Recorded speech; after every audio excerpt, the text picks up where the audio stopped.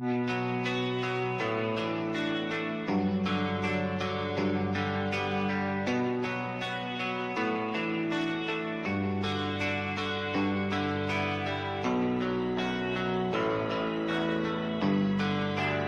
are you feeling? How long have you been here? 3 months, May 17th. And what brought you? That's difficult to answer.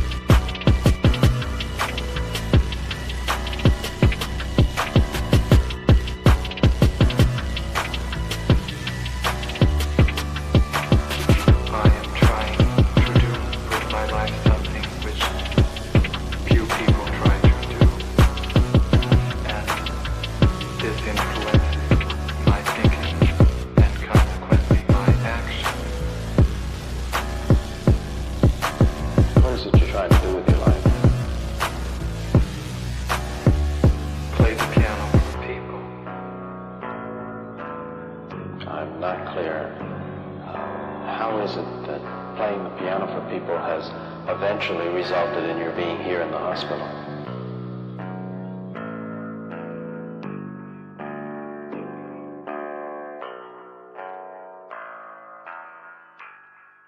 That's difficult to answer.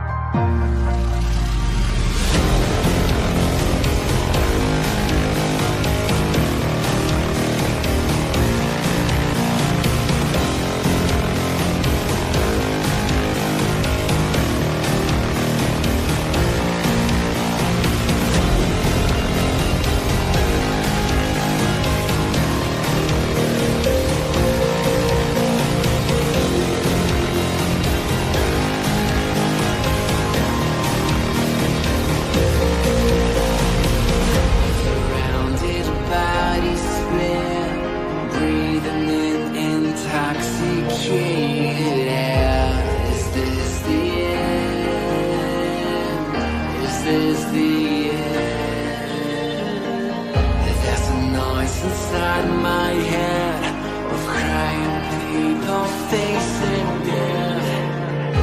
Is this the end? Is this the end?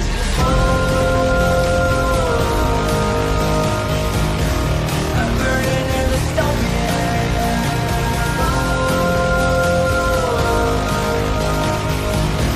There's no place to hide.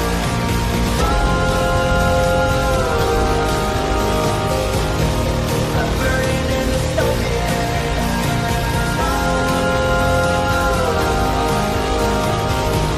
This is the final fight. What have we done to the world?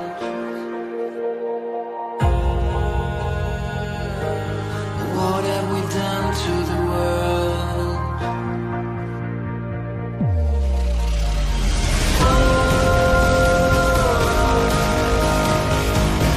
I'm burning in the stone.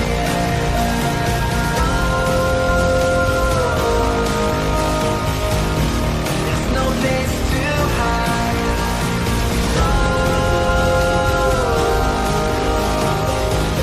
I'm burning in the stone.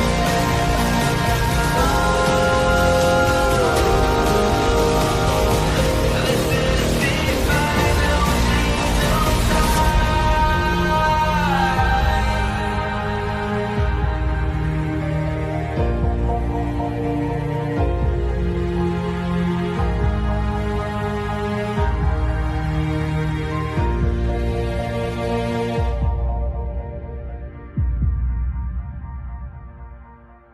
the final sweet dreams are made of these. Who am I to disagree? Travel the world and the seven seas. Everybody's looking for something. Some of them want to use you. Some of them want to get used by you. Some of them want to use you. Some of them want to be out you.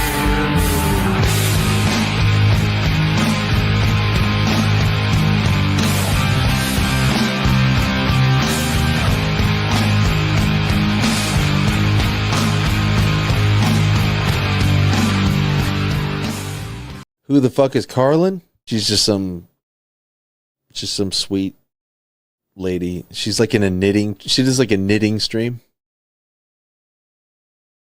She's like a knitting YouTuber. She does knitting. Can we grow up a little bit and Alt not Girl be sent $200. retarded? Have you seen the Please. work of Karlyn Borysenko? Anti-commie cult leader and is obsessed with looking at what actual far-left communists are talking about and organizing today, infiltrating them. They infiltrated the universities, schools, media. She has the receipts to back it up. Primary source evidence. Infestation is dire and she calls Republicans idiots eating slop. Agree. Thank you for the big super chat. Yeah, oh, I know Karlyn B. She's solid. She's funny. I The like great her. noticer sent $200. Literally. So Not it's, Ian. it's not a because I haven't dangled my junk into the combat zone on purpose to get some camera footage, but that's the big part of what's the Is problem. that what you call reporting? Go and live under if streaming? you're going to do it. Yeah, go seriously. undercover. Otherwise, you're wearing a hunk of meat in a lion's den. Nick Shirley, I love you. Take care of yourself, man. Karlyn Borysenko went undercover. Do stuff like that. Like if you want to expose this thing, don't pariah, please. But Ian, here's and I agree with you to an extent.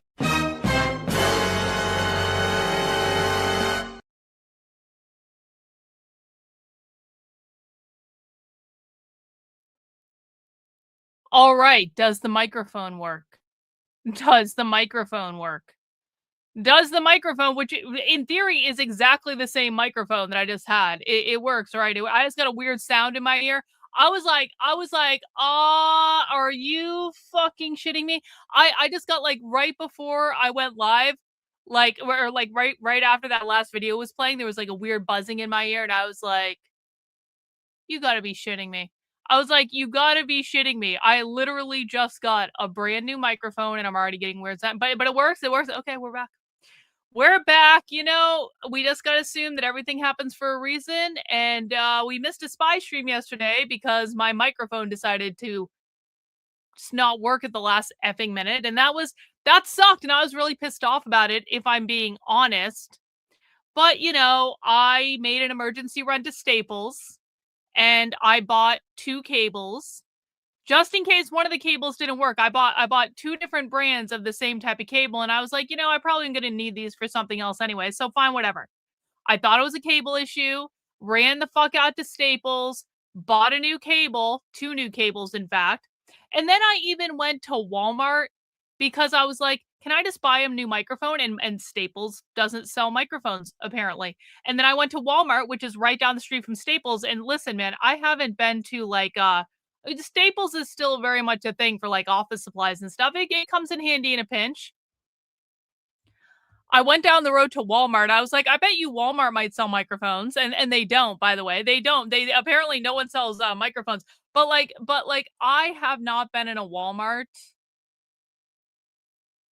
since I think I went on that road trip with Siggy in like, when the fuck did Siggy and I do that? 2024? Yeah. So like a year and a half ago. I have and really the only reason I was even in Walmart a year and a half ago was because I had to go to the bathroom. We were on a road trip. We stopped at a Walmart and you know, he went to get gas and I went to the bathroom and I had to run all the way to the back of the Walmart in order to find the bathroom. Anyway, so I haven't been in a Walmart in a couple of years and I have to tell you, like being in a Walmart for me is kind of like a very dystopian experience. And no shade on people who shop at Walmart. Listen, there have been times in my life where I lived places like when I lived in Central Vermont or even when I lived in like Southern Vermont. Like there were times when like literally Walmart was like the only option. I've lived in very rural places in my life where unless you wanted to drive an hour, Walmart was what there was. And listen, there are things that I really do believe Walmart stepped up its game on a couple of things. However, just being in a Walmart to me is like a very dystopian experience. Now I live in Southern New Hampshire. I have pretty much every option I need. And there's a Target right down the road from me. And if I need something, I'll usually go to Target or like something of like that caliber. I'll go to like Target or like TJ Maxx or like Home Goods or something like that. But like this Walmart was just right down the road from the Staples. And so I was like, well, why don't you just drive down there and see what's going on? You know what it was like for me? It was like being, you guys know the part in the movie Idiocracy where they're in the store and they're looking for the time machine to take him back to the present time, but it's not real because they're all idiots, but they all think it's real because they're stupid. And they go into, and it's like a big Costco-like environment. And I like Costco be the same way, but it's like this dystopian world of just shelves and shelves and shelves and shelves and shelves of stuff that most of it you really don't need. It's not like it's like disposable goods. Now you could argue you don't need you could argue, Karlyn, you don't need 27 pairs of sunglasses. And I'm not saying I have that many. I don't think I have that many, but you could reasonably make the argument, well, you know what, Karlyn? You really don't need 27 pairs of sunglasses. And you know what?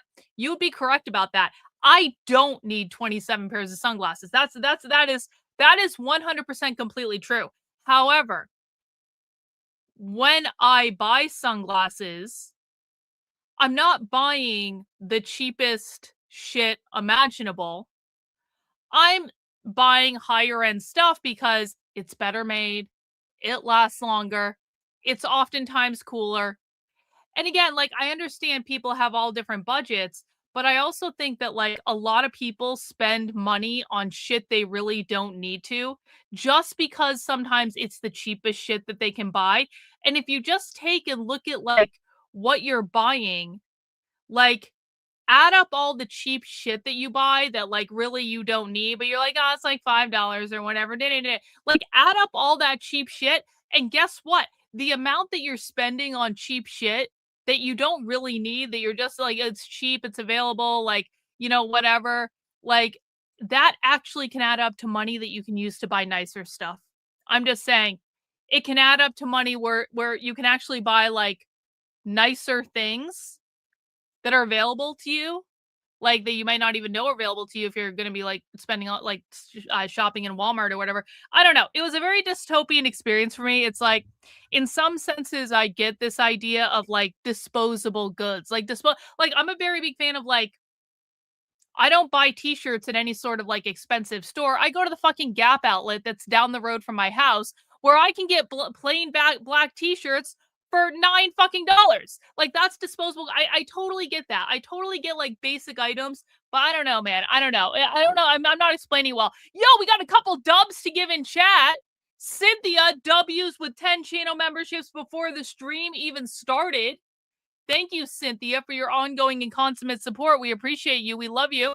W's to Sarah with an H. Hey, thanks, Sarah. 10 channel memberships. Really, really, really, really, really appreciate it. Thank you so much for supporting the stream. Welcome to all our new channel members. We appreciate you guys. Yeah, like I have an outlet mall that's literally 2 miles down the road from me. I have an outlet mall. I go around there. I go walk around there like all the time. First of all, it's outside. It's kind of just a nice area to walk. Secondly, like why would I spend more money like on a plane? Like people give me shit because they're like, Karlyn, you buy all these expensive bags and did. Well, yeah, but do you know why I have the money to buy the expensive bags? Because I don't buy a fuck ton of clothes from expensive places. I go and buy cheap clothes from the Gap or like Halara for jeans. Halara jeans are like the best jeans. Halara jeans are like my favorite jeans. We're just talking right now. We're waiting for people to come in. Halara jeans are like my favorite jeans of all time. If you are a woman and you are not buying jeans from Halara, you need to download that app, and they have all sorts of options. And they're like every single pair of jeans that I've gotten from Halara has been comfortable. They feel like sweatpants. They fit well. They look fucking cool once you find the right size. Their sizing is a little wonky, but once you find the right size, they look cool. They fit like fucking sweatpants, and they're like so fucking cheap. Halara jeans are way cheaper than the Gap, like by like an infinite degree. Chilago, thank you, W's for the channel membership, bro. Thank you so much.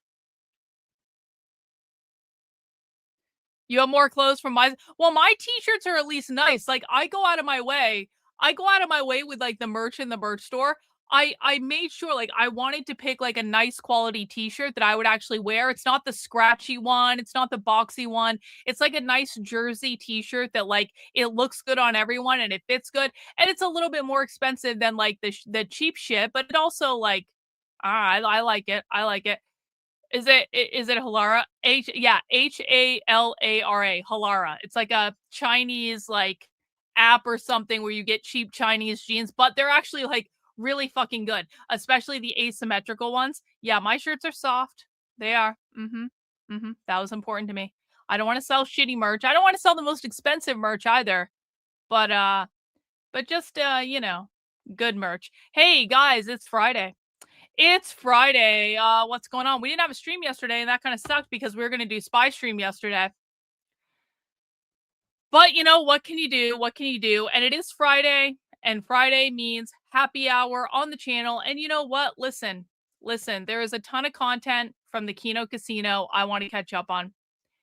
And like, we just have to admit it. Kino Casino is a guilty pleasure. Who doesn't have Kino Casino as a guilty pleasure? I mean, come on. Like, I understand that they're kind of toxic, and I understand they're just causing trouble on the internet, and I understand that I don't think it's I know I was gonna say Reagan doesn't like it.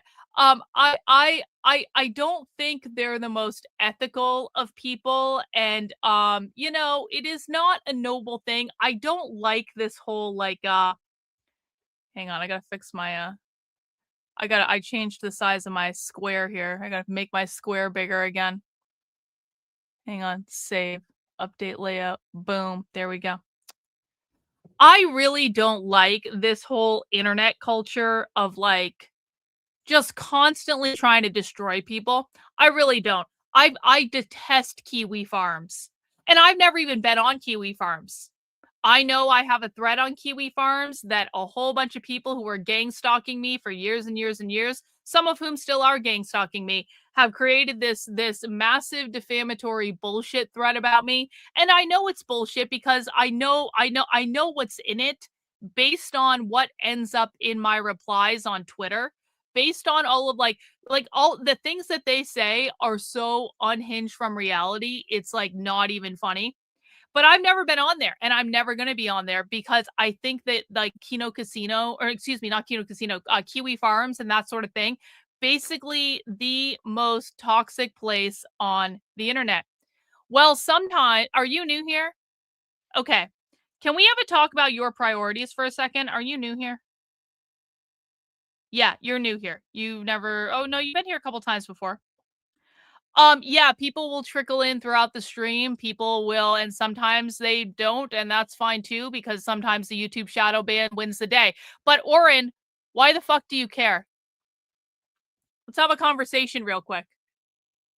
Why the fuck do you care? Explain to me why this is your biggest question about the channel. Excuse me, you have 129,000 subscribers. Do they usually trickle into the stream? Who the fuck are you and why do you care? We'll wait for your answer. We're stopping the entire stream just for you. Trust me, the entire chat's paying attention to what you say right now. Why do you care? Or if you don't answer the question I'm asking you, I'm going to permanently ban you from the channel. Yeah, where'd he go? Where'd he go? You have 30 seconds to answer. I'm banning you from the channel. So shameless. So shameless that these people come in here to cause problems. And then they don't even do the courtesy of answering a very simple question.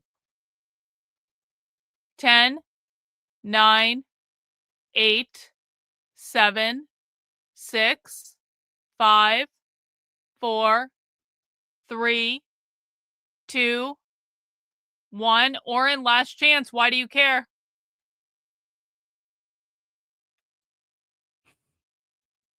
All right. Well, I guess permanent ban it is. I guess he ran away like a little bitch. Go away. Goodbye, troll. Hey, thanks, average person. I blame you for introducing me to Kino Casino. I binge watched them all week. Yeah, it is a little bit of a guilty pleasure. Well, yeah, okay, so that's what we were talking about. And that asshole was probably from Kiwi Farms, by the way, which is why I have no problem banning him because, like, you know, that's what we do here. By the way, guys, I give just to be really clear for anyone that might be new, I give two shits about viewers, honestly. My work is not funded by ad revenue. My work is funded by super chats, channel memberships, subscriptions on my Substack, merchandise sales, book sales. I give two shits about viewers. If those viewers are not the right viewers, if those viewers think that view count is all that matters and owning people on the fucking internet is all that matters, like, we're probably not a good fit and it's probably not going to work out. And that's why I bring that up. It's like for years and years and years, I've had people try to convince me that my number one priority should be to appeal to as many people as possible. And in response to that, I say, this is an exclusive community. This is we are not your fucking internet safe space. This is an exclusive community. I don't care if there are less people here as long as they are the right people. And I care deeply about keeping the wrong people out. We are gatekeepers in this community. Anyway. So I have misgivings about what Kino Casino does. I actually really do. On a personal level, as someone who has been subjected to this bullshit on the internet, like, I have personal misgivings about what they do because I know they're not telling the whole truth. They're nitpicking the parts of they're cherry picking the parts of the story that create a narrative that they want to create, and that's what they're doing, and that's just the way it goes. Yo, we got old Sub in the house. Hey, comrades. The phase 2 colorized stickers have arrived. If you want some stickers, DM me your mailing address and I'll send you 10 for free. It's on you after that. Isn't that nice of Old Sub Sailor? Let me show you guys. Old Sub is such a fucking champion. Look at how cool this sticker is. It's really cool. I wouldn't have thought to put the red behind it if I'm being, you guys can't see because the super chat's in the way. I would not have thought to put the red behind that. I truly wouldn't have. This is an improvement on my design. I would never have thought to put the red behind it, but it looks fucking cool. Maybe I'll release that as a special limited edition t-shirt later this year or something like that. But I really appreciate him making it. I appreciate him printing the stickers. Make sure you're following him on Twitter. I will put the link in the chat just in case you guys didn't see it. I will also pop it in the chat over on Rumble. If you guys want some stickers, if you guys are going to go sticker your communities with the Plague Doctor, that would be rad. That would be awesome. There you go. Thanks so much, Old Sub Sailor. You rule. So glad you're home. And can we also all wish Old Sub a happy birthday? Can we? What was it yesterday or is it today? I forget if it was yesterday or today because time is blending together. But we missed yesterday's stream if it was yesterday. So can we all wish Old Sub Sailor a very happy birthday? We appreciate him. What a fucking legend in the community. Always supporting people, providing cool stuff, doing cool designs, stickering the Plague Doctor all over the world, which is awesome. We love you, Old Sub. You rock. Thank you very much for being here. All right. Let's go back to Kino Casino. I'm in the middle of a soliloquy and people keep sending me money, and I'm not going to turn away the people who are sending me money. I'll say that. So I have misgivings about what the Kino Casino does because I generally speaking don't like this type of like toxic trying to destroy people bullshit. At the same time, I do like being entertained, as you guys know. I like being entertained on the internet. Friday is happy hour on the channel. We watch lighter content. We watch internet drama content. We watch things that maybe our brains don't need to work every single day of the week. And while I wish we had an opportunity to do a more serious stream yesterday, I really thought about replacing today's stream with a serious stream. I was like, no, Karlyn, no. It's Friday. We don't do serious stuff on Friday. We let her, it doesn't matter if yesterday happened and we can't take it back. We can't take it back. We can simply do a better serious stream next week. That's what we're going to do. Or even tomorrow for Socialism Saturday. But we're going to stick to our happy hour plan. We're going to do some lighter content today. We're going to watch a braincation.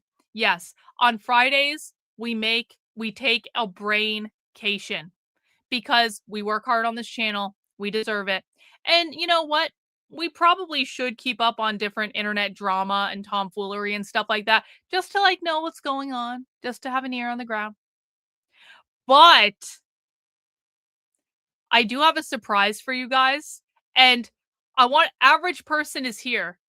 So this is going to be particularly relevant to average person because average person almost a year ago took a trip. Do I have the book? Hang on. Do I have that fucking book? Where the fuck is it? Oh, I don't know where it is. It's in a pile over here somewhere. Dang. Okay, I can't. Wait. No. I can't find the book right now. But about a year ago, average person took a trip to a book reading for Red May in Seattle. And the star of that book reading was our goddess, our abolish the family goddess, Sophie Lewis. And average person dressed up like a leftist, and he bought a copy of Sophie's book. It has been a year, and I'm going to tell you how I know it's been a year. He bought a copy of Sophie's book, and he said, Sophie, can you sign this to me?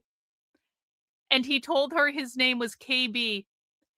And Sophie signed it, and then average person sent it to me. And so I have a signed copy of Sophie Lewis's Enemy Feminisms, the Ginger Dragon. Exactly. Well, average person, I'm thrilled to tell you. The book reading you went to with Sophie Lewis just got posted to Red May yesterday. So, on Red May, guys, Red May is coming up. One in the chat if you have been here for a Red May before. 2 in the chat if you have not been here for Red May before. 1 in the chat if you've been here for Red May. 2 in the chat if you have no idea what you're talking about and you're like, Karlyn, what the fuck is Red May? Okay, let me tell you what Red May is. Red May is a month-long celebration of socialism in Seattle, hosted by revolutionary socialists and communists in Seattle, headed by the intrepid Philip. Philip is our favorite. And every single year in the month of May, Philip and his revolutionary socialist and communist friends hold a series of events, both online and in person, all over the city of Seattle. And some of them are recorded and live streamed on the internet, and some of them are recorded and then they post the video after, and some of them are not recorded at all.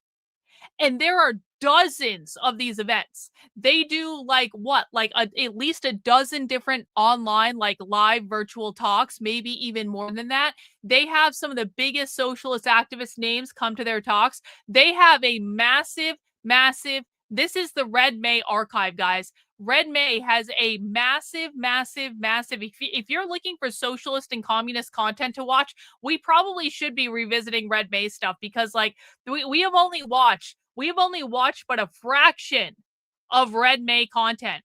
Every single year during the month of May, they post dozens of socialist presentations, and many of them they host live on the internet. And let us not forget that May is coming up.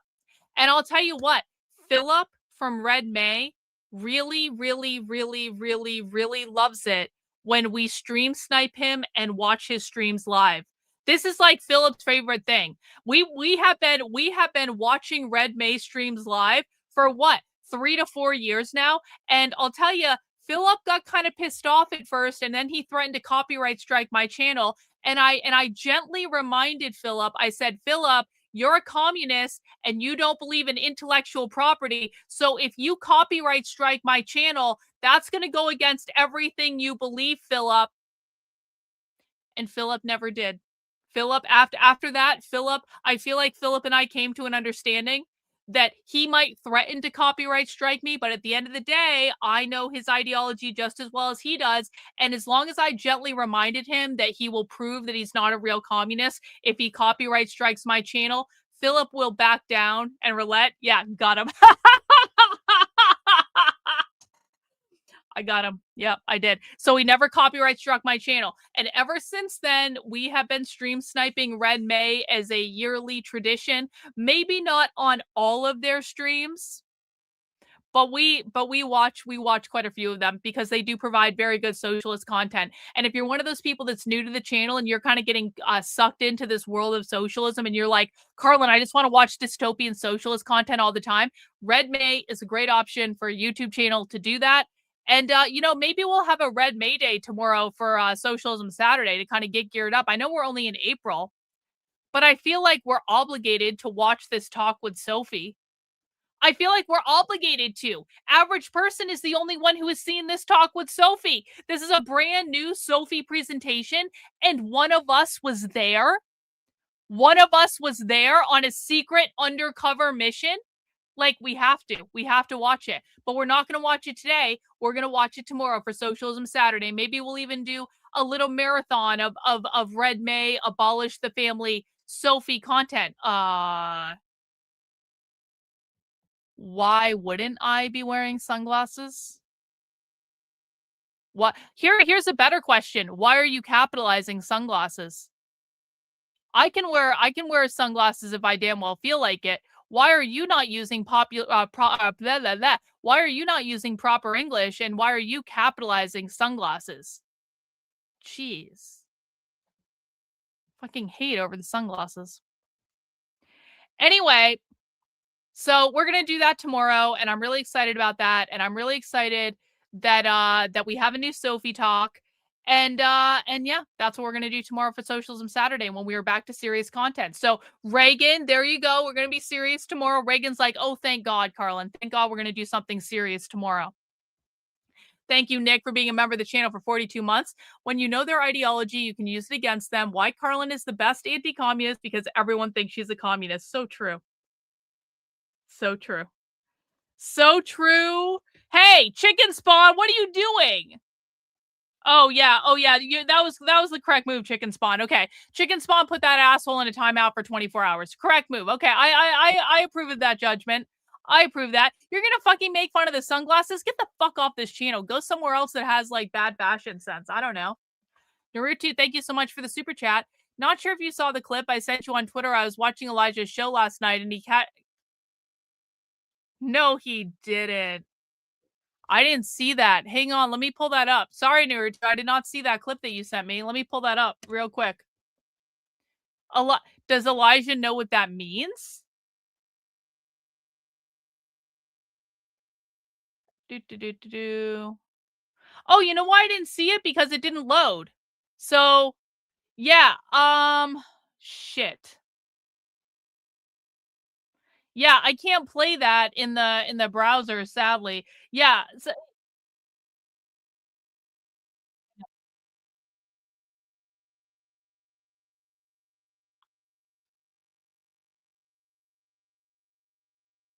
no, he heard that from Lives at TikTok. He has no fucking clue what that means. Oh well, it's not that good. It's not that exciting. You know, I wish Elijah would actually talk to me about this stuff, but he doesn't want to. And that's fine. I have a soft spot for Elijah. I know Elijah's not like a perfect person, but like by any means, but like I have a soft spot for that guy. I don't know why. Hans, W's Hans, 10 gifted channel memberships. I wasn't even going to do a channel membership goal today. You guys are already killing it. I was thinking, can I tell you guys, I was thinking about doing an experiment. I don't know exactly how I would do this, but let me just throw this idea out there. I was thinking about doing an experiment where I somehow figure out a way to incentivize people giving channel memberships like early in the stream. And what I might do is, and this would actually be fun for me, what I might do is like keep track of everyone who gives a gifted channel membership in like the first half hour of the stream or something. And if you give out a gifted channel membership in the first hour, or excuse me, first like 30 minutes of the stream, I put your name on a list and you get a point for each gifted channel membership you give out. And at the end of the week, we do some sort of raffle. And it's basically like you get an entry into the raffle per membership that you give out.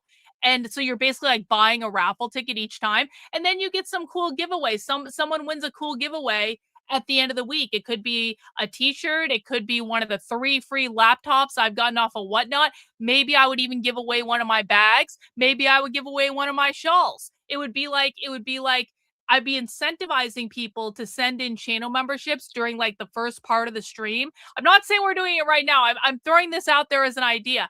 And as a reward, if you do that, you get an entry into like some sort of raffle and you win something at the end of the week.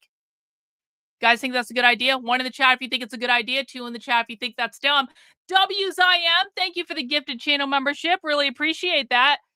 You guys think that would be fun? A gift card for my merch? Yeah, we could do that. Chilago W's. Appreciate it. Maybe some days it would be a little gifts. Maybe I could have a whole Whatnot. Maybe it would just be Karlyn sends you some mystery thing she bought on Whatnot. It could be a mystery. It could be a surprise. You don't know what the gift is until you actually receive it. Mystery gift.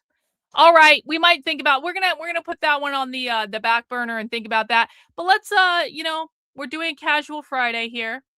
Yeah, 100 episodes of Nitwits. Some of the worst content I've made on this channel, but that's all right. That's all right. You were thinking like this is something like that. I want to incentivize people to give out memberships in like the beginning of the stream so that I don't have to fight with people towards the end of the stream and beg and plead and cajole. I just want to be like, can we just work out an example? Can we just work out an arrangement? You guys give a whole bunch of gifted channel memberships in the first half hour. I will donate an incentive and give you some sort of prize. Like, why not? Why not? And I would love doing that too. I would love to do whole Whatnot show. Like I could give away the retarded babies. Maybe one of you might get a mystery gift. You're getting a retarded child as your gift. I don't know. Maybe some of them would be like, I mean, this is fucking cool if we're being honest about it. I mean, the evil one is better.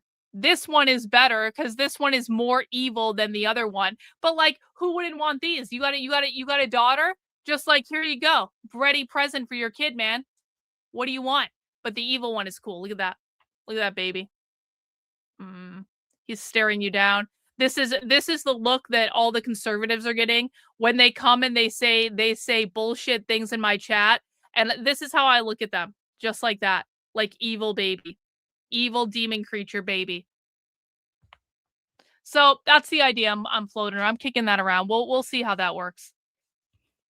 I am convinced the CFO of the company that I work for to download Whatnot. Whatnot is the fucking devil, man. Whatnot is like, what are they called? Baby 3 or something, I think. Baby 3. Store merch. I could give I feel like that's amateur. Maybe I would give out both. Maybe I would both give a surprise and give you some store merch. Maybe I would even do both. Who knows? Who knows where this idea might go? Anyway. Now that I've rambled for a little while, you guys want to watch some Kino Casino? We're going to hang out here and watch some Kino Casino because that would be rad. All right. There are several things I want to watch on Kino Casino to get caught up with. And I just don't know if we can start anywhere else other than Ethan Ralph. Just because Ethan Ralph is getting married to a porn star or something. Yeah. I gotta say, I have to say, I'm a little disappointed. Actually, I should have had this ready to go. I'm a little disappointed. I really am. I'm disappointed in Ethan Ralph. Hang on.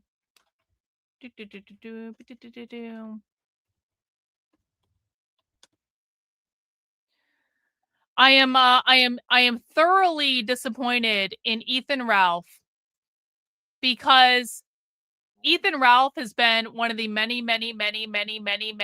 people on the internet that has been just giving me constant shit for my weight for years. And Ethan Ralph's audience are generally toxic little fuckwads. And I told you guys, I don't generally care how much people weigh, and I don't generally care how people look and that sort of thing until they start getting in my face every single fucking opportunity to make fun of me for my weight or to Photoshop pictures or to make shit up that isn't true or et cetera, et cetera, et cetera, et cetera, et cetera. So what was this, like a month ago? Not even couple weeks ago. Couple weeks ago, I put out these pictures on Twitter and I said, okay, Ethan Ralph, we're going to play a game. All right. We're going to play a game. I'm wearing a men's extra small hoodie and skinny jeans. And here's a photo of me from the front and from the side. Can you please put on similar clothes and take a picture of yourself so we know what you look like? Can you please do that? And Ethan Ralph claims to weigh 194 pounds couldn't do that. And we all know why he couldn't do that, because that is the latest picture of him getting arrested. I don't really know what he got arrested for, and I truly don't even care. But I think we both know why he can't do that, because I don't think he can fit into a men's extra small hoodie like I can. And so there was that. So I never got the pictures of him, and I can't imagine why. I truly can't imagine why. And so then after who I can only surmise were Ethan Ralph's audience, I've had these people like saying, "Oh, you're just hiding saggy skin under those hoodies," and or they're photoshopping. Some asshole actually photoshopped a picture of me with stretch marks on my stomach, and I was like, no. Very sorry. Too bad. So sad. I know that I know this really does. It's shocking to me how pissed off people on the internet get that I lost weight and did it very quickly. And I don't have any sagging skin, and I don't have any stretch marks because I was never as big as you claimed. I would bet money that he saw it. I would bet money that he saw it. And you know what? It doesn't even fucking matter. It doesn't even fucking matter because he probably thinks it's all about him. But in fact, it's not all about him. It's actually about me. for once. And in this case, I was just like feeling uppity and was sick of people like making accusations about me having saggy skin on my stomach that I don't fucking have. Listen, I know I was overweight, but I also know that I was never as big as people tried to make me out to be. And so after I lost 50 pounds in a couple months just by basically starving myself and eating a fuck ton of chicken, I decided to flip them all off and say this. And I post this again just to say that Ethan Ralph is welcome to post photos of himself not wearing a shirt anytime he wants. And we can do a little compare contrast and we can just see. And I think that would be a really interesting exercise. But like in lieu of that, I want to just get an update on what's going on with Ethan Ralph in terms of like him marrying some washed up skanky porn star. I don't know what's going on there. So let's start with that. I also want to watch this like I've watched some of the stuff about Styx. I want to watch this update with Syxhexenhammer. I want to watch this Destiny video. And then we're going to have to our dessert today. Oh, here's another one about Styx, I think. And then our dessert today is probably going to be the Quartering, who apparently is a cuck or something. People were sending me all sorts of video.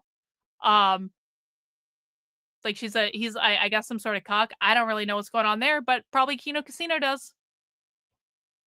Yeah, you want to know why I don't have stretch marks? I didn't have fucking kids. That's why. Do you want to know why I don't have sagging skin on my stomach? I didn't have kids. Now some might frown on that. I am extremely happy with that decision. Anyway, so that's what we're going to do today, guys. We're going to watch sad, toxic drama content from sad, toxic people, and we're going to laugh at them, and we're going to be entertained. Is everyone on board with this plan? 1 in the chat if you're on board with this plan. 2 in the chat if you think this is a dumb idea. I might even knit. I dug my knitting out from the bottom of the pile. Ding, ding, ding is in over on Rumble. Yeah, I mean, what the fuck did happen to his wife and kids? And listen, I don't have any personal beef with Styxhexenhammer. I actually feel pretty bad for him, honestly, but what the fuck happened to his kid? Anyway, Reagan is like, you guys have fun. I'm going to the gym. Yeah, way to be productive, Reagan. Way to be productive. Way to be productive. All right, let's dig into some Ethan Ralph drama and find out what's going on there. This is from 7 days ago. All right, we got Ralph. Ladies and gentlemen, the date is set for Bigamist Mania. Ethan Ralph is getting married in Las Vegas in a matter of like 15 days. You know, like we're like 2 weeks away. 2 more weeks until Ralph gets married again, live on stream, even though he's already currently married to his last horse bride, con lover. How, buddy? He felt wow. I'm not just Trendolin. No shit. You're going to see the Compton's Cafeteria riot play again? Trendolin, can you do me a favor and bring a recording device and record the whole thing? Or can you just record the whole thing on your phone? Can you just take your phone out and put it face down on the table while recording the entire thing? Trendolin, I'm going to make you a deal. Trendolin, if you can get me an audio recording of that, like where you just bring your phone and just like set it down on the table or the counter and just record the whole fucking thing, I will watch whatever you want on your birthday. No exemptions. You can pick whatever you want, but I want a full fucking recording of that. I'm serious, Trendolin. Whatever you want. You can pick out whatever stupid whatever podcast you want me to watch. You can pick out whatever. If you record that whole fucking play for me, I'll do it, Trendolin. The audio, I know we probably can't get video on such short notice, but literally all you have to do is take your phone out, put it on voice record, put it face down on the table or the counter, and you can record the whole thing, and it'll be awesome. Trendolin, can you do that? Can you make this dream come true, Trendolin? I know you're still there. I will watch whatever stupid video you want next week. No limitations. Trendlin, can you please confirm?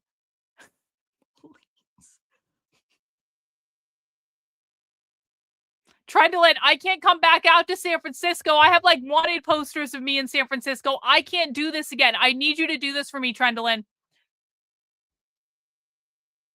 Did Trendlin already leave? Did Trendlin already fucking leave? Thank you, AN. I appreciate you. Sorry if I did something wrong. Maybe I'm... Wait. Did someone time you out or something? I don't think you did anything wrong. I appreciate it. I just don't know what you did. I don't know what you did. Did someone time you out? What happened? Bro, I'm sorry if something happened. I must not have seen it in the chat. No, bro, I have no issue with you. You're fine. You're cool. Like, whatever. Someone timed you out in the chat. I don't know what happened. Is Trendlin still here? Trendlin is denying me now. She's still here. Okay, Trendlin, you know the offer. Please go record that play. Thank you. I'm not garbage. Like, he's drunk. He's misspelling his own name. He's making awful decisions. So the idea here is that Ralph is going to get married at Hackamania, which is Melton and Rekida's big event every year that they host together, you know. And the problem with that, though, is that he's not invited. They hate him. They hate him because he's been actively threatening them for months. Most recently, during the whole Scarlet meltdown, went to jail mugshot saga, he was threatening to release all of his blackmail information on them and send them to prison. Yo. So I don't know. Chicken spawn. Relax, okay? AN, I don't know what happened with you being timed out by Chicken Spawn. You're cool. I appreciate your support. I appreciate your super chats. Chicken Spawn, sometimes mistakes are made. I don't know. Maybe it wasn't a mistake. Maybe he did say something, but let's all chill. Oh, I didn't see it. It didn't pop up on my screen. I apologize. Oh shit, here it is. I apologize. I didn't see it, bro. I just missed it. It was no harm, no foul. Did you happen to catch my darker art on X? I did see that. That was actually, I know exactly what you're talking about. That was a little fucked up. I appreciate the sentiment though. It may have been a little bit, it may have even been too much for me. It wasn't too much. That's not what I'm looking for. But I did see it and I did appreciate the sentiment. I appreciate that sort of thing. I'm not sure if like it can't, I'm not sure if it appealed to like my specific sensibilities, but I did actually like appreciate the attempt at darker art. And I do think we should be experimenting and making stuff like that. So I didn't think it was bad. I think it was just like, I was even a little like, oh, but you know, I mean, maybe. Thank you, Trendlin. Thank you. Hey, I appreciate the member chat. I also appreciate the super chat. Chicken Spawn, relax. Okay. What's going to happen when he gets there? If we go to the next slide, we'll see more of Wait till he was this. hanging Trendlin. So Scarlet says Hackamania can cuck Max in our corner. What? And then Ralph's like, no, Scarlet, we're not trying to cuck Hackamania.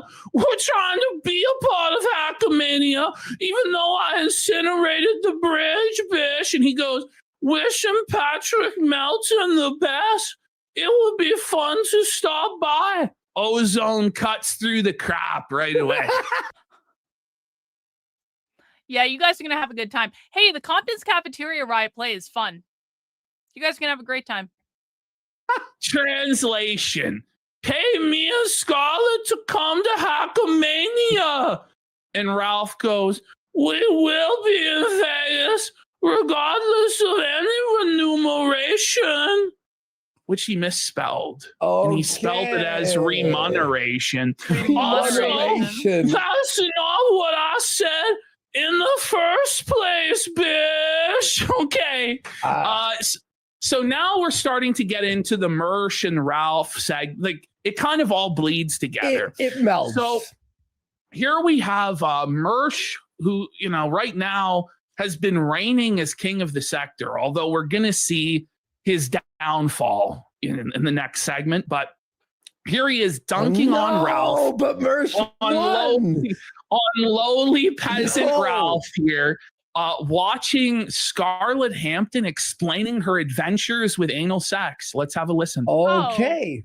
I don't know. Whenever there's stuff that happens with the butt. The butt stuff.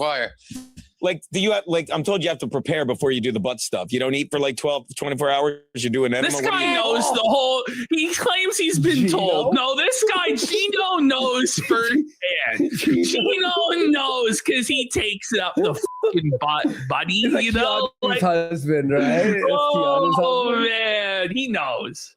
They say that you shouldn't eat, but I eat anyways because it's kind of like, I mean, they say don't drink coffee. I do it anyways. I love coffee, right? You know, like sometimes, like nothing comes out. You're good. Yeah. Hygiene procedures. Sometimes nothing comes out and you're good, which means that, like, most of the time, this bitch is unleashing a poo tsunami on the dick of whatever fucking greasy star that she's fucking with, and Ralph's gonna put a ring on it.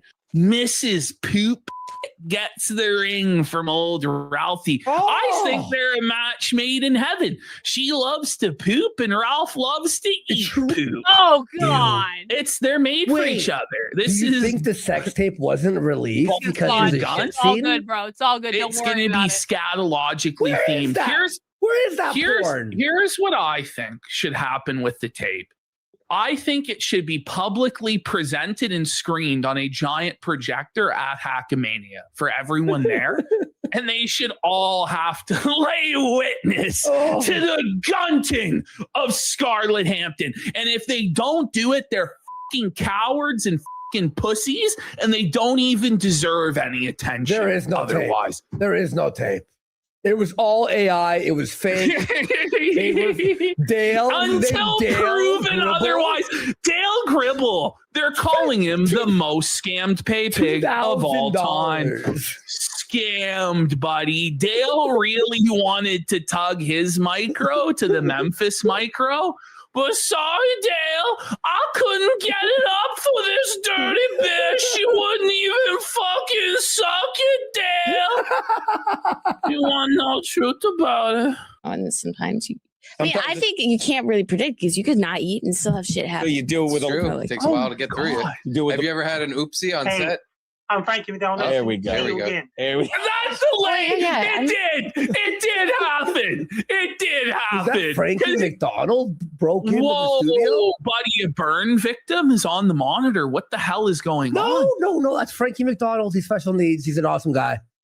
He's the one who's like, attention, Canada. Alberta's gay. Have I noticed any hair loss? No. My hair is only getting thicker, but I'm also doing stuff like I've got like all this hair stuff now from Whatnot because I get these like hair bundle. But basically, it started with me buying shampoo on Whatnot because it was like nicer than the stuff I was buying here for less money. And so it started with me buying shampoo, and then they started putting together these shampoo bundles with all these other hair things, like hair things to make your hair less frizzy, or to do like a mask on your hair, or to like give your hair some oil that it needs and all this stuff. So anyway, I ended up inadvertently with all this hair shit, and I decided, you have it, you might as well try it out. And so my hair is actually looking pretty fucking great. And so no, I have not noticed hair loss. But yeah, I'm sorry that didn't work out so well for you, I guess. I know him. You know him, right? He's I didn't awesome. recognize him at first due to the lack. But it may also just be like one of those things where like it's like one of us is disposed to it and one of us isn't. But I definitely have not noticed that as a side effect. It's not your fault. It's not your fault. Oh man. We all love Frankie. Yeah, I totally lost thought on that question. You asked me what was the worst injury I got. You said the butt. The butt. She's the big. How did anyone talk to her at all? She's a star. Listen, this is what passes for content these days. Fuck. In the sad, burned down remnant, the ashes of the sector, and the lowest sewers of the Dabbleverse. Well, the Dabbleverse is like consumed what's left of the sector. Like It's foul, bro. Somehow the Dabbleverse has like taken Ricada, Ralph, Mersh. They're all ending up over there. I don't know why this has happened. It never should have happened. God, we they've done detached. an unholy fucking fusion dance together. It's grim. Times are tough out there. You and I, Richard Nixon's the sector, didn't we? We just jumped on the helicopter. I don't know if that's the best metaphor, but yeah, I guess so. Fuck it. We resign.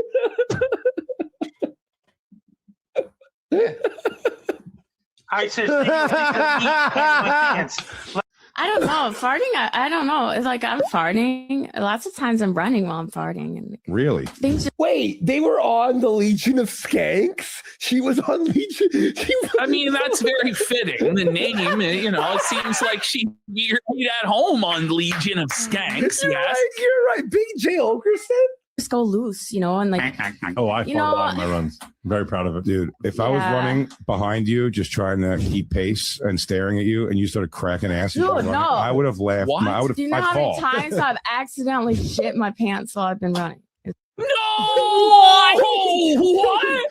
What the? No wonder Truffle Hunter Ralph is with this dame. My God. Okay. One more thing. So I have to say this. Ash and Okay. If you're not a runner, you might not understand this. There was a time in my life when I was a long distance runner. I have run marathons. That means I had to train for marathons, which means I had to do a lot of fucking running. Okay. Running actually does sometimes make you need to go. That is very, very, very, very true. You will see people on marathon courses just like literally run off the course into the woods because they need to go. That is actually a thing that happens.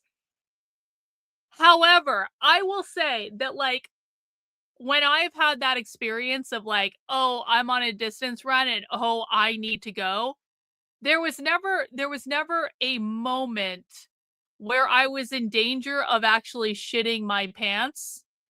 And that's probably because I haven't been rammed up the ass by thousands of men.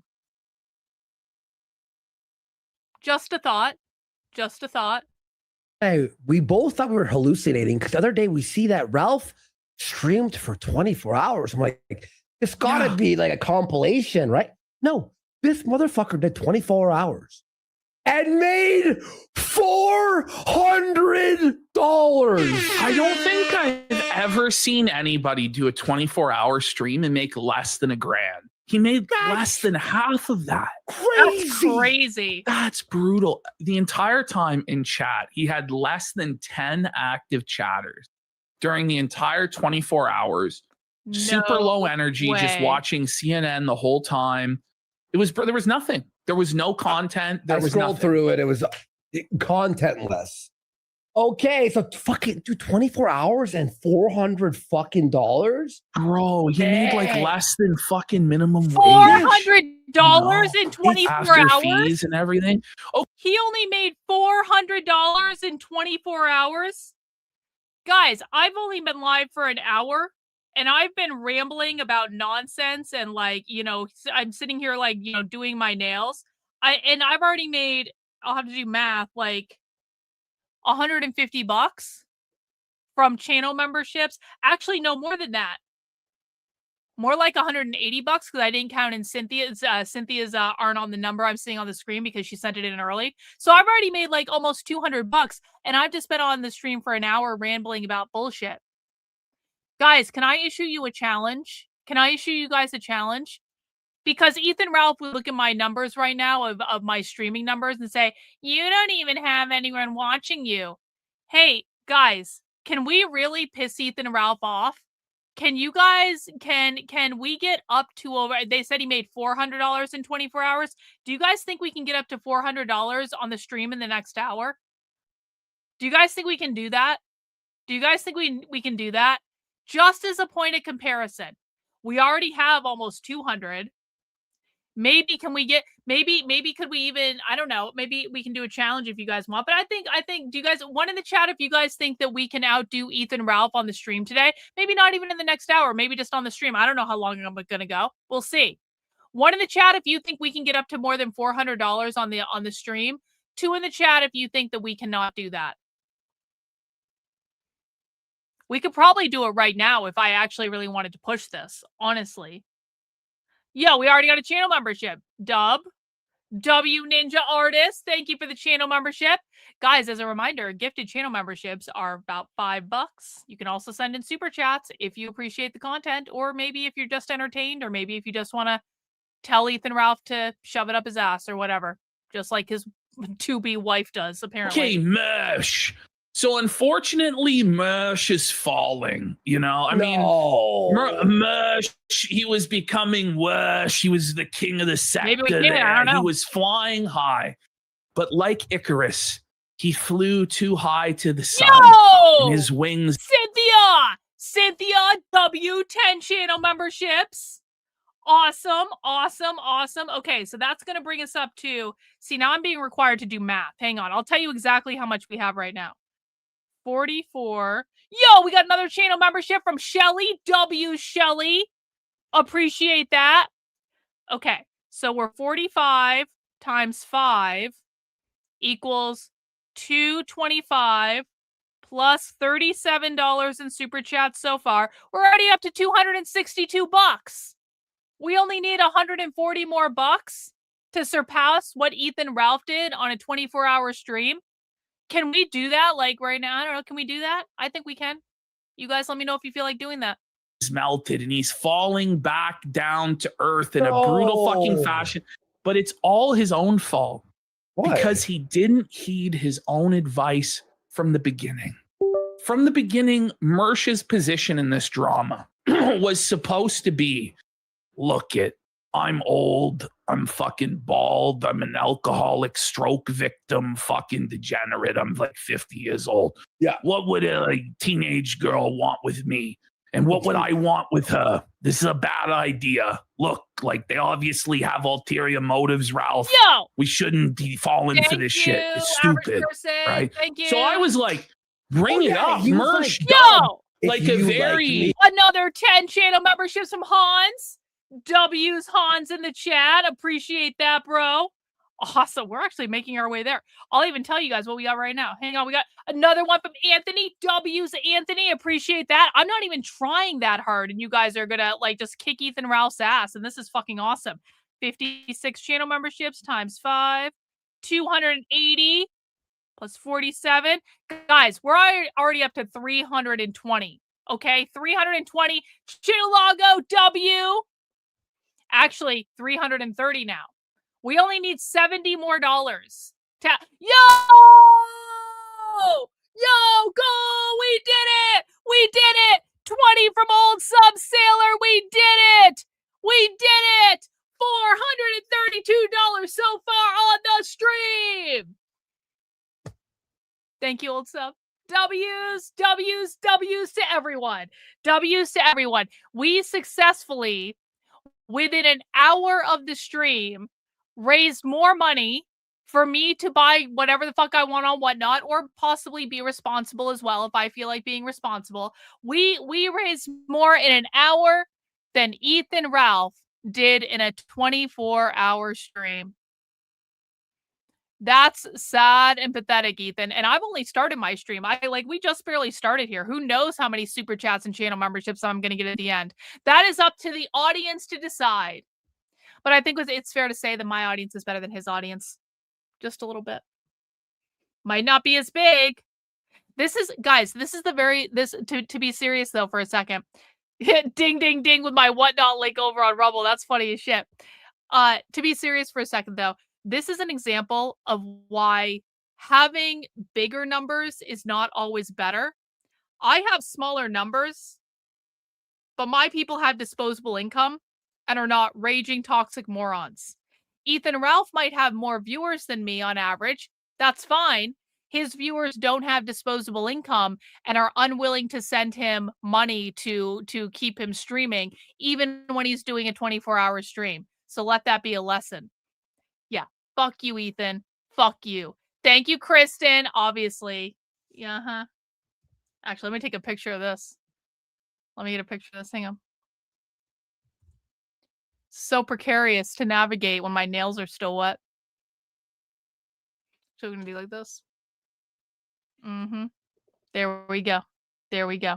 There. Yeah, to all 129,000 trickle in. They do sometimes. They do, and sometimes they don't, and it doesn't matter because that's not how I'm funded. There's a red flag. Yeah, remember when he was like, Yo, I didn't even see it. I didn't even see the super sticker. I didn't even see it. Yo, Grillis, thank you for the super sticker. Let me see what it looked like. I got to go back and see what it looked like over on. Yo, appreciate you, Grillis. Thank you so much for the super sticker. You rock. Yes, higher. This is a lesson. Higher IQ means higher IQ earners. Quality over quantity. Well, we do a fair bit of content, but he might be quantifiably bigger than me at the moment. A very sensible take where it's Thank like, you guys, you rock. if this Thank girl you. is messaging Ralph of me, you don't want to be involved, right?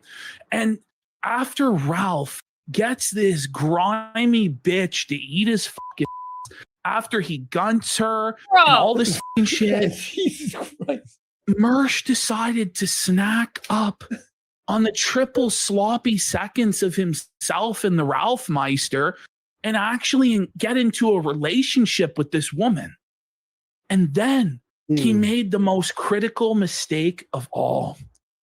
He simped for this greasy, dirty e-girl. No. So Mersh said, she's passed the trials. I've put her through all the tests, all the trials that a relationship would need to have. She's done it all for me. And so I'm going to reward her by buying her a Switch 2. So Mersh spent $600 for this still dirty, gunted to have a Switch 2. I saw him take a picture and put it on his table, and he posted it on Twitter. Yeah. The very next day, Ice Dancer disappeared with the Switch 2. She ghosted Mersh, took the Switch 2 for herself. What? And Mersh was so rattled that he was punching holes in the fucking drywall because he got simped out and played by Ice Dancer. Stop. But anyone could have seen this coming, including himself. If King Wursh had just looked back on the advice of up-and-coming contender Mersh before he became the champion by dethroning King Ralph, he would have known that this was the inevitable outcome of this course of action. But he was blinded by the glory, blinded by the bright lights of e-girl pussy. It happens to the best of us, folks.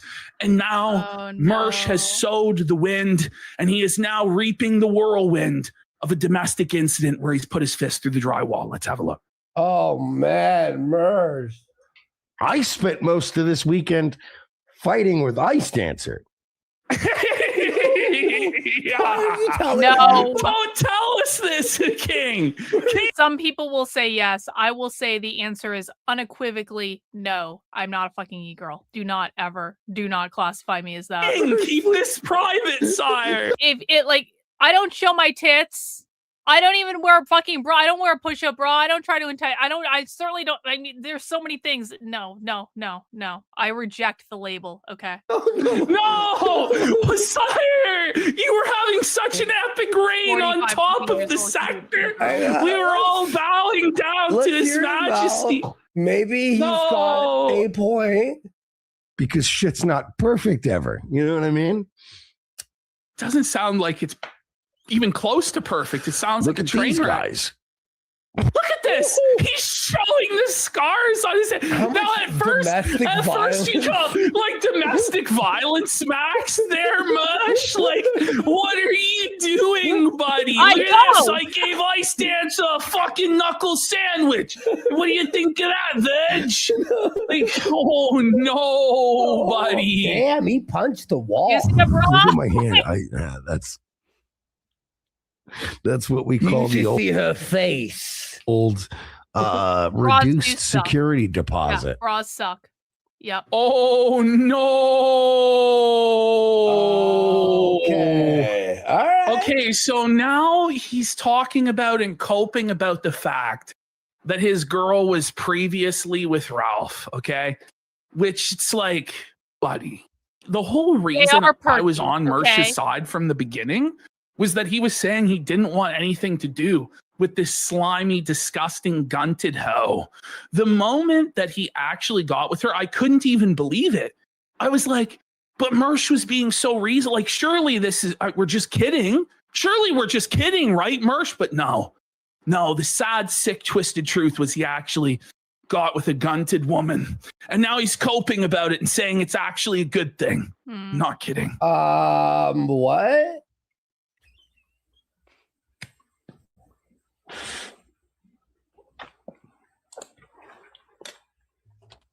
Okay, just that silence is like that's felted, isn't it? Mersh. It's the sound of felted. Maybe he'll make it back as the king. Mersh is coping all alone. Silence before. Can I tell you guys, I was watching Whatnot earlier today, and I was in the sunglass show that I like, and there was a little bidding war going on between two people on Whatnot who tend to bid against each other for really cool sunglasses. And one guy thought he was going to win, and then the other guy won. And I unironically, and I didn't even think about it at the time, I put in the chat, I was like, D. Felted, because the guy's name was D. that lost. And I was like, Karlyn, you just brought Kino Casino terminology into Whatnot without even thinking about it. For the And I'm sure no one there knew what the fuck I was saying, which makes it even funnier. Like, everyone was like, what the fuck does that mean? It's the cope sip. I was like, don't worry about silence. Listen, maybe Mersh. Let's see. By the way, Death Adder over on YouTube, because, you know, I'm sure he's just trying to get under my skin, but he goes, yeah, you need a girl that's licked a few guns. Listen, I know you're trying to make me upset or whatever, but let me tell you something. Mersh. Let me tell you something. She loved the taste of the gun grease from the crease, okay? No! She loved it. And she liked it. Who am I to judge? You understand? Listen. She's born again. Oh, Okay? guys, the dick that we banned earlier is back, and he has a new account.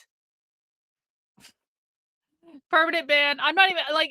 Do we even need to bother with this stuff? Do we even need to bother with this low IQ retardation? Just ban. Trying to ruin our fucking fun. Go away. The girl after she's been with Ralph. Ice Dancer hanging out with Ralph those 2 weekends is the greatest fucking thing that could have ever happened. Wait, ever?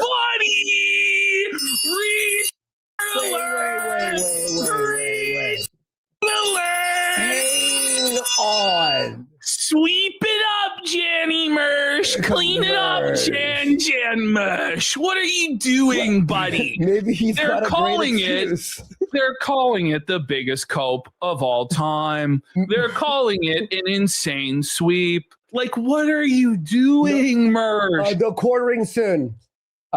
Yes, right after this. After this. Secure my relationship is now. Okay, I think we got the basic gist of this one. Let's look at the other Ethan Ralph one. We just watched that one. He's getting married in Vegas to some skanky porn star. Let's watch this one now. Surprise! Happy birthday! Please tell me it's true. Ralph, let's go! Ralph is in Chicago. Ralph and Scar. Happy.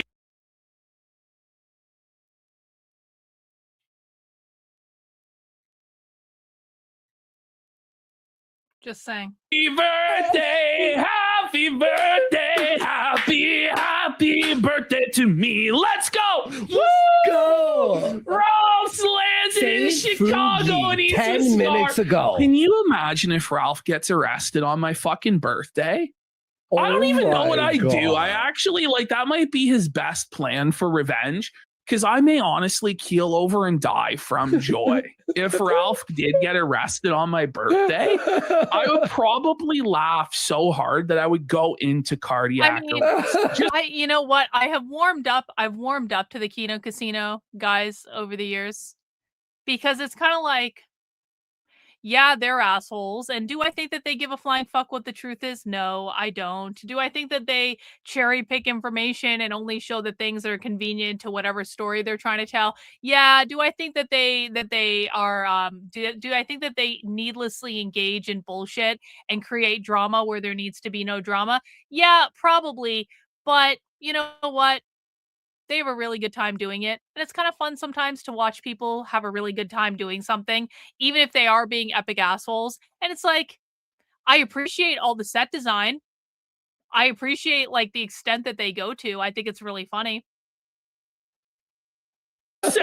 Just saying, Ralph, just a little tip. Now, obviously, I haven't seen this because it's literally hot off the presses. Let's watch it. What in the world? Are you trying to come out of your clothes here? Look at who I ran into here in Chicago. We're in The Chicago. Midwest. What? How did I find her again? Can I eat some of that? So wait, does Ralph? Is just like never at home? So the cats are alone again? Should you? Should I feed you a They burger? have Hold on. food mountain, He's in a feeder. He's in a feeder. Ketchup on there. You want some ketchup?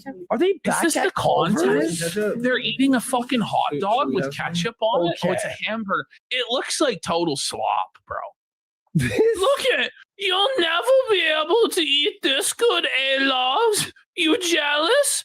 I'm a fucking king, bitch. Yeah. I've got fucking hamburgers from a fast food establishment. Suffer, Josh Mill, you broke dick, bitch. Okay. Yo, 5-star days. The I Love You Bish song isn't even far off from like reality. And they're like, it's like the exact same. Ralph is beyond parody at this point. Ralph is like a parody of himself. He's a cartoon character at this point. Wait. And Ethan Ralph is only 40 years old? Really? Ethan Ralph is 40? Okay. Okay, hang on. Yeah, let's do a little let me ask a question. I'm trying not to fuck up my nails. Okay. Let me ask you guys a question. Who looks younger? One now my hair's all on my face and I can't move it 'cause it's gonna fuck up my nails. Okay. Who looks younger? Who looks younger? One in the chat if I look younger than Ethan Ralph. 2 in the chat if Ethan Ralph looks younger than me. 1 in the chat if I look younger than Ethan Ralph. 2 in the chat if Ethan Ralph looks younger than me.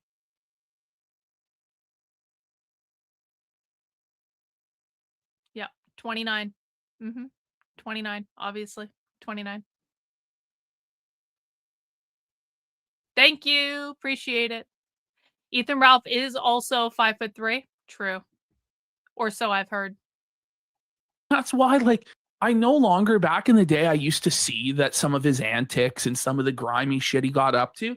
No, I just can't help but fucking laugh. Like, how can you take any of this shit seriously? Like, bless his heart, he's marrying a fucking prostitute in Las Vegas in 2 weeks. Like, he's putting in the work to deliver the content for us. Let's go. He's gonna be with Scar for 2 weeks.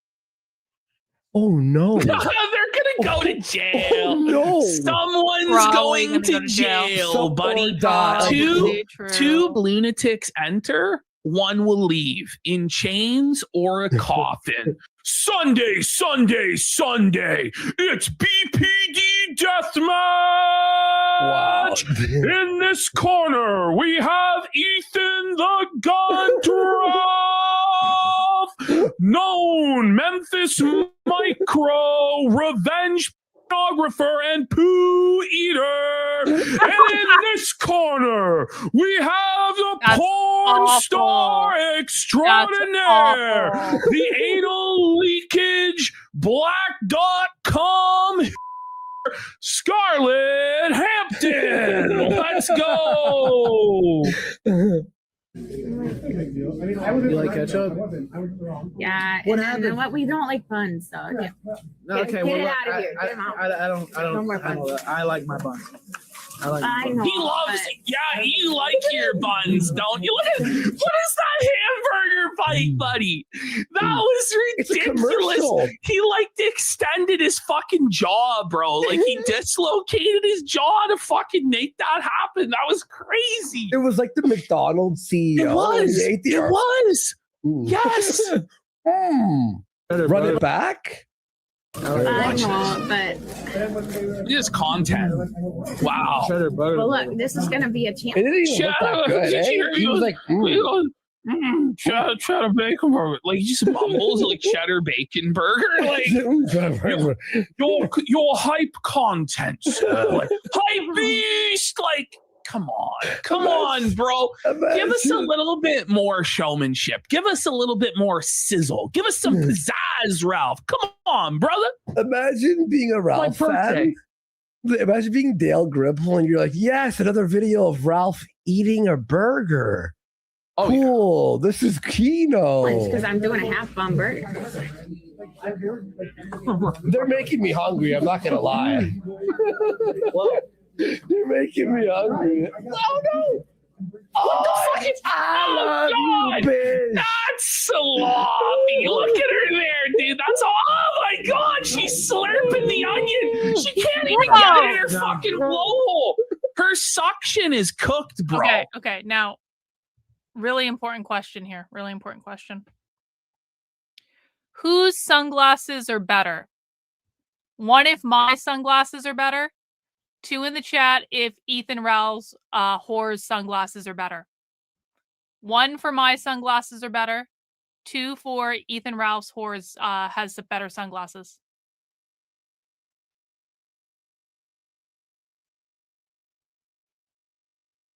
These sunglasses have 24 karat gold. I'm just saying they do, and they have better lenses, and they're better.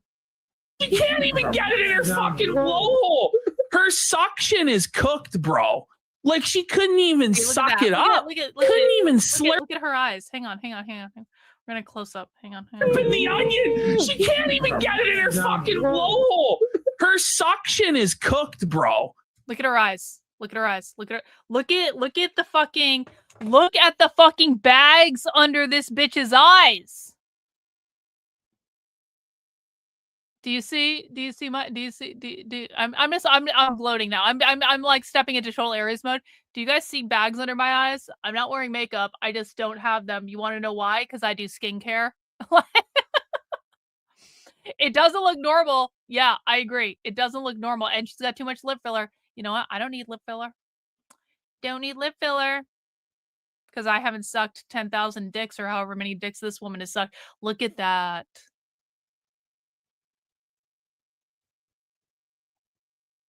Like she couldn't even suck it up.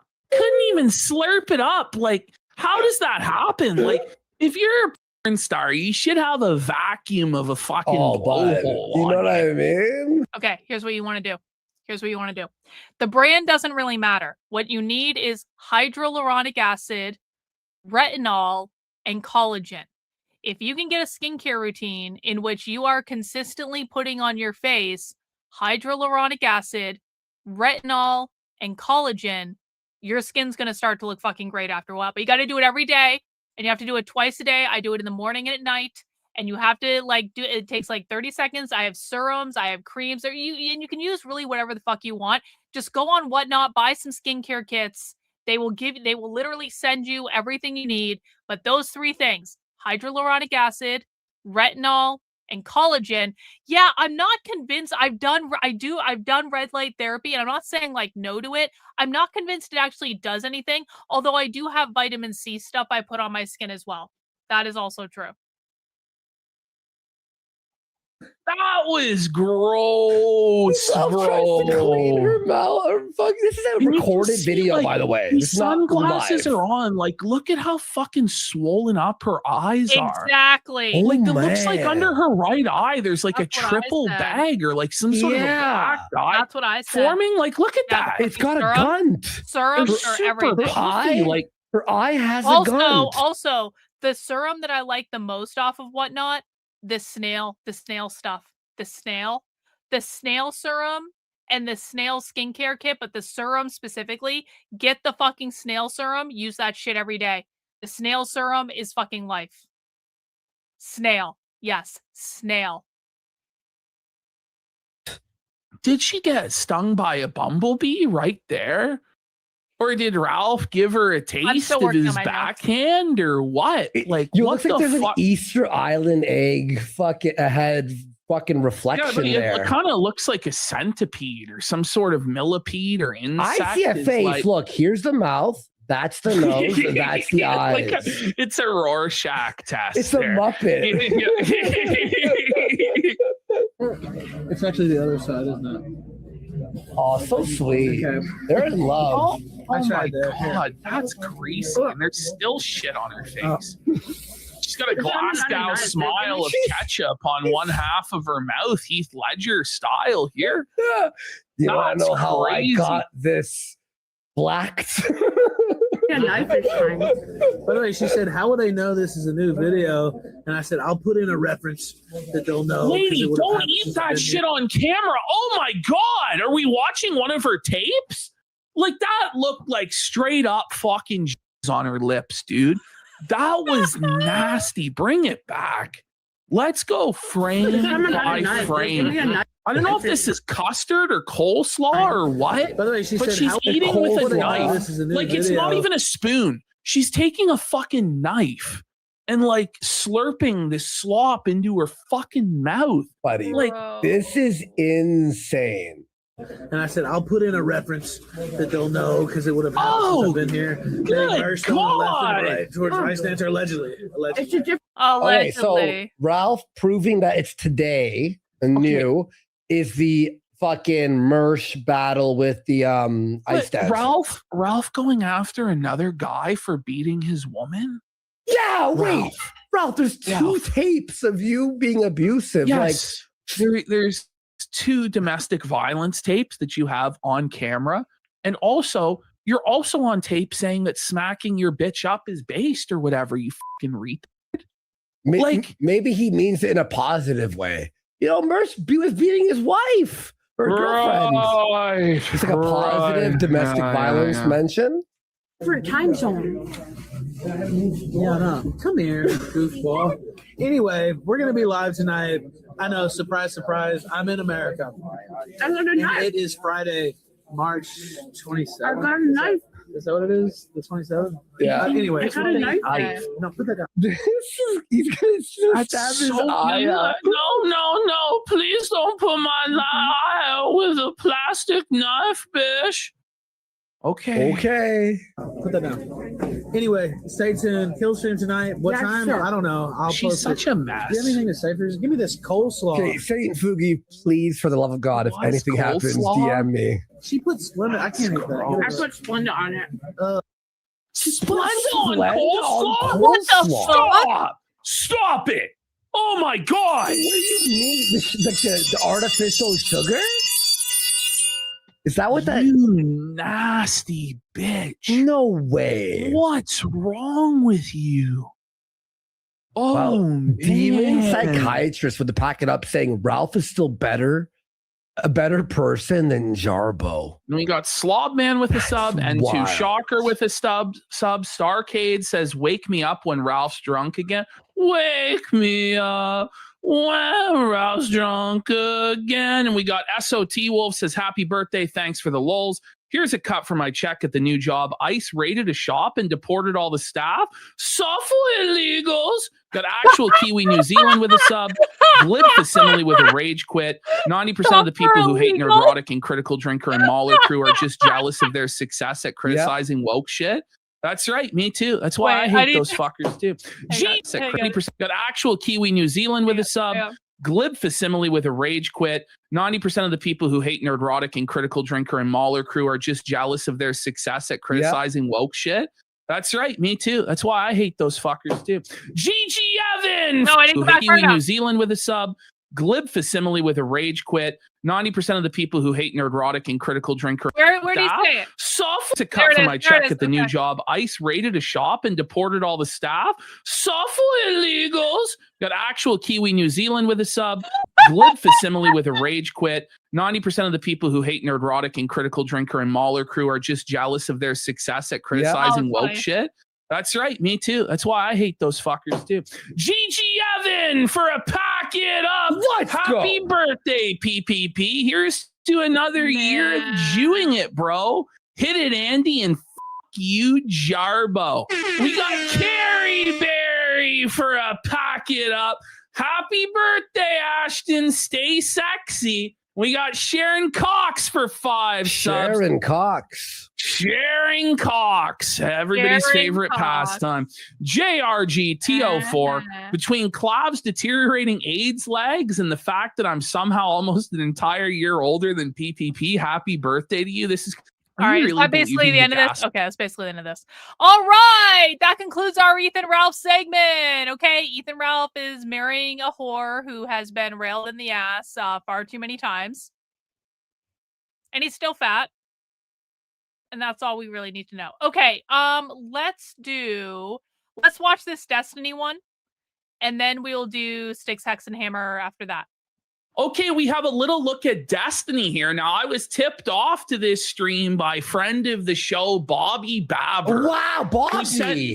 Who sent me this stream. He said Destiny is in a hotel room alone, and he's really, really sad and low energy and upset about his court case. So I was like, let me fucking clip this up right now. Let's see. So you can see that Destiny here is sad, bro. You can just see it in his eyes, the suffering of old Tiny here. But he's got the stolen valor with the dog tags. Yeah. What are you doing there, Tiny, with the dog tags on, pal? But you're right. He does look, he's like decomposing. He's rotting. I'm going to say this. I was forced by the internet to see what Destiny's dick looks like. And I was deeply and profoundly disturbed. I've never seen a dick that looks like that. And I don't know why so many women sleep with him. Because okay, listen. If you're a dude, just know that you should not be ashamed of whatever you have. You really shouldn't be. You can please women no matter what. It's called learning how to eat pussy, okay? But I'm just saying, like, there are just for me some that feel better than others. And you know what? You can compensate if you don't have that thing, and that's fine and that's cool, and you should never feel bad about yourself, and you should love yourself no matter how you are, no matter what. I really do mean that. I'm just saying I don't understand why so many women want to sleep with Destiny, because I can't imagine it's actually that interesting or compelling of an experience. And it makes me hate women even more than I already do. Because, like, if you're so desperate to be near someone who has some quasi level of fame, that you would sleep with someone like Destiny with the misshapen dick that he has, you need to get priorities in life. And I find that to be really sad. Episode we see it gets worse and worse, man. Yeah, like, you missed it. Yeah, he's sad because a minor turned him down. He was propositioning and he was turned down. Or the bull wouldn't blow a load in his fucking mouth and snowball it, or I don't fuck, some sort of degen shit like you that. You lost a butt plug? It's squeezed out in the elevator. I totally agree with you, Steve. I totally agree. Stevens with a PH. Well, okay, that's not true. We have Dragontail. Dragontail is Steven with a PH. Okay, there are exceptions to the rule. Okay, Dragontail rules. No shit. No Dragontail shade. There are exceptions to the rule. But in general, Steven with a V is superior to Steven with a PH. In general. There are exceptions, Dragontail. We love you. Okay. No. Fell through the cracks. All right, let's see what Destiny's up to in his hotel room. He's in the cuck chair, it looks like. All right. Oh no, he really is down bad. Look at him. He performs with a handheld mic. Okay, buddy, he's got the most scuffed, shitty equipment possible. Like he can't even afford a fucking mic arm, buddy. He's having to hold the mic to his fucking mouth. At one point, he takes the camera. He starts showing us his scuffed poverty fucking setup. Like, this is how the stream started. It's just like really just total dead air. It's like, what the fuck happened? I guess before this, he was doing an interview with some guy. But like, I come in to watch this, and I'm like, what the fuck is going on? He's just totally silent, which is what I prefer. But you'd figure this guy's on so much fucking stimulants. Like, it's strange to see him like this, like low energy. You're right. He's not less like running his fucking gum. Is he out of Adderall? This he lost jaw his prescription? dislocated. I don't know. I don't know, man. This is actually crazy. Bro, he's suffering. No, dude. He's suffering, bro. Suffer, Steven. Am I in a hotel? I'm in. Do you guys remember? This was a long time ago. Do you guys remember when Destiny had that total fucking okay. Do you remember that one time that Destiny had a total meltdown online? And I decided to stream about it on a Nitwits episode. And this was a long ass time ago. And what the fuck was I just gonna say? Shit, it escaped me. What the fuck was I just gonna say? Oh, do you guys remember when I did that one stream about Destiny that one time a while back, where someone from Destiny's audience came into the chat and they were like one of those people, they were like a pay pig, and that person wanted me to yell at them and berate them. And every time I yelled at that person and berated them, they gave me more money, and they gave me like $400 on that stream. And I was starting to feel like really weird about the whole thing. Does anyone remember this? And they were saying, no, I want to be abused by you. And so I just kept being like verbally abusive to them in the chat, and they just kept paying me more money. Does anyone remember that? And it was someone from fucking Destiny's audience. So if you remember that, Bot might remember it. That person later slid into my DMs and wanted to continue to pay me to have me berate him. But I just couldn't do it anymore. I was like, this is fucking weird and I have to stop. You remember that for sure? Yeah. Mm-hmm. In a hotel. Because I think I just need to grind out streams this month. Because I'm pretty sure I'm going to have to pay to prepare for trial even if I don't. So. Let's go! Even if we don't go, because we have to start getting ready for it. So pause. So he's sitting here, like, did you hear that heavy sigh, that heavy breath from Tiny? He doesn't want to be here right now. He doesn't want to have to be streaming right now, but he has no choice. God, he's hard up for the cash to continue this ongoing lawsuit with Pixie that was completely avoidable and entirely his fault because he's a total fucking piece of shit degenerate, you know. And it's put him under strain. It's put him under pressure. I gotta hear that again. Am I in a hotel? I'm in a hotel. Because I think I just need to grind out streams this month. He has to grind out money? He's having to Didn't grind he say, it out. no, we He's heard gonna this cry last about year it a few that different he had times. $4 million saved? Bro, on this stream, I'm pretty sure in 3 hours, he got 15 gifted subs. Let's get some subs! 15 gifted subs? I've already gotten 77 gifted subs on this stream. That's crazy. Guys, it's like a solid $45. Can we get more than 15 and make it look like he's looking at our subs? Man. How? I thought he was the most like famous, like fucking. He's having a tough go.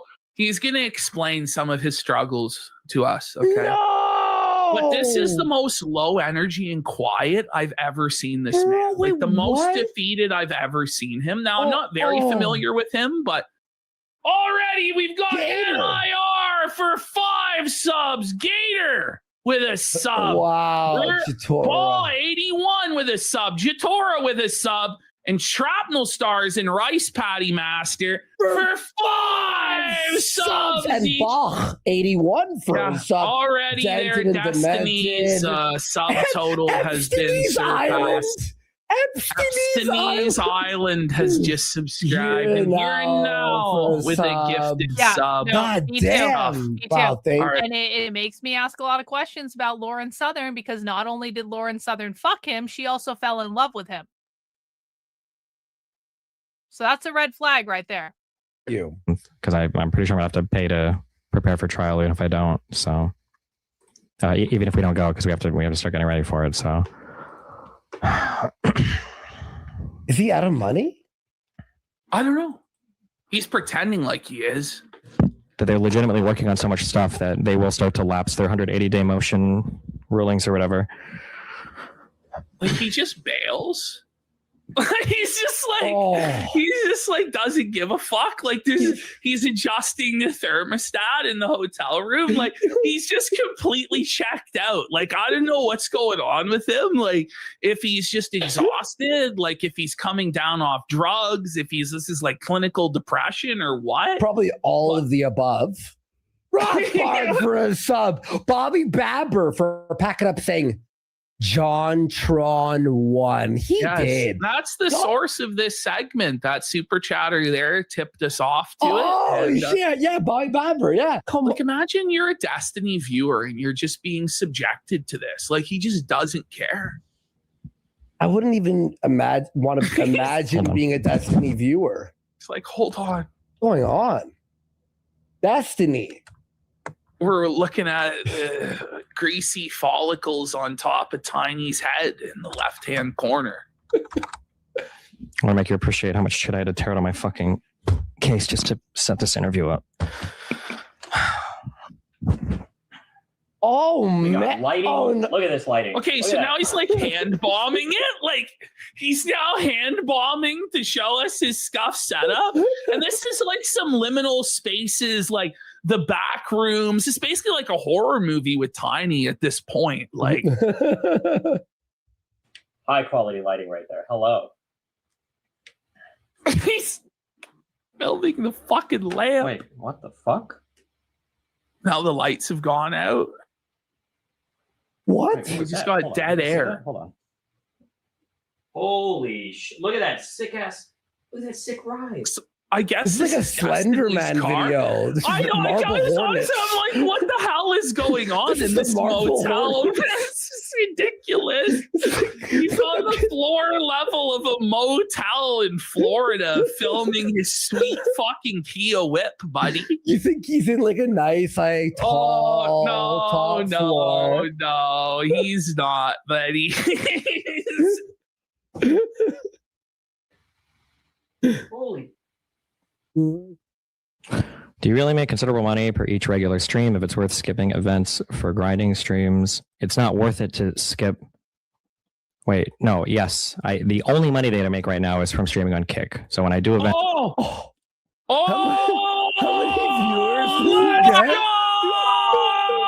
His only source of income is kick.com. Ooh, we got him where we want him now, buddy. Oh no. So the YouTube demonetization held, eh? Yeah, He he's was still threatening to- demonetized threatening on to kill YouTube. people, though. Yeah, well, he went too far off the deep end there, pal. And they're like, no You can't more money threaten for to you, kill people on Steven. YouTube, dude. Oh no! It cost me a considerable amount of money, yes.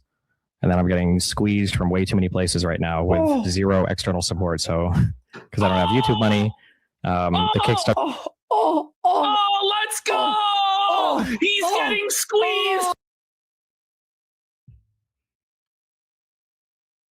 Is it possible that I'm making more money right now than Destiny? I don't ever, like, honest to God, I don't ever want to hear anyone say that viewer numbers matter again. Like, honest to God, I'm making more money than The Quartering. I'm making more money than Ethan Ralph, for damn well sure. I'm making more money than Destiny. I'm probably making more money than most of the fucking political streamers on YouTube. That's mind-boggling. It's fucking mind-boggling.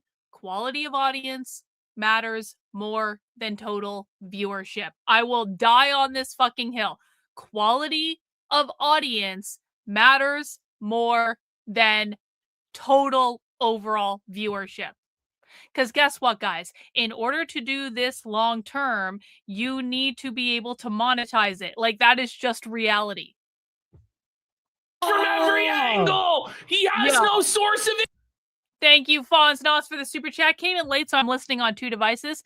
This one is at ×2 speed until it catches up with the other. You sound great at ×2. Happy birthday, old sub. Dis oive. Hey, thanks for that, Fonznos. I appreciate that. Income. Let's go. There's no external support. No one likes this guy, and he's been left to rot all alone on the ground floor of a motel filming a Kia in the parking lot. This is, I gotta tell you guys, this is making me, we might be watching toxic drama content right now, but this is really making me feel great about myself. It doesn't pay out as well as it used to. And then between court costs and then taking time off to travel and do events or whatever, it's a lot. It's a big old squeeze. Big old squeeze. I'd still be shocked if this goes to trial. Do you think it'll go from your view of the case? Right. From my view, no. From my view, it would have been dismissed like 8 months ago or whatever. But the we just don't have any rulings. I don't know what I'm supposed to do. We don't have any rulings. There's no rulings. What do you want me to say? There's no rulings. I don't know. Good. There's no rulings. He's pay monthly to retain a lawyer, or only for court appearances or their responses to actions they take in response to something from the opposing counsel. Nope, you have to. I got to pay for every meeting, for every response. Everything. Oh my god, that's tough, buddy. That's tough. There, that is such. Oh no, and that's right too. He's got like the highest level Hollywood attorneys, probably $2,500 an hour. Like, it's not even on retainer. It's not like a flat fee, as he says. Every little thing that Pixie and her attorneys file for, and she's got like a fucking fucking mall attorney. Hey, Sith over on Rumble with the $5 Rumble rant. I actually like Kino Casino. You know what the fuck it.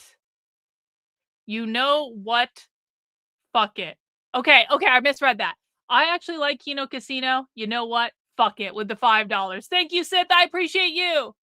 She's got Gil from Simpsons. Basically, they have fucking nothing, and like they have not. I don't think a leg to stand on in this fucking case, but they're basically milking this motherfucker for every last penny. It's tough. They write back. Yep.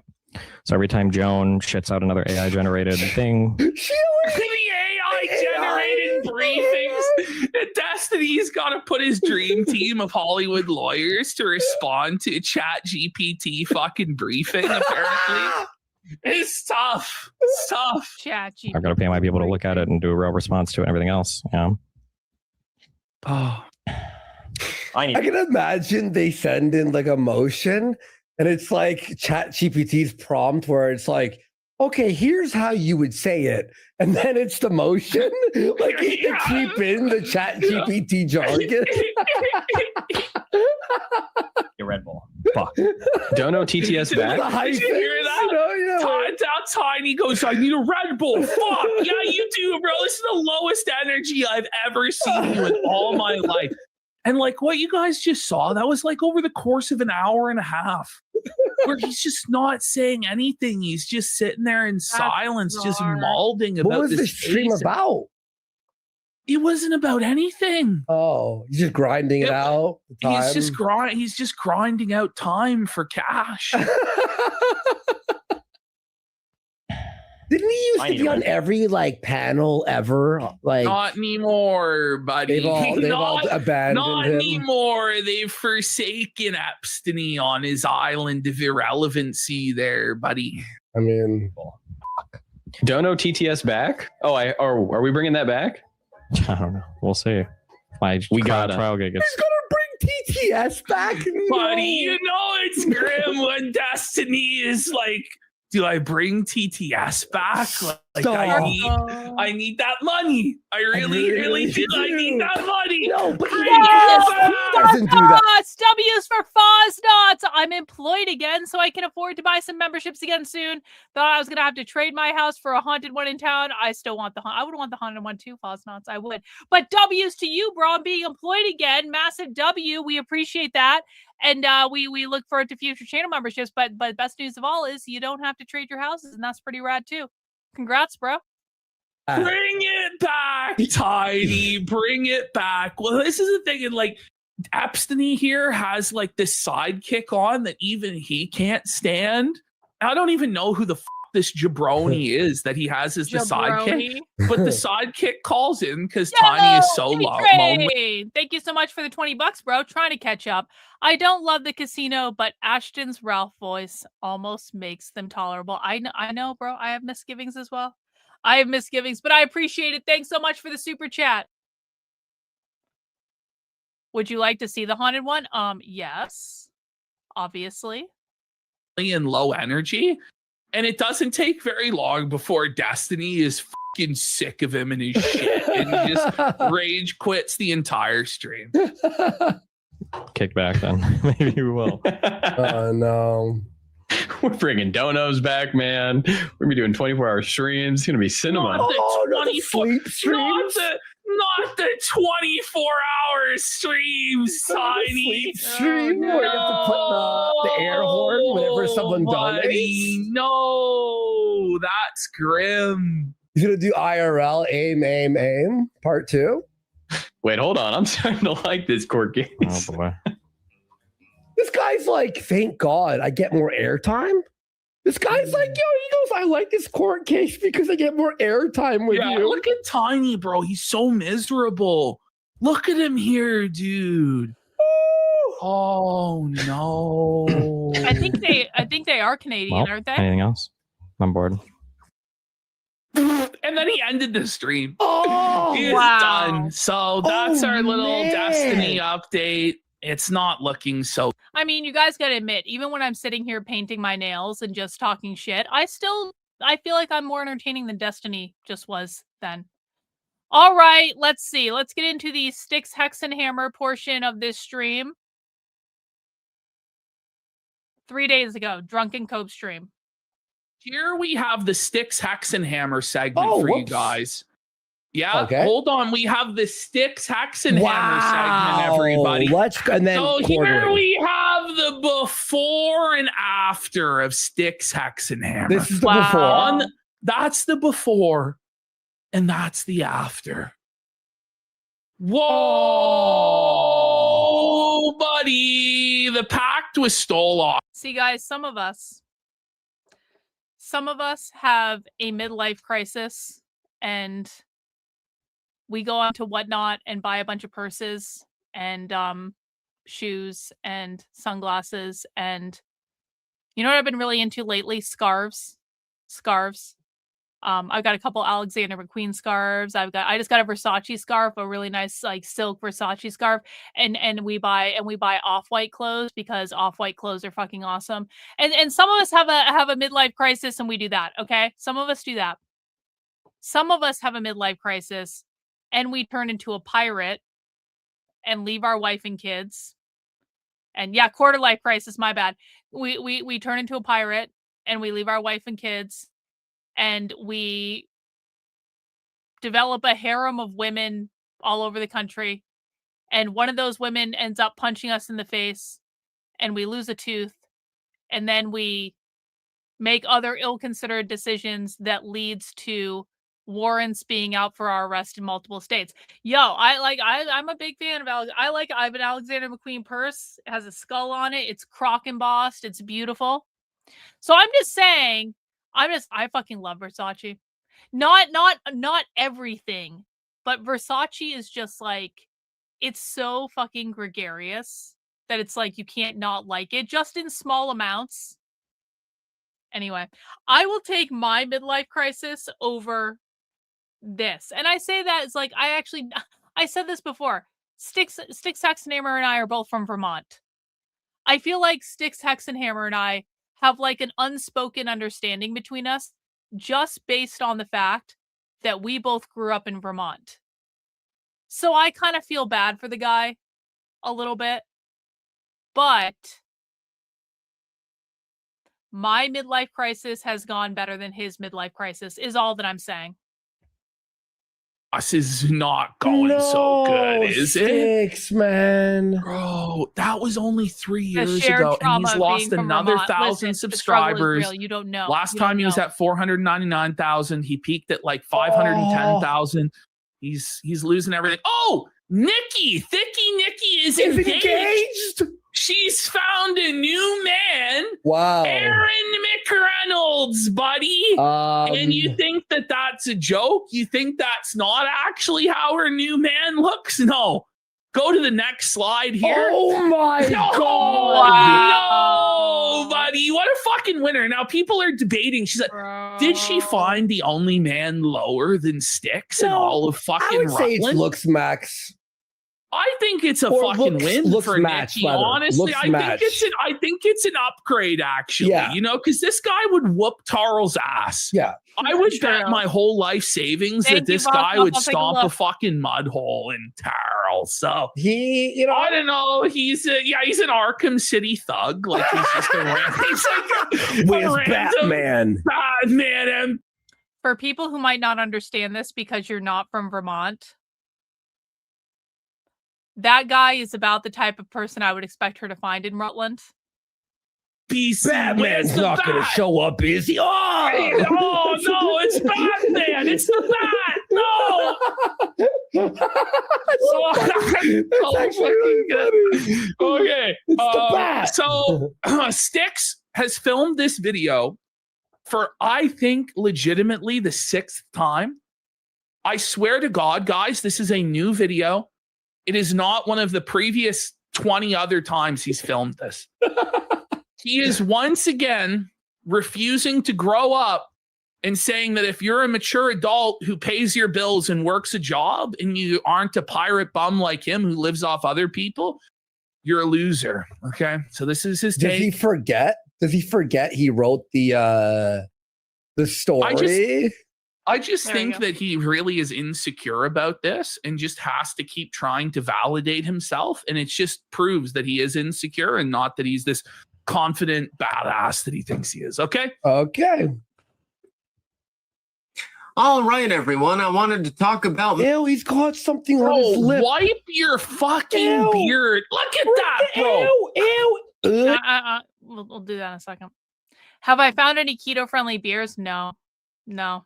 There's no such thing as keto-friendly beer. Beer is made with hops and barley, and that equals carb. And so I have temporarily decided to give up beer until I reach a point where I'm irrecognizably skinny. And then I actually had a beer. I thought I had a beer after the No Kings protest last weekend, like a really big one too. I didn't even get drunk. I was so disappointed. I was like, I haven't had beer in months and I don't even get like a mild buzz off of having this one. But then I thought I was going to gain 3 pounds instantly and I didn't. I actually lost weight the next day. And so I was like, okay, well, maybe every once in a while I can have a beer, but not yet. Not until I become irrecognizably skinny. Well, I mean, that's a long way away though. So that gives me 2 months. I mean, I don't think I'll be quite at the goal I have in 2 months, but I'll certainly be further along than I am right now. We'll see. We'll see. Okay, we'll see. It's his missing tooth is on his fucking lip, Yeah. but I'm pretty sure that's a chunk of food. So this guy is just completely disheveled, like just totally rotten, just isn't taking care of himself, isn't brushing his teeth, isn't fucking even bothering to pick the food out of his fucking beard before he films the video. Oof. His teeth are cooked. All right, everyone. I wanted to talk about maturity, something that I have decided nothing to about? despise and will never engage in. I wanted Yeah, to we can tell. He despises maturity. So like you just despise having your shit together, having your fucking bills paid, having a source of income steady, not breaking the fucking law, like taking care of your loved ones and yourself. Right. That's a real winning position, you fucking retard. You also have a child, buddy. ask people something. When did the light go out of your eyes? Buddy, we can't When even did see you your decide eyes that a man... because you're fucking drunk out of your mind wearing sunglasses. The light's So in all of what? our eyes. It's dimmed from fucking yours because you're an alcoholic criminal bum on the run from the law. Yeah. So what happened?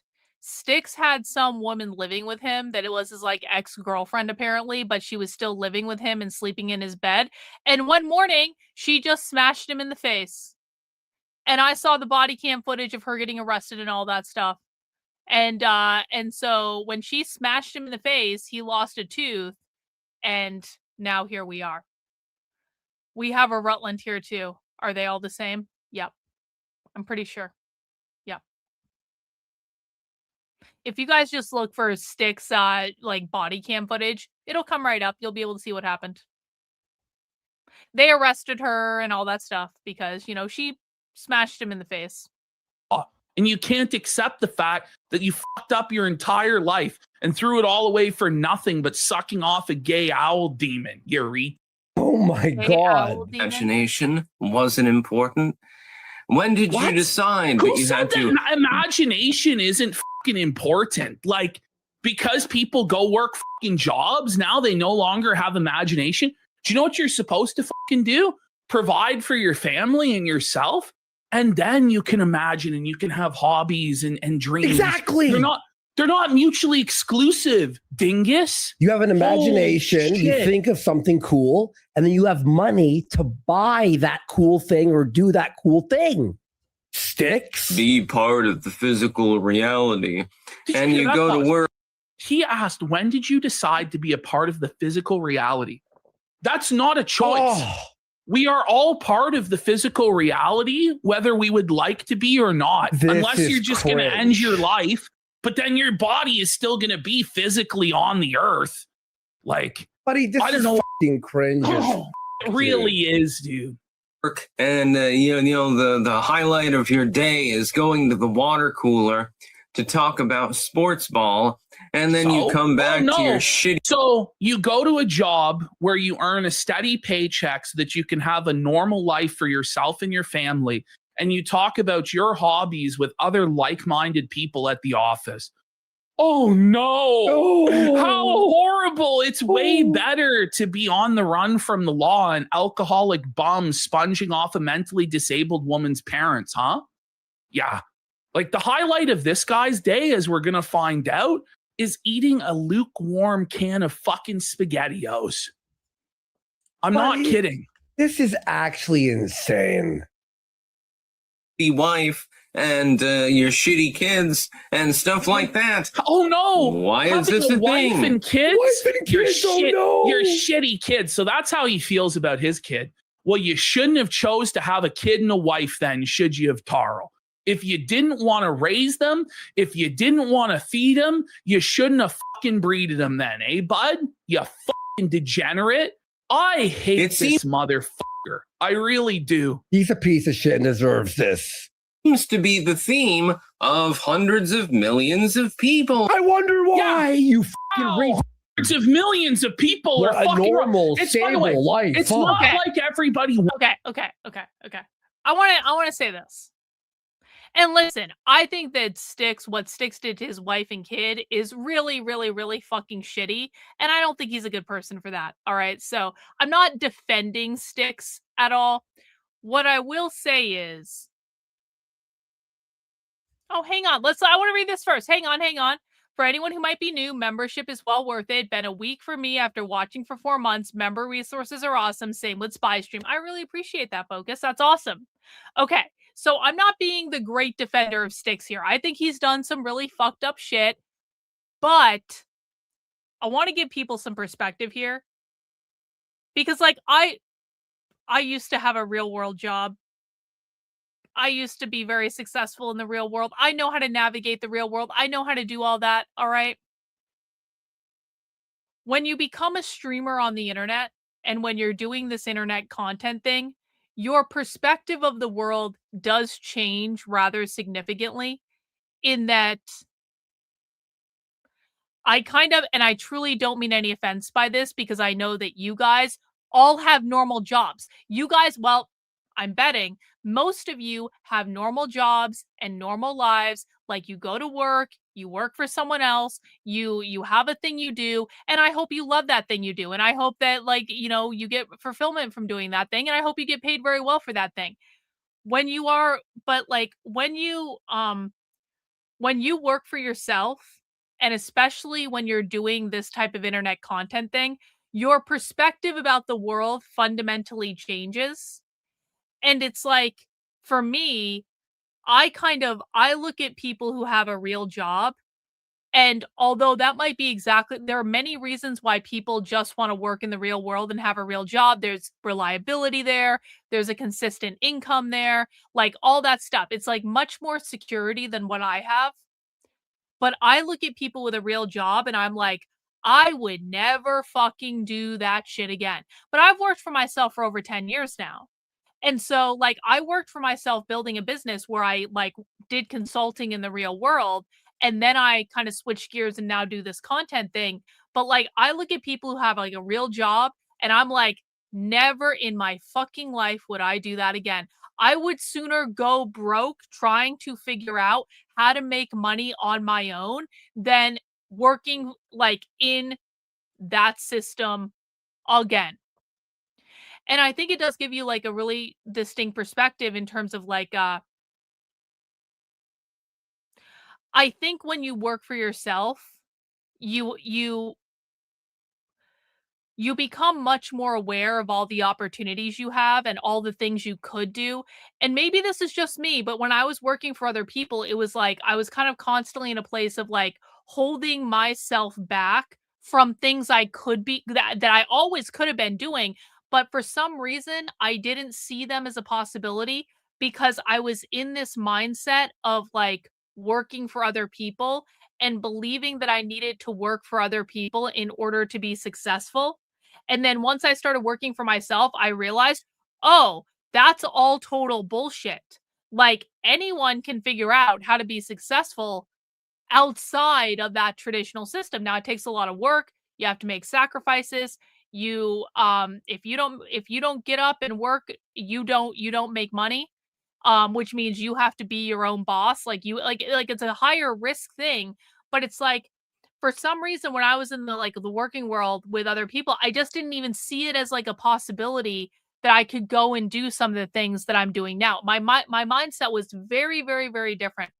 And I say this because I kind of understand someone like Styx, who has always been doing this sort of thing, being abnormal and rejecting the things that, you know, that may be like the typical thing that you need to do when you grow up and be professional and stuff like that.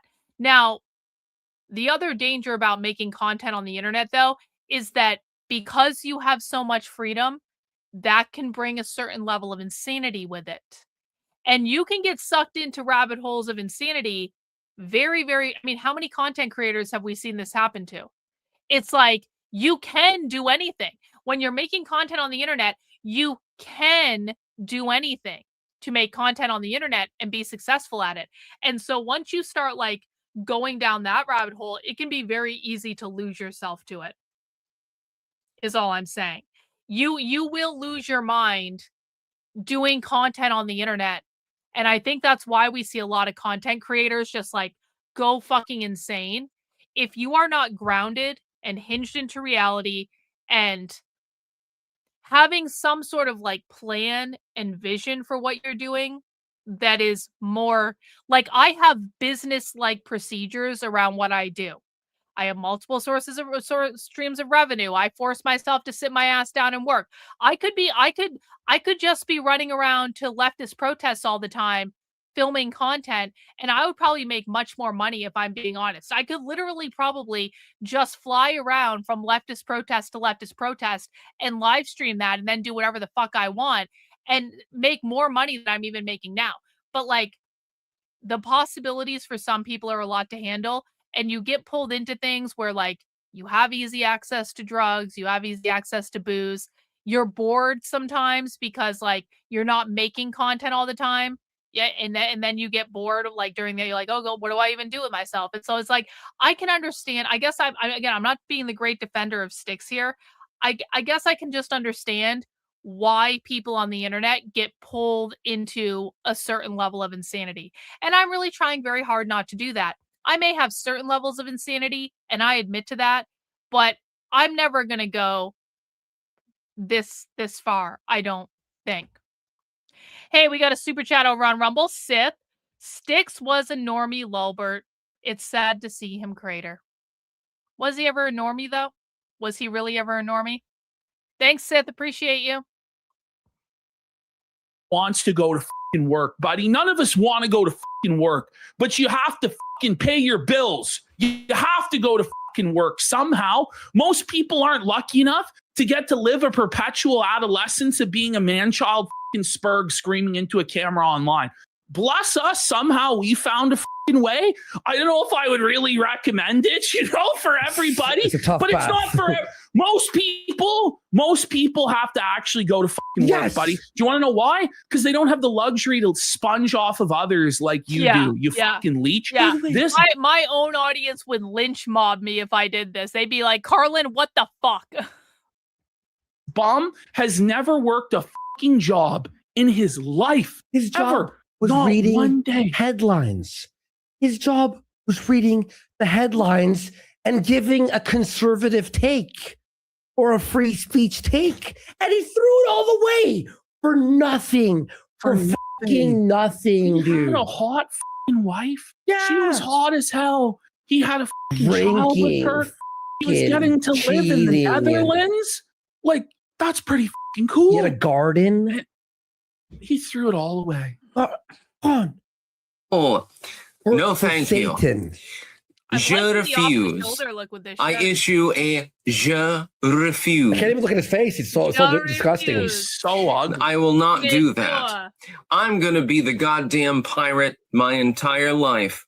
And the reason for that is because you're an alcoholic and everyone hates you and you have warrants for your arrest. You're a loser, and now you don't even have an option to go work a regular job because you're going to be a convicted felon, and like you're living in a weird limbo state, and you plan on living like this for years and years and years until you get pulled over in a traffic stop or something like that. It's crazy.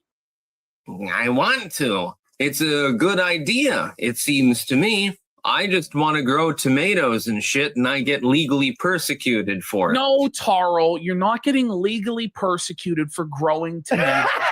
You're getting legally persecuted because you got drunk out of your mind. Okay, here's the thing. I said this before. I don't have any personal bad feelings towards Styx. I think what's happening is very sad.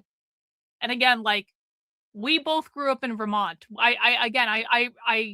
I double down on this. I feel like no matter what, he and I are always going to have a certain understanding between us because we both grew up in Vermont. Okay, I don't dislike Styx. I'm really not trying to shit on him too much. In a New Orleans hotel room and through a phone that made this bitch Sam fucking bleed.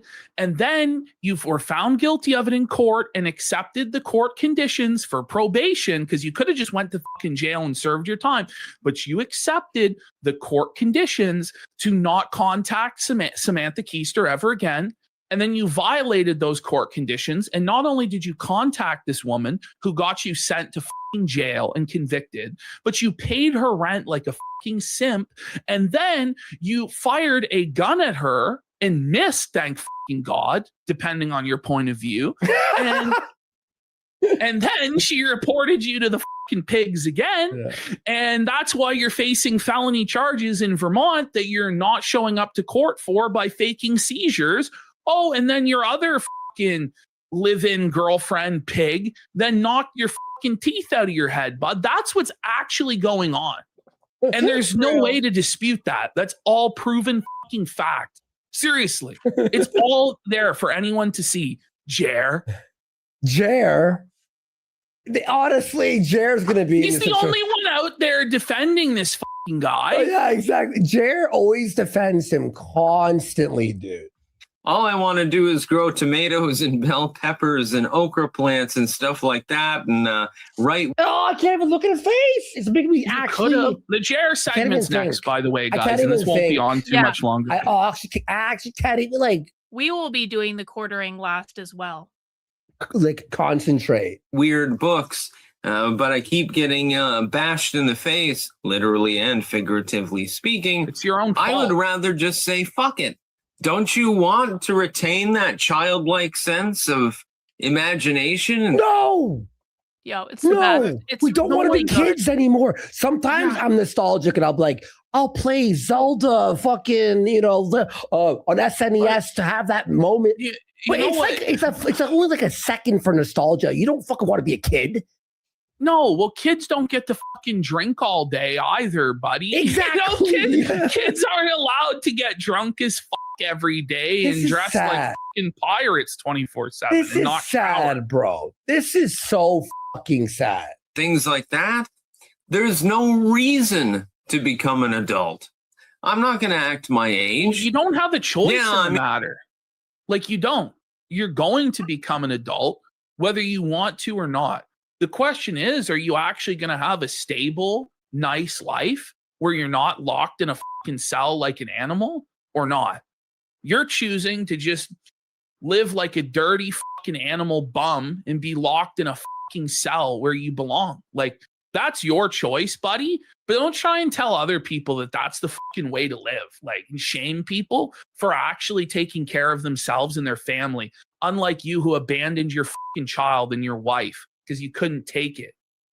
In my late 30s. Okay, yeah, I'm going to tiger around on the ground tonight after doing the time warp and throw V8 cans around pretending that they're hand grenades or something like that. The time warp?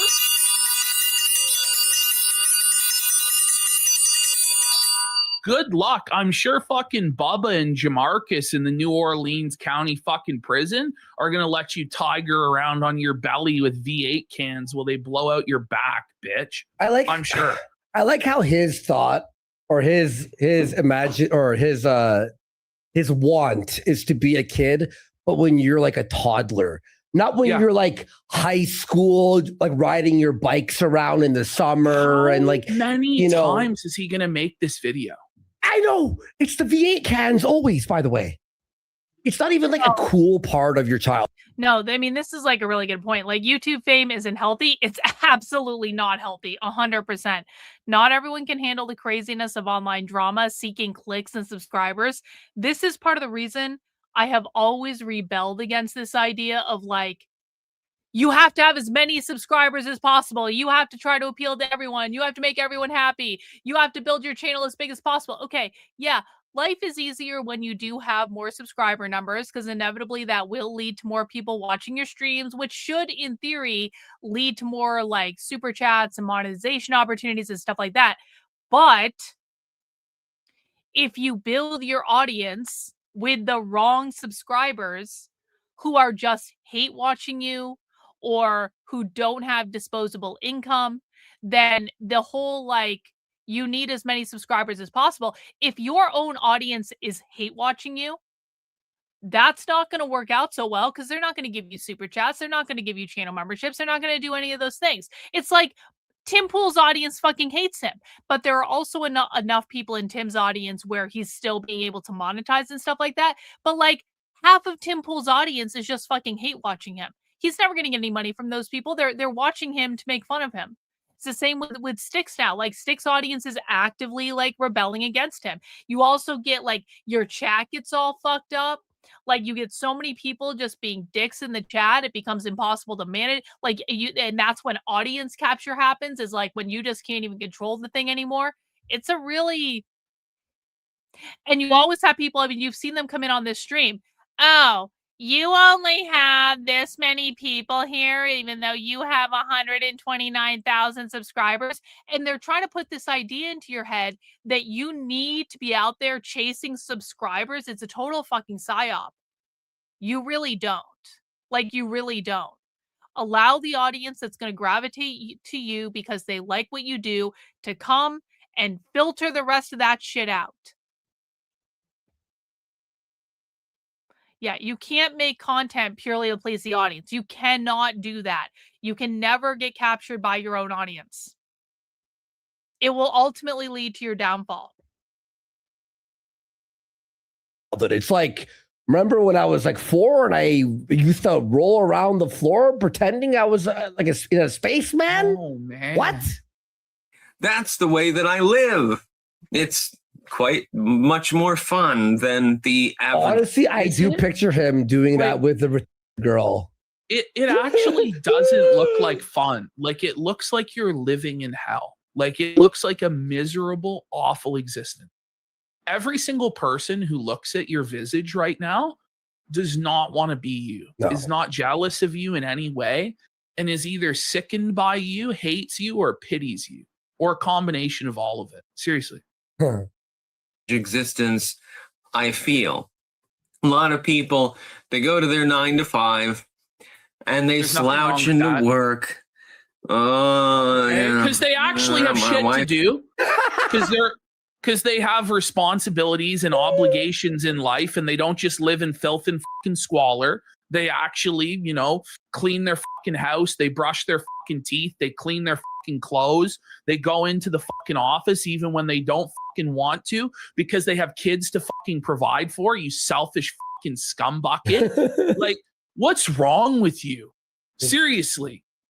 Bitched at me last night, and yeah, did you They see have the a life. latest NFL scores? Yeah, the Browns I are love how having a that real in good. his mind is the lowest thing in the world is to be Talking about interested your in sports, if you like sports. Like, it's the thing most normal people are into, and you can have a conversation with like most normal people about that.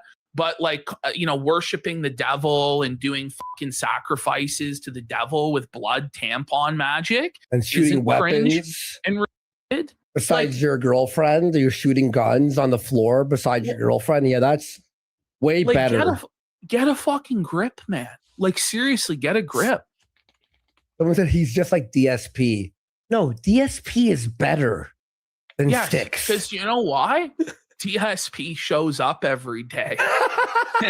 He shows up every day and he manages to beg. This guy can't even beg properly. He's that much of a fucking bum. DSP still has his front teeth, by the way. DSP can handle his liquor, and he only appears to be somewhat intoxicated instead of blackout, okay? DSP has a schedule, okay? Good year. They actually won a game and stuff like that. Why would you even want that existence? What's the point of it? It doesn't make any fucking sense at all.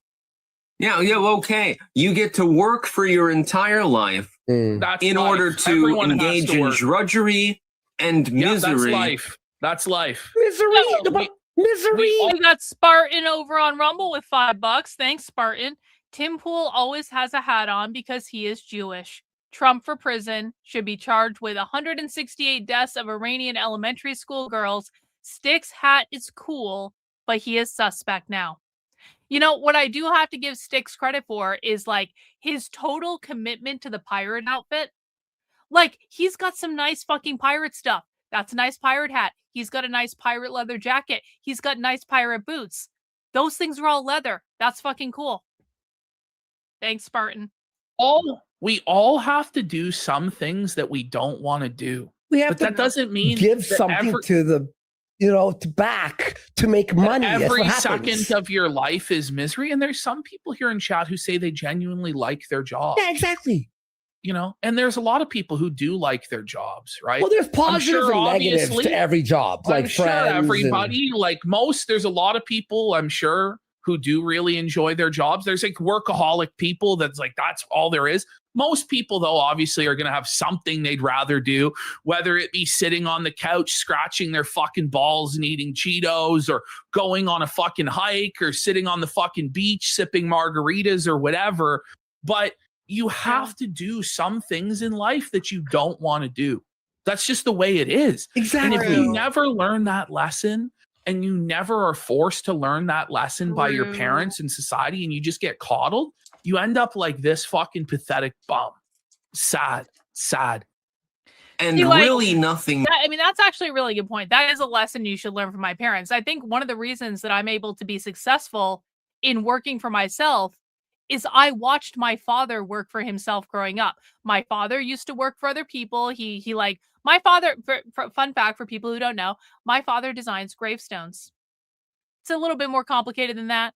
He's like a draftsman. He designs gravestones and monuments and things made out of granite and stuff like that, because I grew up in Vermont, and my family in central Vermont is like royalty for like designing gravestones and monuments and things with granite and stuff like that. So my father used to work for his father, who had one of those businesses that everyone knew about in central Vermont that did that sort of stuff. And then he went and worked for other people. And by the way, also fun fact, I had a cemetery in my backyard.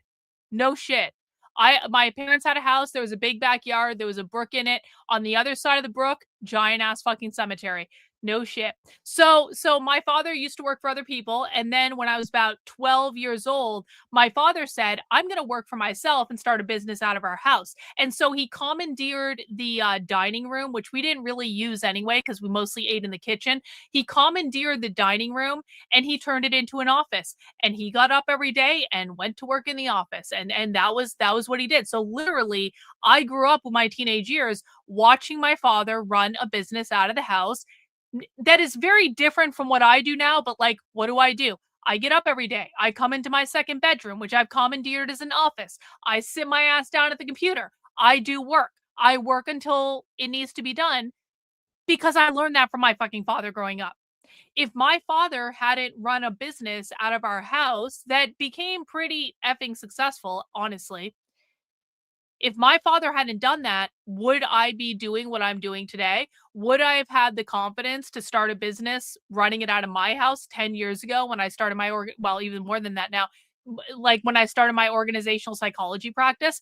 I had a role model, faults he had, but still on this one, I had a role model that said, okay, this is how you function when you're building a business. No matter if you want to sleep in, no matter if you want to go outside and fuck around, you sit your ass down and you do what needs to be done. And I don't think like a lot of people who do this sort of thing have that, because they don't. I remember back when I first started streaming, there were people who would be like, Karlyn streams all the time.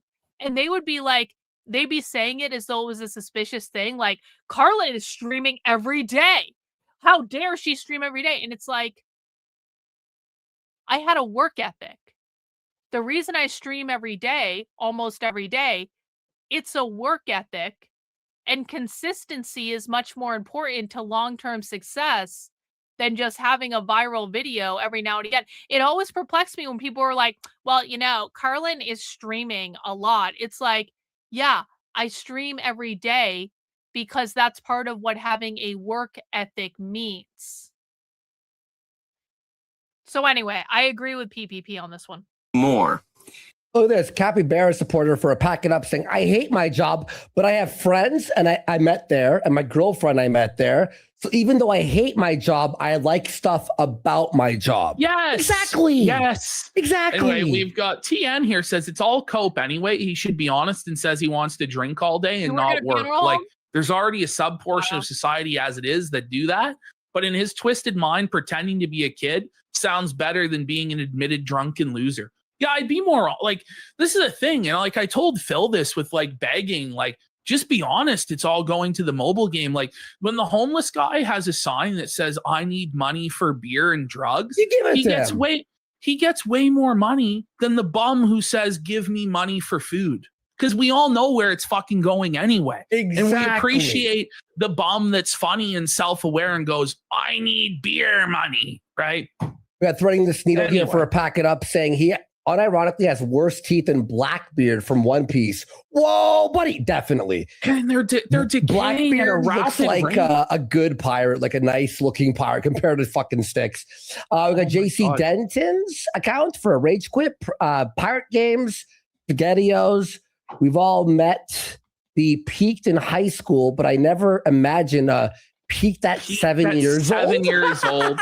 We got LT Farquad. My wife and I both work 5 to 6 days a week. If I had it my way, I would be only working, but that doesn't work that way. Styx will never know sacrifice. Listen, he's just a piece of shit. And he expects you guys to foot the bill for his life forever without even putting forth the slightest modicum of effort to even take a fucking shower or take off his fucking pirate hat. Well, he tries to preach geopolitics at us, drunk as out of his mind. Like, we're just asking for the bare minimum. Nobody's even asking for this guy to put a fucking shirt on. Okay, people were okay with him not even wearing a shirt, you know. But it's too much. Like, he got like Randy from Trailer Park Boys privilege, didn't even have to wear a fucking shirt to work, but it's too tough. It's too tough. All right, let's head to the next one. All right, Here you so go, comments. here are the comments. Like, what is this now? The 7th time you've made one of these Peter Pan videos over the past few months? This is all just so pathetic and sad. You're able to avoid facing what you've become by running off into these dumb delusions of yours. But reality is going to hit hard, very, very hard one day. You look so incredibly gross and disheveled. There's actual crap stuck on the right side of your mustache. You're too dysfunctional to even keep your mustache free of crap before filming a video for public release. Styx, part of the reason your life is such a disaster is because you're a socially stunted weirdo. Then we have Wildcat Diva, who says, I've always been unique and creative and have a high-paying job and chose a nice spouse and raised 3 kids. Best we could have in the world. Married 29 and a half years. Wow. Impossible. Why would you want to live that sort of life? How many times are you going to post this same shit? We get it. You don't want to grow up or take any responsibility or accountability. Rationalize it however you want, but your behavior over the last 3 years shows exactly that to anyone who's been paying attention. This must be the 15th time he's made the same video. Who is he trying to convince? This dude's never held a job in his entire life, by the way. Your imagination is limited to writing about emasculation and butt play. And that's another thing. It's like, I've said this a million times. Thank God I didn't get into content creation when I was young. Like, I actually had to go into the real world and have real jobs, and some of those jobs were good and some of those jobs sucked, but I had to have real jobs in the real world. I had many different jobs in the real world, and I did that all before I started my business, and I ran a successful business independently before I became a content creator. And so thank God I didn't just jump right. You guys think I'm insane now? I would actually be insane if I had just jumped right into content creation and I'd skipped over having real jobs, having to function in the real world, like saving a down payment for a house, buying a fucking house, getting a mortgage, moving, like owning, like getting married, like doing all of the normal shit, and then starting my own business on top of that, which was a real world business, and then doing this later. 20-year-olds should not be professional content creators. That is like a recipe made for disaster. You can become a professional content creator later. You can do content in your free time. You can do content on the side while you have a real job. But people have to, I firmly believe this. You have to be able to function in the real world at some point. And it'll make you a better content creator if that's what you want to do, because you'll learn how to put different processes around content creation and that sort of thing. But just like jumping right into content creation is retarded. Honestly. Boring. You must have matured. Well, children can't go out or travel alone without the parents' consent. Can't chug on cheap booze all day and night. Can't be around guns or machetes. Can't smoke weed and can't refuse to bathe. Seems to me you're no longer a child and have 2 active warrants on your ass. Why is that? These are some of the most ruthless comments. Like, his comment section is just not one fucking positive comment. We'll read a few more of these. Once you have a child, you need to grow up. If you don't want to, then don't get a woman pregnant. By the way, growing up does not mean losing anything you mentioned. It simply means being responsible. And again, here's the obvious. You present a false dichotomy, Taro. One can be a mature, responsible adult without giving up dreams, losing curiosity, or being boring. In fact, most reasonably intelligent adults figure all this out by the time they're around 25. Pongo here says, I think your tooth is stuck in your unkempt facial hair. Well, we have Gunt Sal Gooner for a pack it up. Say you need the lows of working to enjoy that time on the beach. When you sit on your ass all day, you never appreciate downtime. That's so true, by the way. Life's all about contrast. Yeah. If you take weeks off or whatever, you get bored and this sucks, and you're watching TV all day. You're like, oh, I want to do something. That's so true. And Mike the dog for a rage quit saying, I love that. He's complaining about a job as if it's a choice. I doubt he's even employable at this point. He has 2 active warrants. He literally is he not has to go and employable. serve his time. He's and then he not can go employable fucking at work. all. Like legally, he's not employable. Man, at this point, the only thing that will break your mental delusion is getting put behind bars. By then, though, it will be too late for you to snap out of it. Says the guy who can't That's leave the crazy. spare bedroom in his Like there is a non-zero chance that Styxhexenhammer is going to die in prison. Can we just take a moment to ponder that? Bro has 2 warrants out for his arrest. He's going to get arrested at some point. Kind of seems to me like he could end up going to prison. There is a non-zero chance that Styxhexenhammer is going to die in prison. And that sucks, and that's really sad. mentally disabled girlfriend's apartment because you're hiding, idiot. Hasn't Styx made this exact same video 17 times already? Yeah. Who knows stuff about jail? What can you bring in? Can you have friendship bracelets? Maybe we can all make nice friendship bracelets for him to bring in jail. Okay. Next slide. All right. Just ding, ding, ding, ding, ding is actually making a great point. Ding, ding, ding says prison might save his life. Yep, that could happen too.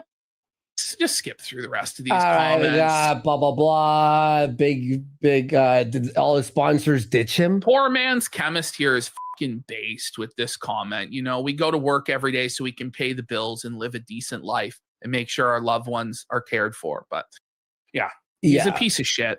All right, so now we're getting into. Oh my god! Just continue. I bet he stinks. There are hundreds of comments just dunking on this guy. I mean, you can pause it and look at these at your leisure. Okay, so here is a video that Tarl thought it was really important to make. Okay. This is a Rumble exclusive video. Let's hear what this guy has to say. Rumble exclusive. Here we are. All right, everyone. I was thinking about something earlier. The other day I had a... Really? He was thinking? That's great. That's amazing that he can still do that. Thought. I was really craving SpaghettiOs. I know that this is not hard-hitting news topic or anything like that. You don't say. You don't say. He did an entire 10-minute video about SpaghettiOs. That's why someone commented that. I was wondering what the... That. But I was thinking about foods that should not be altered simply because they're already perfect to begin with. Do you have the actual palate of a 6-year-old? Like, I think he does. Okay, you want to know what? You know what? Fuck you guys. Fuck you guys.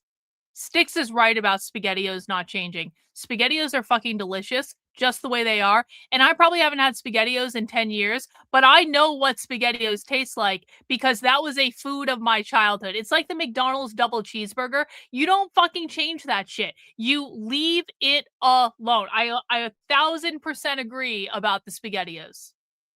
SpaghettiOs have a very distinct flavor that is like, it's slightly off, but it's slightly off in a good way. And that like, once you have it, you always remember the flavor of SpaghettiOs, and that should never go away.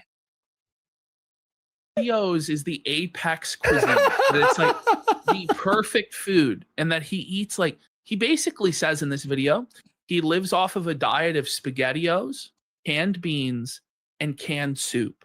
And that's what he eats for every meal. Okay. Beefaroni is and that's a good thing. And also Heinz ketchup straight from the bottle. Brutal. But basic Biff SpaghettiOs is just sort of a go-to, if that makes any sense. Like, it does when you're a child or broke, and you're both, I guess. So you can literally just open up the can and dip the fork into it, and you just go to town. I'm not. Is this? Hang on. I'm not suggesting SpaghettiOs are good. Obviously, I don't think SpaghettiOs are good, reflected by the fact that I have not had SpaghettiOs in probably 15 years at a minimum. Like, I'm not saying SpaghettiOs are good. I'm saying that SpaghettiOs have a distinct flavor that is reminiscent of my childhood. And maybe I don't eat SpaghettiOs all that often, okay? Or never. But like, I want that option to be there if I want to relive that childhood memory. That's all I'm saying. You know what? It didn't kill me when I was a kid. I'm still alive. I had SpaghettiOs when I was a kid. It's fine. I don't need to know what's in that shit. I just wanted to taste a certain way. Again, it's like the McDonald's double cheeseburger. You know where McDonald's really fucked up, by the way, and I'm not allowed to have McDonald's right now, so I think about it. I was like so close to getting McDonald's yesterday. I was like so fucking close. I was like, no, don't do it, Karlyn. You're going to destroy the keto diet. And I didn't do it. But do you know where McDonald's really fucked up? They changed their fucking milkshakes. Does everyone remember when this happened? McDonald's milkshakes used to be the fucking best. McDonald's milkshakes used to be so good. I don't know what they were putting in those milkshakes like 20 years ago, but they used to be so good. And then McDonald's changed the milkshakes, and now the milkshake sucks. And even when you go to McDonald's, like 90% of the time, the milkshakes machine is broken anyway. But the McDonald's milkshakes used to be good. They used to be fucking awesome, and now they suck. Because McDonald's messed with something that didn't need to be messed with, and they ruined it. And again, like the McDonald's double cheeseburger should never change. It's good just the way it is. Leave it alone. You don't need to you can invent a new fucking sandwich if you want to change something. Leave the double cheeseburger alone. Fucking talking about eating SpaghettiOs out of a can. He's not just eating SpaghettiOs right out of the can. He's eating the cold SpaghettiOs out of the can. He's not even heating it. He says it doesn't need to be heated. And that's like depression. Like when you can't even be bothered to heat up the fucking SpaghettiOs anymore. Like even Ricada's kids were eating better when Chef Imholte was in the fucking Chef Imholte. Chef Imholte was in the hood, you know. Who's now teamed up with Ralph, apparently, by the way. Imholte is now back with Ralph. Yo, oh I need God. to eat him. Okay, well, let's see what Trendlin has selected.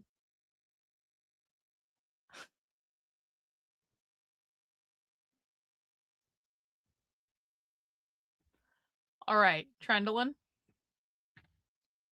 Trendlin, you better get a recording of this for me. You better get a fucking recording of this for me. Trendlin, this only happens if you get a complete recording of the Compton Cafeteria Riot play, okay, Trendlin? This literally only happens if I have a recording delivered to me. I appreciate the super chat. Thank you. If Trendlin gets a recording of that show she's going to, we're watching Rachel Wilson versus feminist conservative Adriana Six-Toed debate. And it's 6 hours long. But if Trendlin manages to get the recording of the thing that I want her to get the recording of, it'll be worth it. Okay, Trendlin, game on. Go forth and conquer. They're perfectly fine at room temperature. Oh, they're not. Delicious. They're barely edible microwave. That's the best of time. Like I used to eat this shit. Like Chef Boyardee said, I can't. Like even the smell of it makes me fucking sick now. Like it's. I remember loving it. Rough. You know, when I was younger, I bought a can like a month ago, and I ate it, and I'm like, "This is not good. No, it's not good. Horrible. Of course, it's not good. It sucks. It's Good stuff. good. The beefaroni, the beefaroni, Not the beefaronis, buddy. Like, I don't even think we have SpaghettiOs in Canada. Like, maybe we do. I think we don't anymore. I don't even know. I think it's Alphabet. It was Alphagetti. Alphagetti. That's what it's called. I loved fucking Alphagetti. The TMNT one. Remember the Teenage Mutant Ninja Turtle one? One. Hunt's baked beans. Yeah. Not the baked baked beans out of the can. Specifically the onion. You know who it reminds me of? The villain from Dennis the Menace, the movie. Do you remember the villain?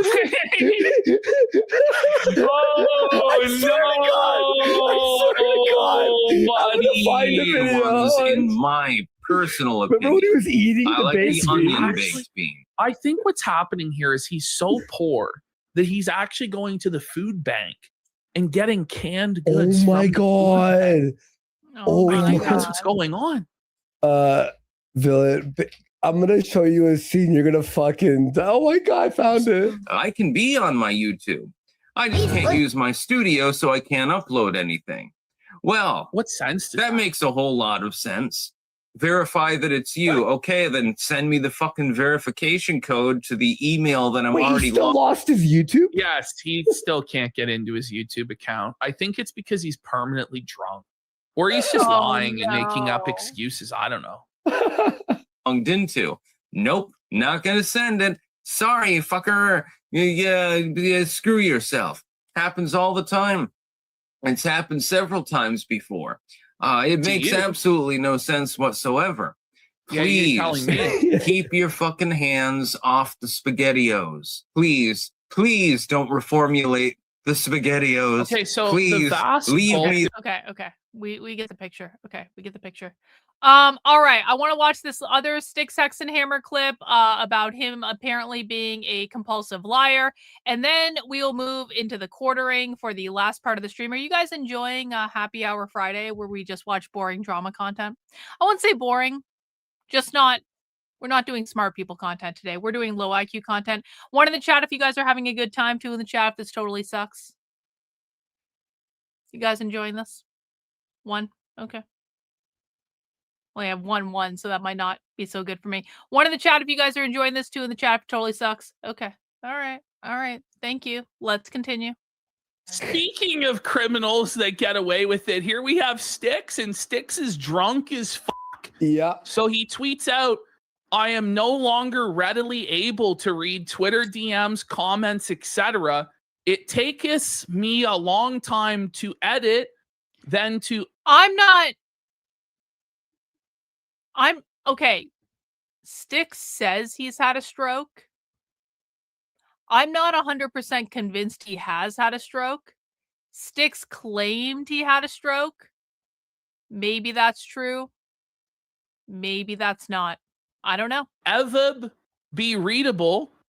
Please bear, B-A-R-E, woot me with a period in between. Whoa. Whoa, Is he trying to set up like the insane defense? This is the thing. Like he's faking it. Like he's faking that he's 100%. brain damaged from the fucking stroke. Like, do you really think this is gonna work? I don't know. Like it's working so far. Like the justice system is would fix that with me. It would fix it because you and the I are next to each other. It would automatically like autocorrect it. He is purposely mistyping to sound insane. Okay, so Styx has now posted a video just called I Don't Give a Fuck. And in this video, Styx will let us know again and again and again that he doesn't care and he doesn't give a fuck. And I mean, just looking at him, you can tell he doesn't. No, I mean, I believe him. I believe him. Yeah, I mean, I believe him that he's just completely given up on his life and he's just a total bum and a loser. Yeah. You know, it's funny. Every clip you bring of him looks like the exact same like show because it's like the same clothing. Yeah. He's never changed his clothing in like he a doesn't year. wash his fucking clothes. He doesn't fucking shower. He just gets progressively greasier and stinkier as time goes on. Sometimes he has a different pair of sunglasses. Yeah. All right, here we go. All right, everyone. It's time for another video about how I have stopped giving a fuck. I'm also, again, in ill health. Oh, There's a here we reason go. why I'm gasping for air. You're gasping And- for air.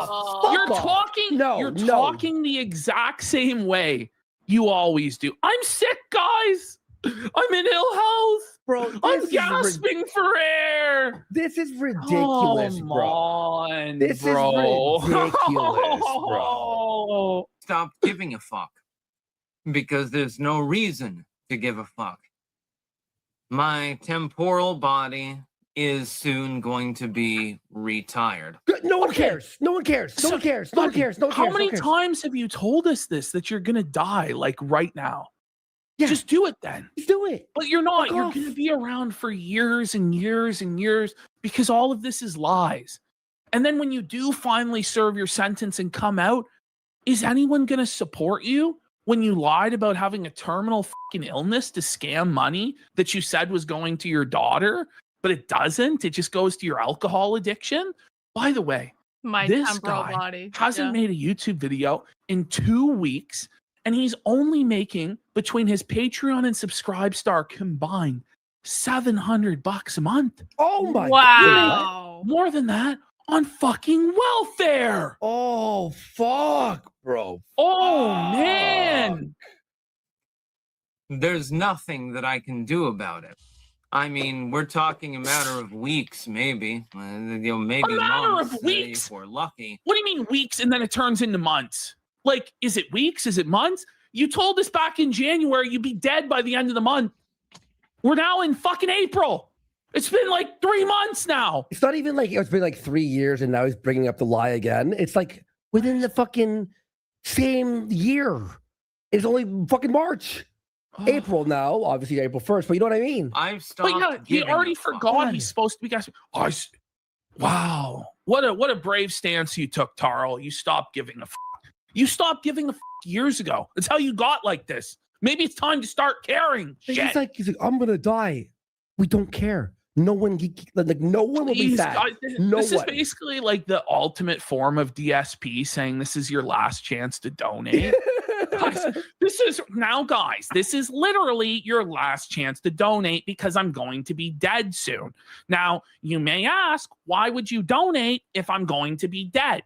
Well, I'm providing a service. You're watching this, so I am entitled to support. And also, you need to take care of my daughter that I abandoned on a different continent. Get it? Good. He wants pity, but pity has run out from everyone, even his own biggest fans. I don't give a fuck. I don't give a fuck anymore. How I many don't give a times? shit. So I'm on my way out anyway. Bye. I'm dying. I already told you He's this. dying. I had a stroke just a couple of weeks ago. No, you didn't. You did not. This is crazy. He is somehow Ralph is above Styx. He is. Like, this, honestly. I think, of every single person we cover, this is the lowest of the low bar. Yeah, this is actual It really trash. is. And faking strokes and shit. I know. Like, fuck Billy goes, you. why does this guy make the same videos over and over again? Because he's an alcoholic and his brain is looping. He forgets. Yeah, he legitimately forgets that he made the same video yesterday. And then he just makes it again. I was on the floor with blue lips and a blue tongue, and then I'm going to die. And I will no longer be around. If he had a stroke, there would be no way he would survive it. He would not survive a stroke if he had it. Or if he did have a stroke, he would not be making videos. He wouldn't be doing this. Like, this is crazy. I swear, guys, I'm dying. I swear I'm dying. Just 2 more weeks, guys. Just 2 more weeks. Trust the plan. Trust the plan. Everyone wins in the end, right? I have stopped giving a fuck. I When really he dies, don't we care. all win. He'll win. He doesn't care. He'll be out of his suffering. Yeah, exactly. Oh, man. I don't care at all. Wow, Okay. Styx, great So- point. Styx, although he claims to not care about anything, is really upset that people keep making fun of his stories, like the crack octopus and the fucking guy shoving fruit up his ass. But, you know, Styx is trying to defend what a great writer he is. But do you notice that in the title of his video defending his great writing, he fucked up the word exclusive? And he spelled it exclusive or exclusive or Maybe whatever the the first tweet fuck. was real. Maybe the Nice first there, Tarl, you fucking drunkard. So shit. now here he goes with his like crying about how everybody's offended about these stories, and nobody is offended. No one's offended. You just wrote The Adventures of Scrody McBoogerballs. Like, it's not actually transgressive. It's not actually edgy. It's not cool. Nobody is offended. They're embarrassed for you. It is They're trans cringed out something. by how pathetic it is, Tarl.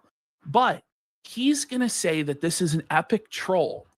But the thing is, if you were epically trolling, if you're trying to get a heel reaction and everybody being angry, you would bask in that reaction and be like, yes, I'm winning. Instead, he's crying about it like a bitch. Let's hear it quick, and then let's move on because this guy is not even barely a whoa buddy. Yeah. The fucking I have This is whoa buddy, like with a question mark. admittedly failed at this endeavor. People do not He appear failed. to appreciate splatterpunk. They don't understand. Splatterpunk. This is the cope that did he's he saying. invent his own genre? Well, he's claiming this is the thing, though. It's like you can claim that anything is anything. It doesn't make it so. It's not actually splatterpunk or anything. It's just crap. You may as well wipe your ass with a piece of paper. And the thing is, if you did wipe your ass with a piece of paper and put it in someone's face, they might actually be offended or disgusted, as opposed to just the people laughing at you for your sad juvenile efforts, my friend. But it's not splatterpunk. It's just flatterpunk. Understand the whole point Flatter of this with a entire T. literature is to piss off the Oh, person splatterpunk is just edgy stories, degenerate fiction. that's reading it, and to make them disgusted for a reason. Carl, no one's actually disgusted. Like, you're so bad as a writer. He's such a terrible writer that he's not able to describe anything in a visceral enough way to evoke disgust. It's written at the level of a third grader. Seriously. It's gay. It's basically punk poetry. Oh, cringe! It takes the horror genre. Cringe So, alert! Cringe alert! Cringe alert! This is very telling, by the way. Like, this next sentence he drops on. Okay, I'm gonna rewind it 5 seconds. Poetry. And it takes the horror genre. So, like, you would think of, like, Stephen King or something The like most that. entry-level And- horror Yeah, author like, imaginable. Oh, you would think Stephen King. But here is Tarl's going to say he's better than Stephen King, which it's just like, sir, stop. Get the fuck off your high horse. Puts Styx. it on steroids. And then it displays it to the public. That's the whole Steroids? No, it puts it on heroin. He's like it's like this low level garbage. It's this lowest That's level. so fucking delusional. to be- Think Stephen King, but on steroids. Sir, you're not even R.L. Stein. And like you're not even R.L. like Stein was shit fucking stain in awesome, R.L. okay? Stein's drawers after he ate a 10-piece KFC bucket, okay? Buddy, like get the fuck on. point of it. People think that I've gone absolutely batshit because I'm writing this material. No, we one's think that because you're a bloody alcoholic that's ruined your life. You know what I mean? Everyone's just like, this is a sad symptom of a downward spiral. This is what it is. You're just triggered. You're rattled. Ah! Yeah. Again, I've been writing it since high school. My It purpose shows. is It shows, basically to buddy, troll. and it hasn't evolved since then. It hasn't evolved since then, buddy. I bet you honestly, his high school scribblings are probably higher level than the ones today. Because at least back then, he wasn't drunk every fucking day. I bet. Shit.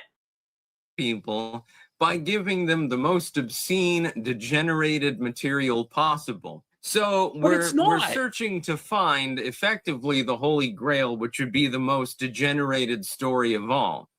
And I think that Jesus, Muhammad, and Buddha having a piss drinking contest at the very Styx. least is Styx. getting a silver award. Earth to Styx. That's not edgy or cool at all in any way. Like, you're not treading new ground, Your Majesty, by these religious figures are doing deviant things. Can you believe it? Like South Park, like hello, South like Park 2003. This shit was done like 30 fucking years ago. Buddy, like, who gives a fuck? Stop it! It's The so aristocrats. boring. It's Right? so Like, boring. buddy, like there's- Newgrounds and fucking something awful and fortune. Like, this shit was done to death 20, 30 years ago. Remember the aristocrats joke? Remember it was like a movie on it, and it was like everyone's like about like a family, and it's like you think of the most disgusting shit ever. This shit is like ancient. This is ancient. My Like goal back in the day, like on Rotten.com and But fucking Rotten.com was Live fucking Leak. vile. Yeah. You know what I mean? The Encyclopedia Dramatica Twitter offended right page. now. Like We saw actual like gore and beheadings and There's terrorists and Indians cartel being killed videos. on Twitter right now by trains. Do you really think that in 2026 you're shocking our sensibilities by writing that Buddha is drinking piss? Are you But come on, man. The amount of Asians I've seen stuck in machinery at factories in the last week is insane.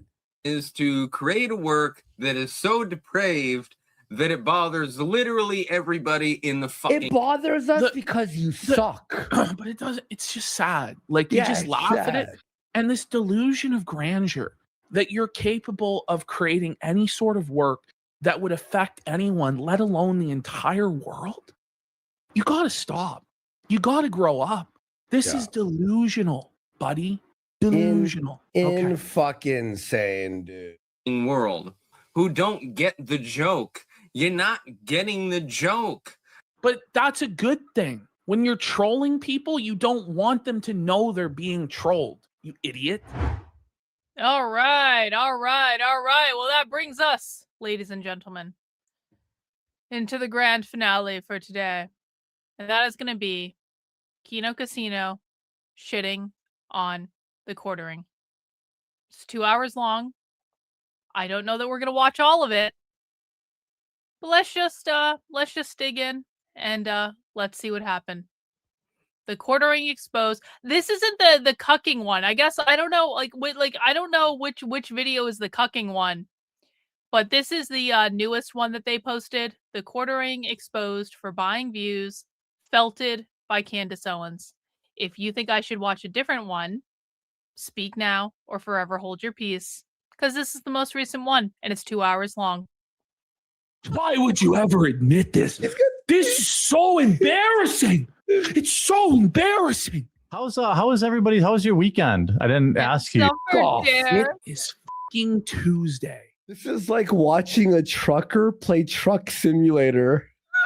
Isn't it? This is a real actor. I can't fucking stand to listen to Ricada right now, so we're actually going to listen to quartering instead. Thank God. So let's get into the quartering segment. Let's go. As I know you gave me that. By return of the mac and cheese, thank you. the effort poster of the year right now, in my opinion, on Kiwi Farms. This guy is carrying the quartering thread on his back. He put together the actual raw numbers of the quarterings last month, because what the quartering is doing right now in order to paper over his Social Blade numbers is he's using hundreds of shorts. He's pumping out hundreds of shorts to distort the numbers and make it look like his viewership is growing. But it's not. It's actually the worst month it's ever been. Yes, he's the Kiwi Bull. Return of the mac and cheese. The legendary Kiwi Bull is breaking it down. The declinering quartering's worst month ever. You said this in the intro, but we'll repeat it. Remember, December was apparently the worst month ever. That was his worst month ever, where he did, I believe, 9 million views. Okay. Yikes. Hang on. I don't count success based on views, so I don't honestly even look at my view analytics. December was the worst month ever for everyone. Hang on.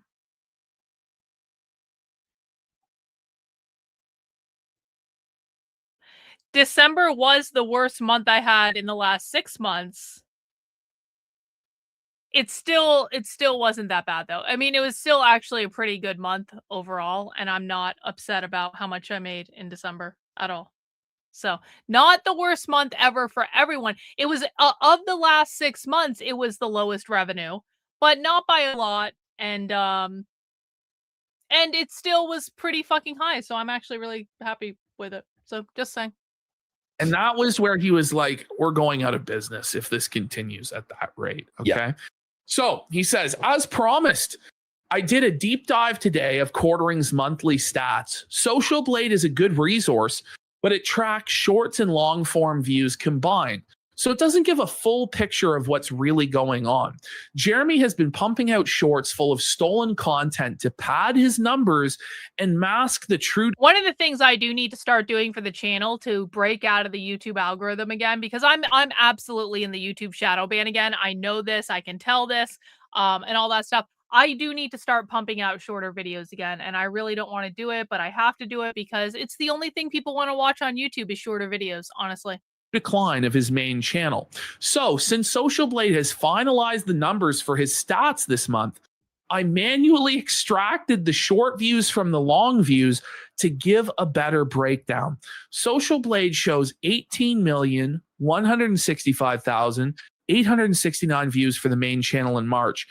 Around 10,664,000 of these were short views from this month, meaning quartering only brought in 7,466,000 views. Ash, we have to also add for 10-minute videos. I know I always bring that up. That's a huge difference between an hour video or 10 minutes, because an hour is times 6. So if you have 10,000 views, an hour video is like 60,000 in quartering's world. That's bad. It's bad, bro. So he is in dire financial straits. And not to mention he's paying for a lot of views. So this is the 2-year trend, moving average views for the last 10 videos. We'll get into the graph. The next slide will show it in greater detail. But so you can see the trend line has dipped 50% from where he was 2 years ago. This is the average views he gets on a video. It's also very clear that the lows keep getting. You might think this is true, but it's not true. December is typically always bad. November is typically always bad. And what it has to do with is people stop watching content so much on the internet because they're doing holiday stuff and they're going on vacation and they got to go do shit with family and stuff like that. So this is actually true, like, at least for me, but this was not just true on like YouTube. This was also true when I was doing like organizational psychology full time. Is once you get into November, and especially like a week or two into November, it's over after that. Like a week or two into November through the rest of the year, people are checked out, and it's just like they're spending all their money on Christmas shit.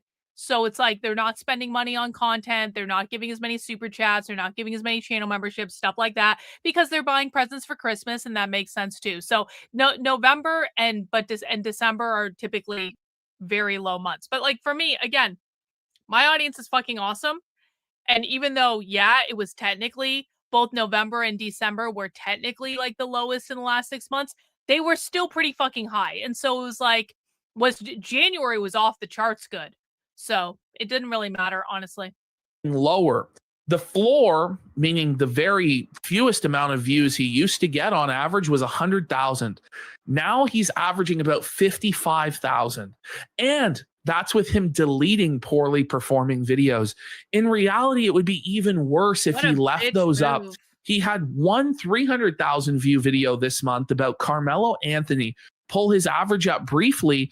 Otherwise, this whole month would be below the trend line. And here's graph 2 years average percentage of videos breaking 100,000 views. Here's another graph that makes the trend even more clear. This is the percentage of his last 30 videos to break 100,000 views. So we're going to look at these charts now. Okay. So this first chart that we're looking at is his average views per video. Let's over just the look last at these numbers real quick so everyone can get a graph. over the last 2 years. So he used to 2 years ago routinely do anywhere from 250,000 to 350,000 views on a video. That was just 2 years ago. Now look at recently. Look at how many months. Look at how many months are below 100,000.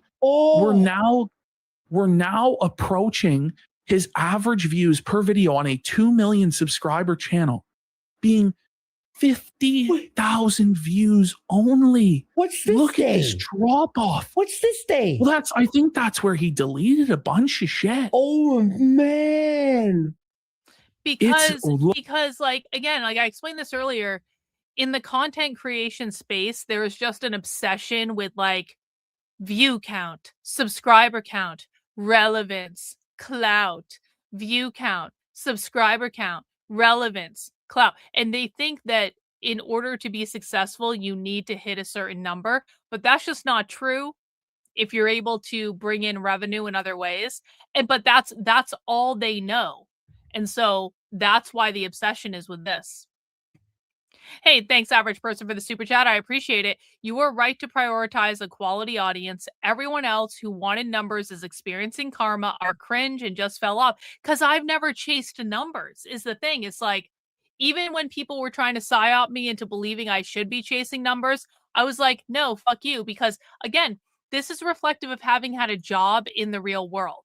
When I started doing organizational psychology professionally, I had a niche space. I was doing something extremely niche that was not like, and that was a purposeful choice because in the world that I came out of, the more niche you can be to be like highly specialized in something, you might have less potential like clients, but the ones that are looking for you are going to love you and they're going to pay you a lot of fucking money if you do that thing well.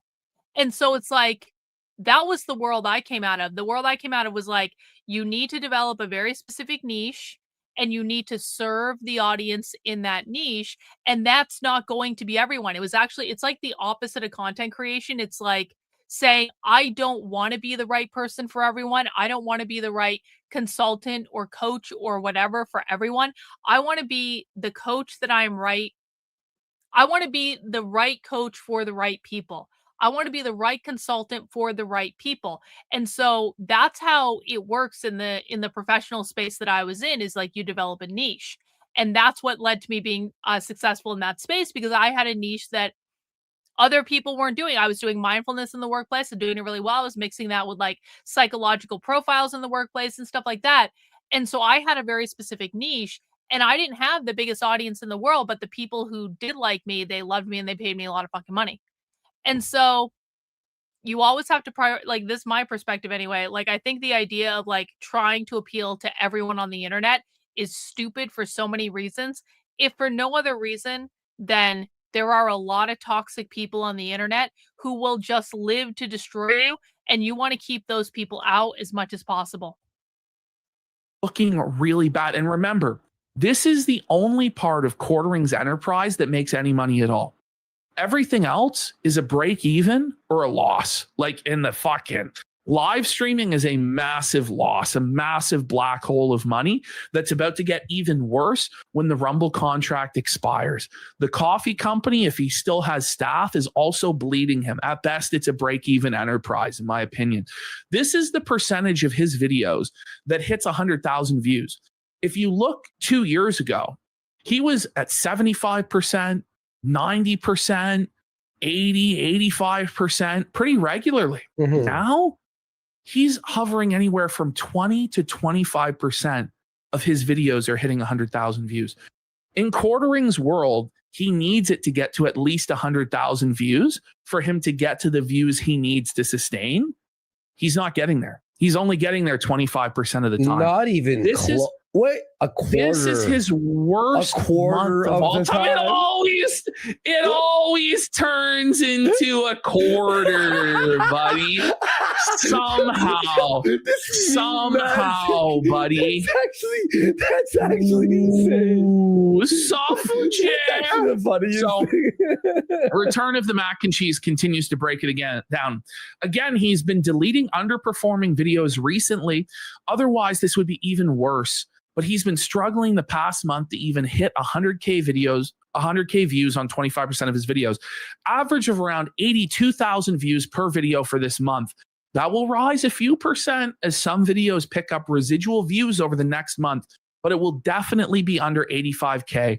Jeremy had a rounding error, lower long videos in December, but there's actually some valid excuse to have lower views over the holidays, and he released less videos that month. There is no reason to be this down in March, so I'm calling this his worst month ever.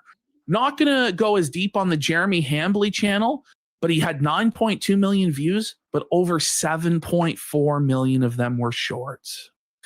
End of the day, only around 1.8 million long views off 70 videos. 70 videos. Oh. His average is 25K per video. I'll continue to track this kind of data when it makes sense now that he's back to padding his numbers with short views. If someone in chat said this, and I'm looking at his Social Blade right now, and I believe this is true, he probably makes around $55 a video. Look, generous, $100 a video. A video. We're supposed to, like, this is the thing, and he pumps out 5 of them a day, so he's making like $200 a day, $250 a day. Yeah, that's not millionaire status, Jeremy. No, you can't afford the lifestyle that you're currently living anymore, bro. You need to downsize your living and downsize this operation, or you're going to be in serious trouble very soon, bro. Yeah. This stuff's falling apart. And that's why he's crashing out so constantly. And he's doing all of these coping tactics to try and hide his failure because he believes that if he fakes it, he'll make it. But it's too late, bro. You already peaked. The grift is dying. And we all know it. The word is out, bro. The word is on the streets that you're a cuck and you're a failure. And it ain't going away, buddy. You aren't turning it around. And remember, folks, I know we've said this before, but we have to say it again. He kicks people when they're down. Yes, he always has. He always acted like he was better than everyone, even though he wasn't. He would steal ideas. He spit on people. He tried getting people flagged, removed off of YouTube. And he laughed when everyone was banned off of YouTube, except for him, by the way. He laughed. Yeah. He loved deplatforming. He loves doxing. He loves getting people fired from their jobs. But if someone laughs at him for being a cuck, then his family's under attack and his wife is threatened and we all have to feel sad for him. It's like, no, buddy. Nobody feels fucking bad for you. Nobody feels bad for you at all, actually. Exactly. Okay, we got Raw Sauce Bro for 5 subs. Sean Sandwich Sundry for a sub. Okay, so big support. Jer paid to boost this video. So this is his clip channel for the quartering live stream. We see here a very respectable, I mean, by the standards of this fucking clip channel, 21,000 views on a video from a week ago. But let's dig a little deeper into the numbers as to how we got to those 21,000 views, okay? Could I add one more thing to this? I don't think anyone's noticing. Did they AI Hannah to be more like sexy? I don't know. With makeup and bigger lips? It looks AI. This is like fake. This is not Hannah. They went like, that's creepy. That's fucking creepy. They're bimbo-fying. Bimbo-fied. Okay. They bimbo-fied Hannah. Watch this. The first 3 days, which is typically when a video gets the most views, it only had 1,500 views. Do you see that? Oh, he bought it. 1,533 views. Then suddenly, magically, when Jer bought all these fucking ads promoting this video, there's a massive spike to over 20,000 views. And then after the ad spend runs out, it completely flatlines. And there's only 20 views after that, buddy. Bro, that's the most inorganic, fake shit. Anyone here, you don't have to even be a YouTuber. He's underwater on the videos themselves. This video only brought in $106 in revenue. No, that's fake. That's not real. It's probably not even real. No, because because you can't make in that revenue when you spent it on views. Well, he spent $600 to promote this video. According to return. So you can see there where it peaks at 21,849 views. That's when the ad spend ends. And then it just completely flatlines after that. Next slide. This is looking like the Biden-Trump fucking 2020 ballot, doesn't it? It does. It's literally. So here's Return of the Mac and Cheese's breakdown. Then the ad spend ran out, and it only gained around 20 additional views over the past 2 days. According to a quick Google search, the ad rate for promoted videos is 10 cents to 30 cents per click. So if quartering paid for 20,000 clicks, he wasted anywhere from $200 to $600 promoting this video. I really thought he was just coming to terms with his show just failing. It's been running for around 3 years now in various forms, and he has no support. He has even less support now than he did when he started, even though for the first year or so, the show was just him recording his YouTube videos on live stream. I think after a while, Rumble told him he had to step up his game because it was really the lowest possible effort, and that's likely what led to all the co-hosts being hired. In reality, though, he could have just put more effort in and made an original show instead of wasting everyone's time trying to double dip because he's lazy. Either way, this show is doomed to fail, since it's obvious the glue holding everything together is the Rumble contract, which expires in June. He's already tried promoting it multiple times, running it on his main channel, begging his regular viewers to tune in, giving away prizes, begging the viewers to financially support the show multiple times. He actually had decent support around the end of 2024, just based on a small core following, even getting enough quartering.com members to hit the first goal on his member tier. But then he took it all for granted and stopped making exclusive content because he got lazy and people started dropping off. Then, and this is the biggest problem for him, he went on his giant manic grifting spree starting last March, where he was begging his fans to give him money in a million different ways, to join his members, to pay his co-hosts, the build a new studio scam, where he raised $100,000 to build a new studio and didn't build the fucking studio. He actually did that. Hey guys. Do you want to send me in super chats and channel memberships to get me to I'm going to build a new studio. I'm going to build a new studio. I've been saying I'm going to build this new studio for 3 years, but I've never asked you guys for money for it. And, you know, probably that's the reason it hasn't gotten built. And what I'm going to do is I'm going to paint the wall of my office red, and I'm going to move my desk forward a little bit, and I'm going to hang all of my socialist memorabilia on the wall.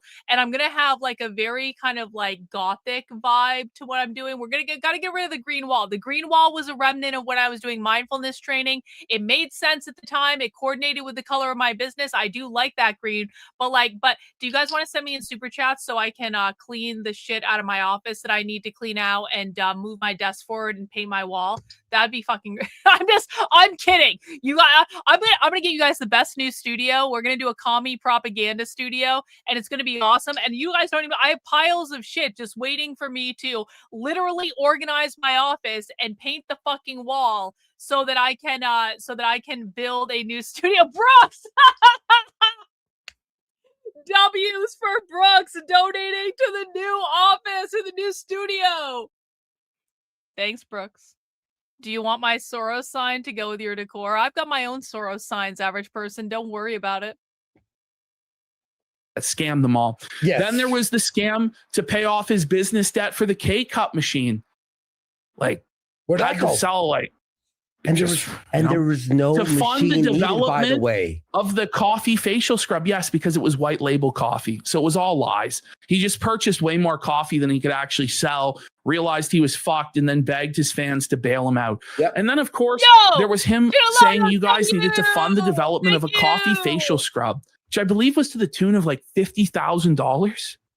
The coffee facial scrub has never been delivered 2 years later. Total scam. To bail him out on ordering too many Mother's Day boxes. Listen, I might actually need this because my husband was telling me today. Okay, my husband had the day off today. And so he had some stuff to go do. And he said, Karlyn, I'm going to go to Home Depot and I'm going to pick out a light fixture to install in the kitchen because our light fixture in the kitchen hasn't been working for a while. And usually that's not a big deal because there are other light sources. And so I haven't really been worried about it. And so Victor said to me today, he's like, I'm going to go pick out a new light fixture for the kitchen. I'm going to install it at some point. So I'm like, I'm just saying, like, usually my husband does actually know how to do this stuff. I know he installed a ceiling fan in our bedroom. So I know in theory, I know he knows how to do this, but I also am permanently traumatized by the time that my husband said, okay, Karlyn, the toilet needs to be replaced in the bathroom and I'm going to go buy a new toilet. I'm going to replace it. And I said, Victor, are you sure you know how to replace a toilet? Are you sure you know how to do plumbing? And he was like, oh yeah, Yeah. I totally know how to do this. This is fine. And I was like, okay, Victor, I trust you. This is man's work. I don't want to be involved in it. If you want to go and try to replace the toilet, go fucking replace the toilet. And then I'm in my office working. Some people know this story. I'm in my office working, and the bathroom is literally right next to my office. And I hear a YouTube video come up from the bathroom, and the title of the video is, "So you want to learn how to replace a toilet?" And I was like, Victor, are you sure you know what you're doing? It's like, yup.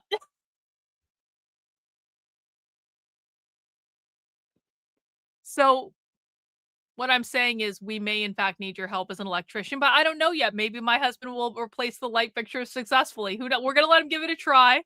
I trust him. He usually can figure this stuff out. So, it's a good thing. Hey, thank you for the Clean Your Shit Fund. Thank you. I appreciate it very, very much.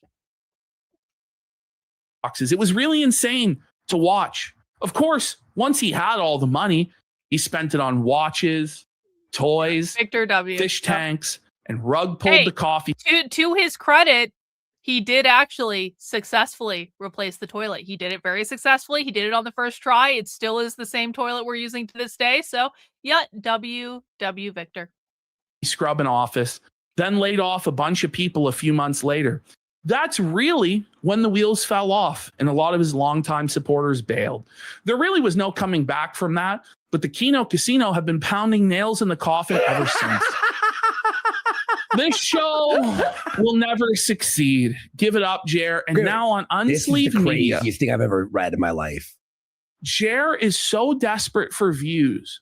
He's re-uploading box openings he did 13 years ago. No shit. He's just putting a banner at the bottom that says classics.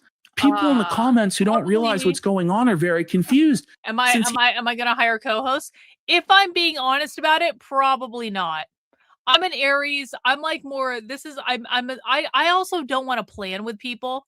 I want to just be able to do what I want to do. I want to be able to map the whole thing out in my head and like riff on things. So no, I'll probably not be hiring co-hosts. He's flipping past cards that were worthless then, but are now worth over $100, like they're nothing. And he's giving prices on everything that are 13 years out of date.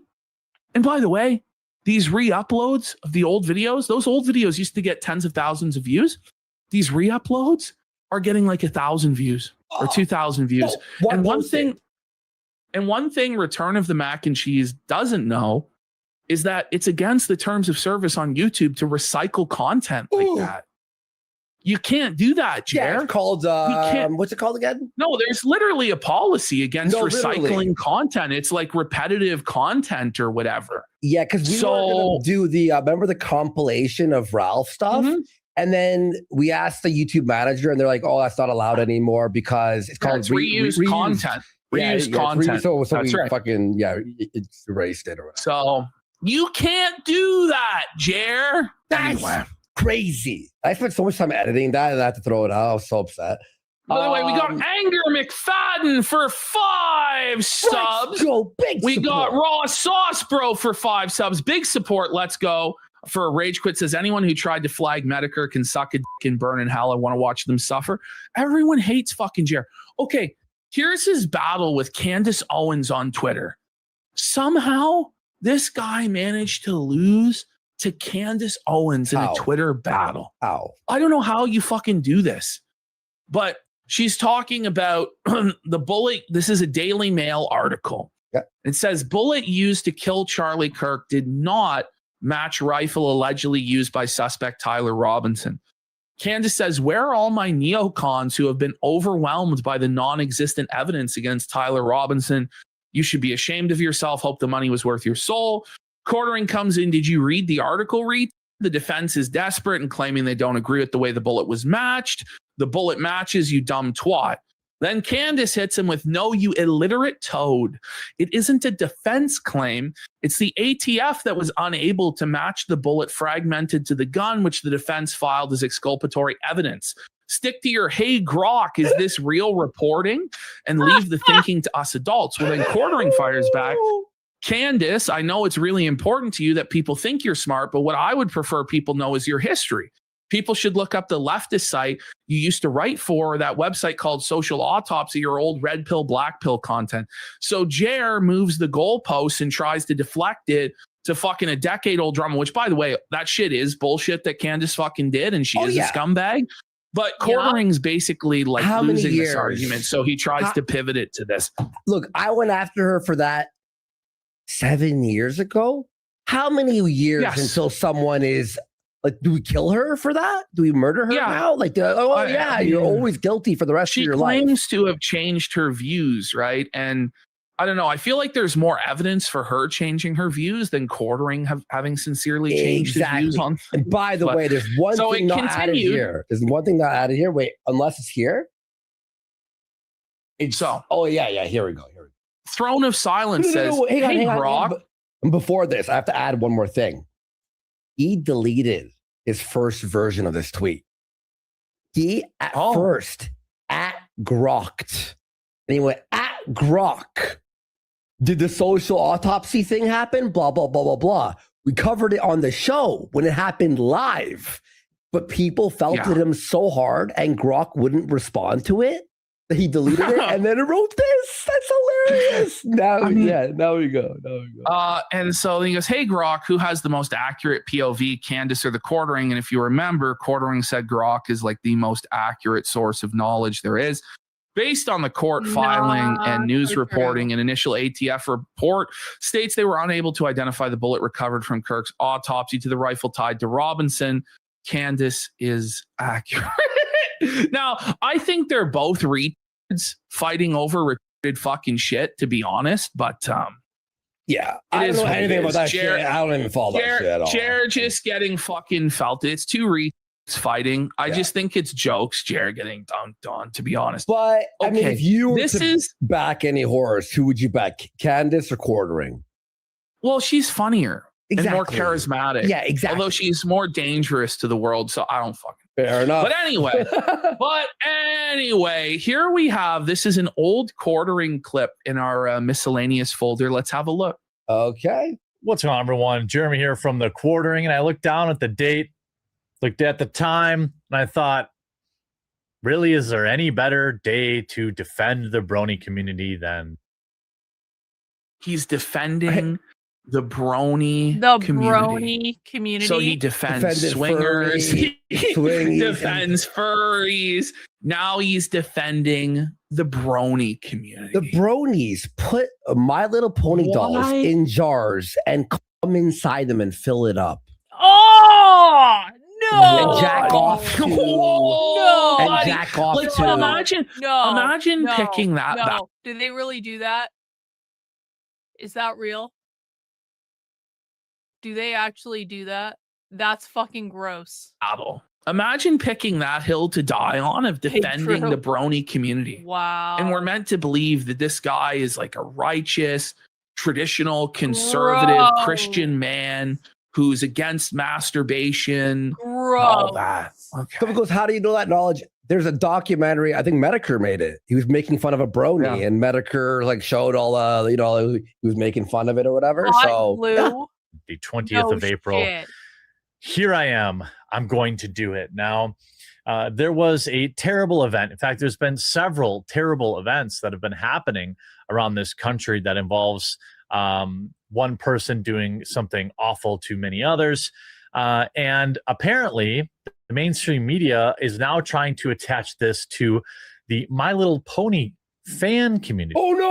Oh no! Oh heavens forbid! No! Rise in on the pony. Oh no, buddy! What are we talking about here? I must stand with the pony fuckers. No! Let them. Who gives a? How dare they go after the Bronies? Your right-wing content, sir. Sect, which is a bunch of 4-year-olds. These are 50-year-old men who do this. Yeah. These are 50-year-old fucking men who do this shit. Male fans of My Little Pony. Even I think I learned most about the Brony community from the Bob's Burgers episode What? Reddit alert! But the broadest definition, it's male fans of My Little Pony, Friendship is Magic. All shows have fandoms.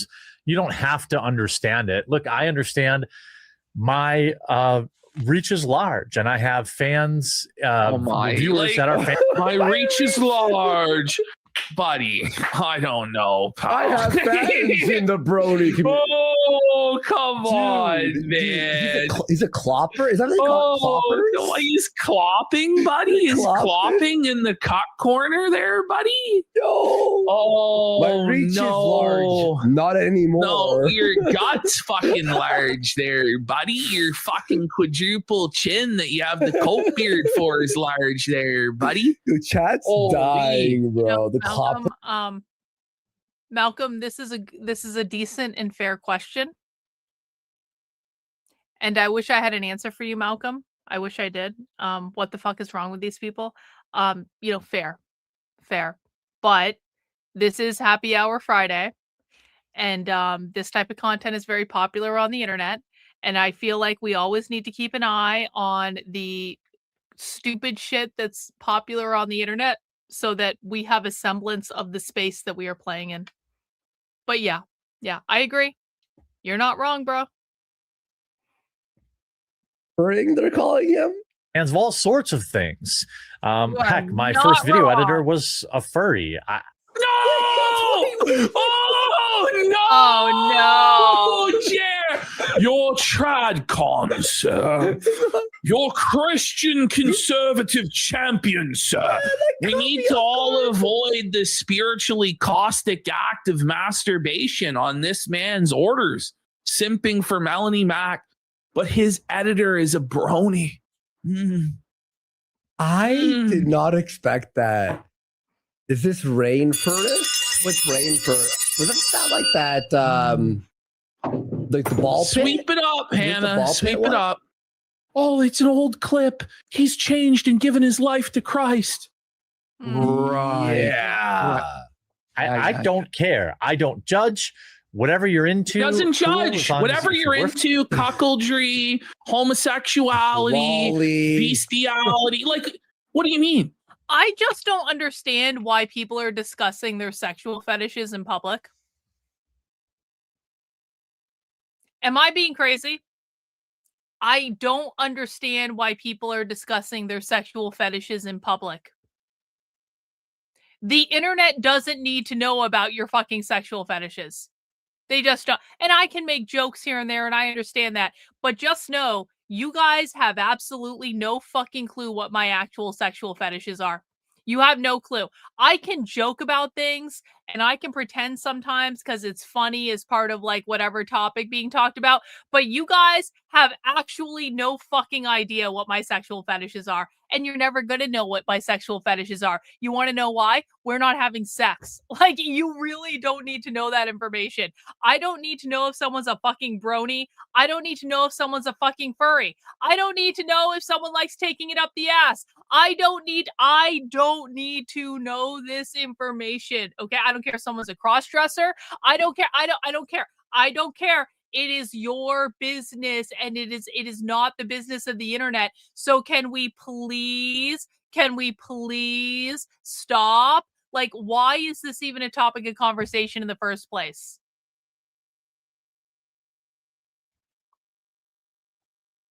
I think I'm being a completely rational person, and I don't know why this is asking too much. I don't get it. Yo, Naruto, thank you for the super chat. That Destiny segment gave me Nick Rekieta vibes, low energy, and then he went to the bathroom for 30 minutes. Yo!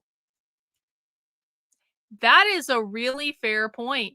Remember when we watched that stream where Nick Rekieta got a blowjob after he did coke in the bathroom or something? That was crazy. Thanks, Naruto, appreciate it. You don't judge. What do you mean you don't Maybe judge? You should start judging. By the way, he's one of the most judgmental people on the planet. But I wonder why he's not judgmental about this. Could it be that he's also a sexual degenerate and reprobate? No, it couldn't be. Oh, man. Junior Bacon Sneedburger for a yap. Yiffer alert! Yiffer alert! For me, as long as you do a good job, we're straight. And if if it's not So true. So true. So fucking, I get so turned on by Whatnot. So true. So turned on, in fact. I bought Victor a Roberto Cavalli shirt on Whatnot the other day, and it has an embroidered snake on it. And it came today, and I got to give it to him as a present, and it was really awesome. And you know, then whatever. I'm just saying, Whatnot is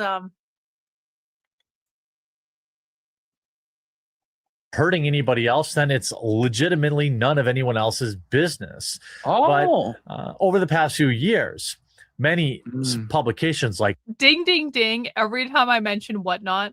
Ding ding ding on Rumble is putting my Whatnot invite link in the chat.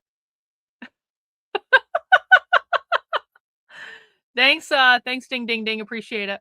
The Atlantic. Wait, did you see that article? The My Little Publications Pony like- community has a Nazi problem. What? Imagine the cognitive dissonance in these mentally ill people's minds to be both a brony and a Nazi. Like, pick a struggle. That's crazy. Yeah. All right, continuing here. Here we have a weird humiliation ritual Jared did, where because he was going after somebody on the internet and he was wrong about it, he decided to punish himself by eating a cheeseburger out of a can. And so this isn't Hey, listen, this is perfectly valid. I win at least like 3 giveaways a week on Whatnot just by having it play on my desk, like while I'm doing other stuff and just entering the giveaways. I've won 3 free laptops on Whatnot within the span of a month and a half. I have won more full-size fragrances like this than I will ever need. I win at least 1 to 2 of these per week. They are strewn all over my house. At this point, I have won multiple luxury scarves on Whatnot. I've won bags on Whatnot. I have won all sorts of amazing. You can win bullion on Whatnot. I've seen people give away Rolexes on Whatnot. Listen, being on Whatnot for the giveies is perfectly valid. Yeah, let's just watch it. Because he suffers and it's good. So now, as penance I get to be fragrant for at my all mistake, times. a fan because I have from so much Germany. to do. Look at his glasses. Look at his hair. Like, what a fucking goof, bro. He looks like the slimiest, greasiest Coomer there could be. Like, he hasn't showered in days. His glasses are all fucking askewed on his face, fucking bent crooked. Like, the fucking bolts are like cutting into his fucking nose on the glasses. He just looks disgusting. Can I just? I know, right? There's canned cheeseburger, buddy. It's like it's like every time you get a package from Whatnot, it's like undressing a new lover for the first time, and you get to be excited all over again because it's the first time again. It's gross. Sent It's me really a gross. cheeseburger. I don't know how old this is. His glasses are angering me, dude. Yeah, I know. It's why I said it. It's the first thing. I know. It's pissing me off now. I can't even watch this. My OCD. But he's supposedly a multi-millionaire. Like, I used to have busted, taped up fucking glasses, but I was broke. Yeah. This motherfucker could easily afford another pair. Look at all the fucking toys behind him. But he's just choosing to persist with these busted, askewed glasses, looking like a greasy Coomer slob. He had to sell the PSP, PS2. He sold all these. Yes, NES is sold. He sold the NES Classic, the Genesis, the GameCube sold. And by the way, Ash, could you explain what this is? Why is his name here within news?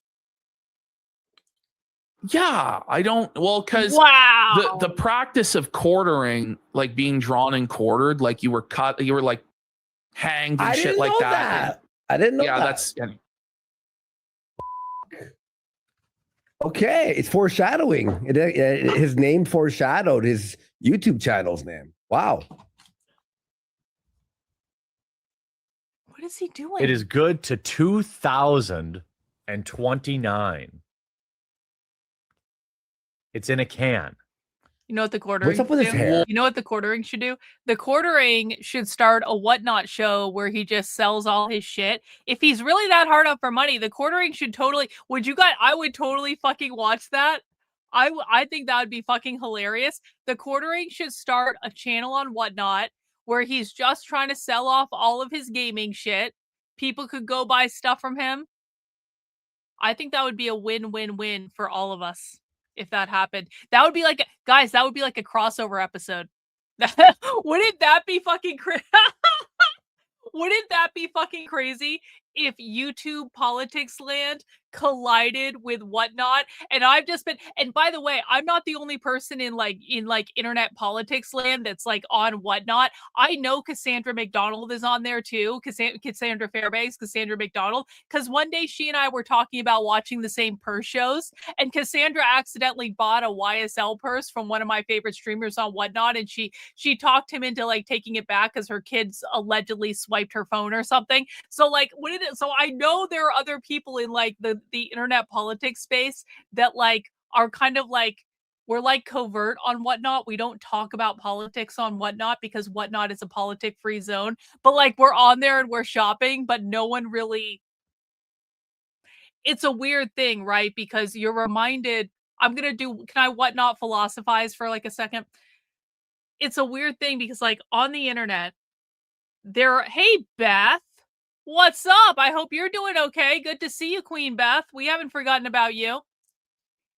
It's weird on the internet because like you have all these niche communities on the internet that exist completely separately from each other. But when you are in those niche communities, some of these communities are huge. Like we're talking like millions of people, right?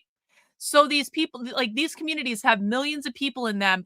And when you're in them, it feels like everyone in the world is in that particular community because that's where you spend all your time. That's who you hear from. There are a ton of people in it. So it really seems like this is like an encapsulation of the world.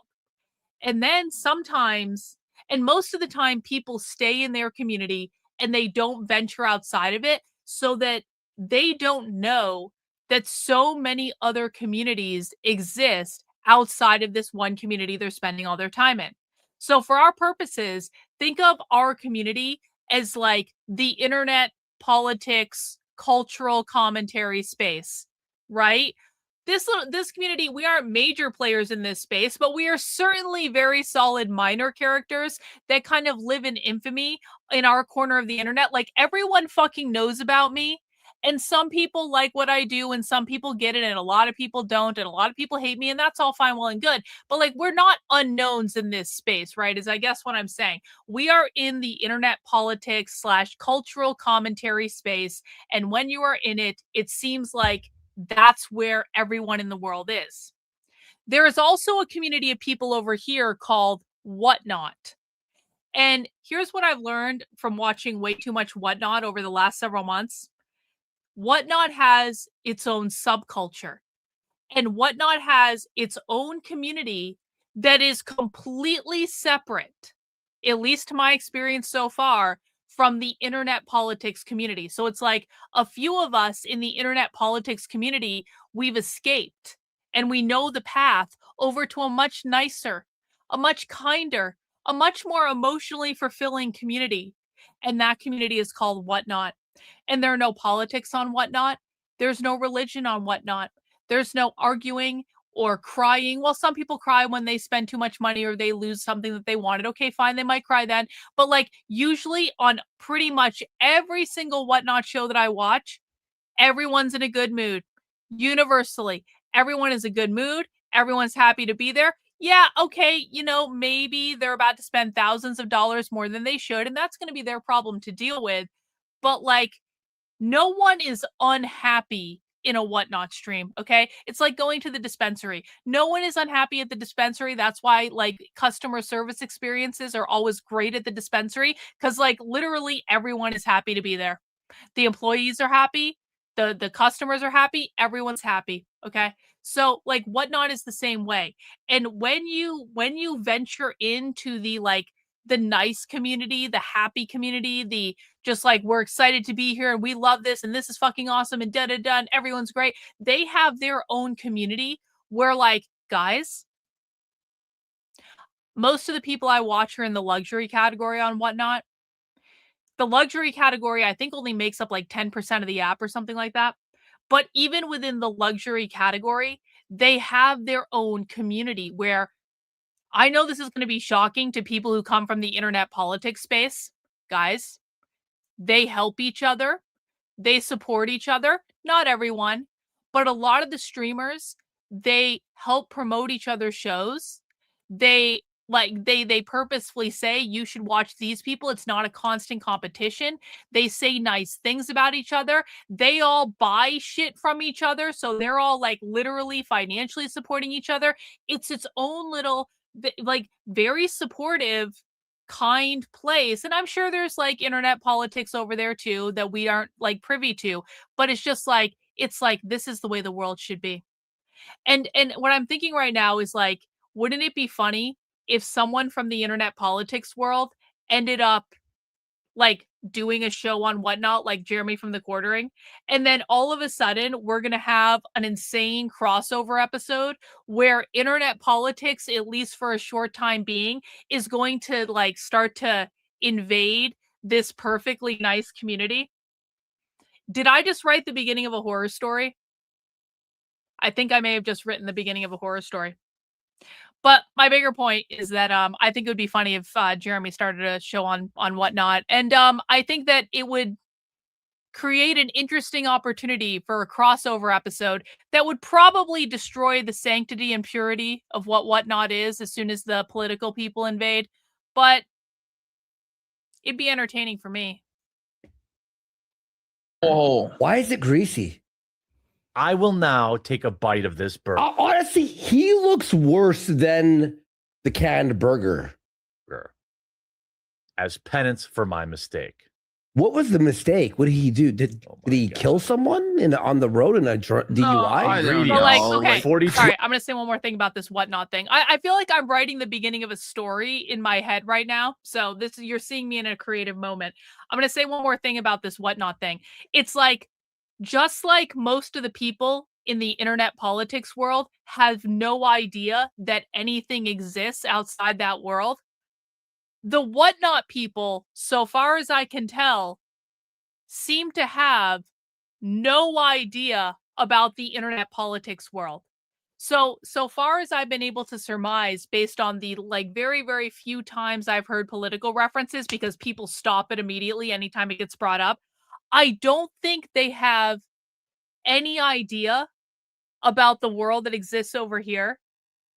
And I think that's like, I'm not saying I want this to happen. I want Whatnot to be preserved, but I'm very curious about like, what would happen if all of a sudden this corrupting influence took over this kind of like pure space? How would that play out? It would probably destroy the platform, but like, I just think, and I think it's interesting that like people in the politics world can go over and just be like normal people on Whatnot, and no one knows who the fuck you are. Like almost every single seller I buy with regularly on Whatnot, they all pronounce my name differently. They have no fucking clue who I am. They have no fucking clue I'm in this space. They have no fucking clue what I do for a living. Like, and it doesn't matter. It would be so funny though. I'm seriously, I feel like I'm writing a horror story in my head right now. % beef. Only 42%. Tomato ketchup. 42%. Oh God. What's my? Oh God. Yeah. Didn't Blaze. There are a few people who sell Versace, but Blazendary definitely probably sells the most. Blazendary is currently my favorite streamer on Whatnot. Yeah, Blazendary does the Versace stuff. He does a lot. He does a lot of Off-White stuff. He has great selection, honestly. This after clopping, is that why his hair looks like that? Oh, brother, man. like scoot the hair back under the fucking hat. At least this is when he had hair. In his defense, yeah, it was the last remaining hair, so he's pretending that he had hair by putting it forward. That's what happened. Thicker guar gum, sodium alligate, natural flavor. That's not my first fiction book. That would be my third fiction book, bro. I've already written 2 fiction books. I wrote The Communist Manifesto, a Revolutionary Fairy Tale, which is a dystopian fiction. You can buy it right now on Amazon. That's a good fucking book. I wrote a good fucking book, and I need to talk about that book more because that is a good book. I am very proud of that book. The Communist Manifesto, a Revolutionary Fairy Tale. That's a dystopian fairy tale. And then I wrote a short story called Alice in Queerland.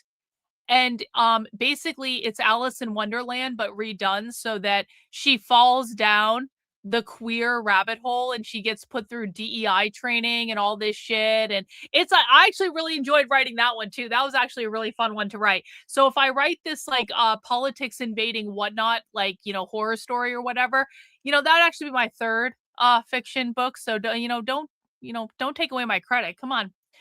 Whatever happened to Jordan Peterson? I don't know. It feels like he just vanished from the public sphere last year. Yeah, well, he's probably doing a lot of drugs and can't be around the public because he started to go insane, would be my guess. But I don't know. Good question. May contain traces of sesame. He does not look juiced about eating this, bro. I don't know. Watch him try and open this and struggle. He breaks the lid. Oh look at him go. Look at him. Bro, did you see that? Did you see the strain, the weakness of this cock? Look at him pull right here. Look, that's almost a sticker. His face there. He's frail. He's sniffing it. Look at him. Look right there. That's a sticker. That's a sticker. Let's get 10 subs for that, buddy. That's Jer on the toilet there, and he's having one of his diarrhea sessions, just stressing and straining to get her out, bud. Flake. Oh, I no. think that's a thumbnail. Is that when the bull enters Uranus? Is that what that is? You got busted fuse for 10 subs. Should it just be his head? Like it's his greasy fucking hair and his askewed glasses. Like he looks terrible. I got the hair in it too. Thanks, busted fuse. You got importer exporter for 2 subs. DJ Fahrenheit says Jer shall henceforth be known as the Bronying. And Junior Bacon Sneedburger with the yap, yiffer alert. New Skank So Reed says his persona is a raccoon. We've got DSP Hassan Lovechild says his reach is large and his pants are full. They're full of crap. Junior Bacon Sneedburger for 10 subs. And JoJo Son for 5 subs as well. Yeah, he's pulling it the wrong way, I'm pretty sure. The fucking reach. Look at him. He's retarded. His persona is a manatee. It's a fucking cheeseburger walrus. Dirty cheeseburger. Quartering. Coming from a can. That's called quartering toilet. I couldn't spell the whole toilet. It was cut off because of the limit there, but quartering toilet. Quartering toilet. All right, let me open up the chat again. There you guys go. Check it out. Quartering toilet. Yeah, I'm surprised his wife isn't opening it for him.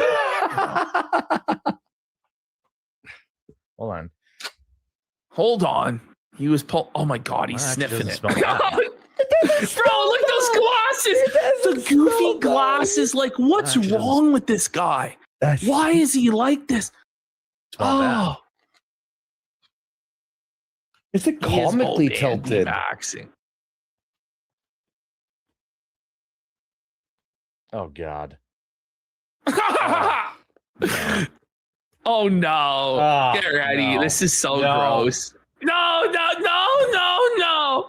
Snack up, Jer. Oh God. Oh, what is that? Eat the slop, Jer. Do your humiliation ritual punishment. By the way, he came up with this punishment for himself for really no reason. Wait. He was mean to some lady on Twitter. He has to do a punishment, and his punishment goes, I'm going to eat a burger. Yeah. It's so funny, bro.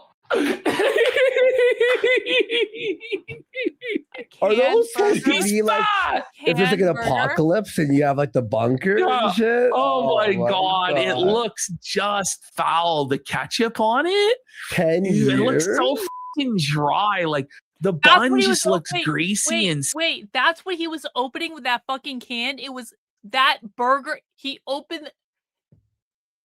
Where the fuck do you get a canned burger?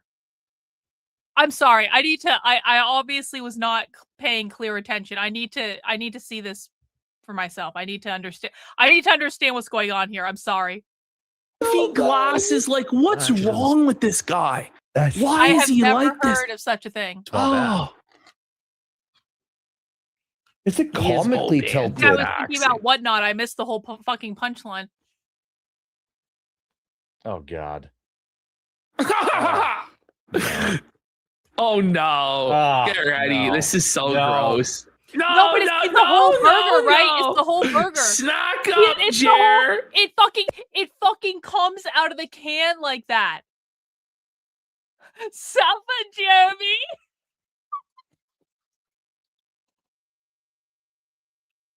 Thanks so much for the super chat, bro. That's great. It comes out of the can like that. So it comes out of the can with all that fucking gross ketchup on it. It's not like he didn't open it and add the ketchup. It's just like you pull it out of the can like that. Dis-oy vey. Dis-oy vey. Indeed, Alex. Indeed. Excellent use of dis-oy vey, by the way. Oh God! Eat the slop, Jer. Do your humiliation ritual punishment. By the way, he came up with this punishment for himself for really no reason. Wait. He was mean You're to some telling lady me on Twitter. He has to do a punishment, and his punishment goes, I'm going to eat a burger. Yeah. It's so funny, bro. Are those supposed to He's be like fat. if there's like an apocalypse and you have like the bunker Yeah. and shit? Oh my God. It looks just foul. The ketchup on it, 10 Dude, years. it looks so fucking dry. Like How long has the it bun been in just the looks can? greasy and stale, and the fucking burger Yo. looks so dry, like fucking dog food or something. True story. Oh my Shelley. God. Oh God, it looks worse and worse. Oh, look at him. Oh, my stomach's actually like rumbling. Oh my God, I'm actually sick. Oh no. Oh no. Five Oh, God, years. It's all just gooey and melt and wet. No, it's wet. It's wet. I'm gonna It's puke. goopy and Oh, wet. God. I'm getting it. bread Episode's is, like, fucking my wrecking me, definition dude. of a nightmare. It's wrecking me, Eat man. the slop, piggy. Eat it up. Look at him. He's like, do I really do this? I don't know Like, if I you can don't watch have this. to I'm being do deadly this. serious. This is But he's bad. doing it. And stuck together. Ew, what? Being melt and wet and gross and stuck together. I'm not joking. I might throw up. I'm not even God. joking. I'm sick for this shit, dude. What is this? I hope this is right. What's it has one of those like those packets He's trying of to make sure preservatives. it's not expired. He's trying to make sure it's not expired. It has one of It those was do not expired the eat. moment it was canned. Yeah. It has the do not Yeah, eat this- packet yeah, inside. The silica gel. Good till the 20. I feel like I'm watching a found footage movie right now.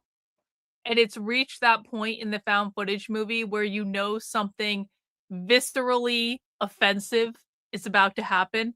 Like, you know, you're going to see some sort of monster, there's going to be some sort of noise, or a wind is going to kick up, and like you know something is about to happen that is going to shock your sensibilities. And I feel like that is the point we're at in the found footage movie we're watching right now, because like the long, intense anticipation of him eating this disgusting thing is actually starting to like make me nauseous, and I'm not joking, but I might throw up watching this. I'm not even joking. Like, wet bread is one of the most disgusting things I can possibly fucking think of. You know what? Feel the fear, do it anyway. Go. 29. Oh my God. But this is it was what good for, like, 6 years old video, so Yeah. it's like This shit was good for like a decade Alright. plus in the can.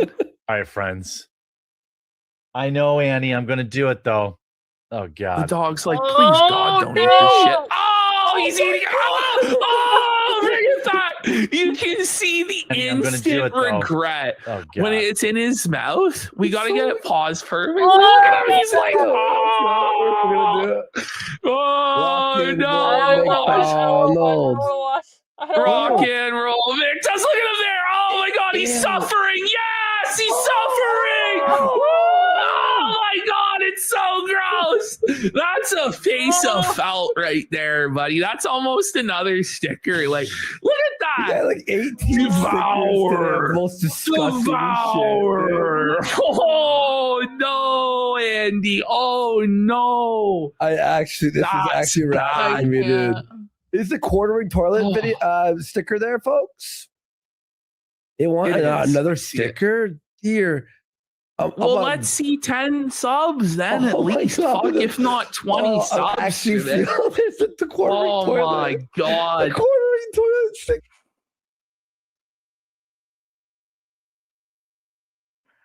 Everyone ready for a dad joke? Dad joke incoming. I unsuccessfully tried eating ass. The donkey had one hell of a kick. Good timing on that one, MP. Appreciate you, bro. Thank you. It's hilarious. Oh God, I feel sick. Oh no. Oh God. Okay. Oh God. I'd love to chug this ginger up to settle my stomach. I gotta pee. I'll be right back. Give me 2 minutes. I'm gonna let this play. I'm probably gonna throw up while I'm in the bathroom, but I gotta go. I'll be right back. Like, oh my God. Oh no, it's gross. He's gonna have to swallow it, Chair. Oh, listen to this. Oh. Okay. Ugh. Well, he needs to take another bite. Oh my God. Listen, I'm gonna have some Pepto. I need Pepto. I'm actually gonna puke, man. Here's the offer, Jer. If you manage to fully eat 6 of those on camera, fully, and swallow them down, we'll never talk about you again. Okay? That's the offer I'm gonna make. If you can eat a half dozen of those and swallow it down, we will no longer A-log Hambly, and we will move on. And I think that's fair. I think that's fair. Actually, but he's got to eat all 6 of them. Do you guys think the worst I've ever felt on the show? Do you think we should let him puke? Or if he pukes, is he disqualified? He's got to eat 6 of those live and swallow it. Bullshit. Can we not do that though? People are saying it's too easy for him. It's a DQ if he pukes. If he pukes, he has to eat the puke. Oh my God. I think that's fair. I want to see him eat the puke. That's what I want to see. He's got to eat the puke.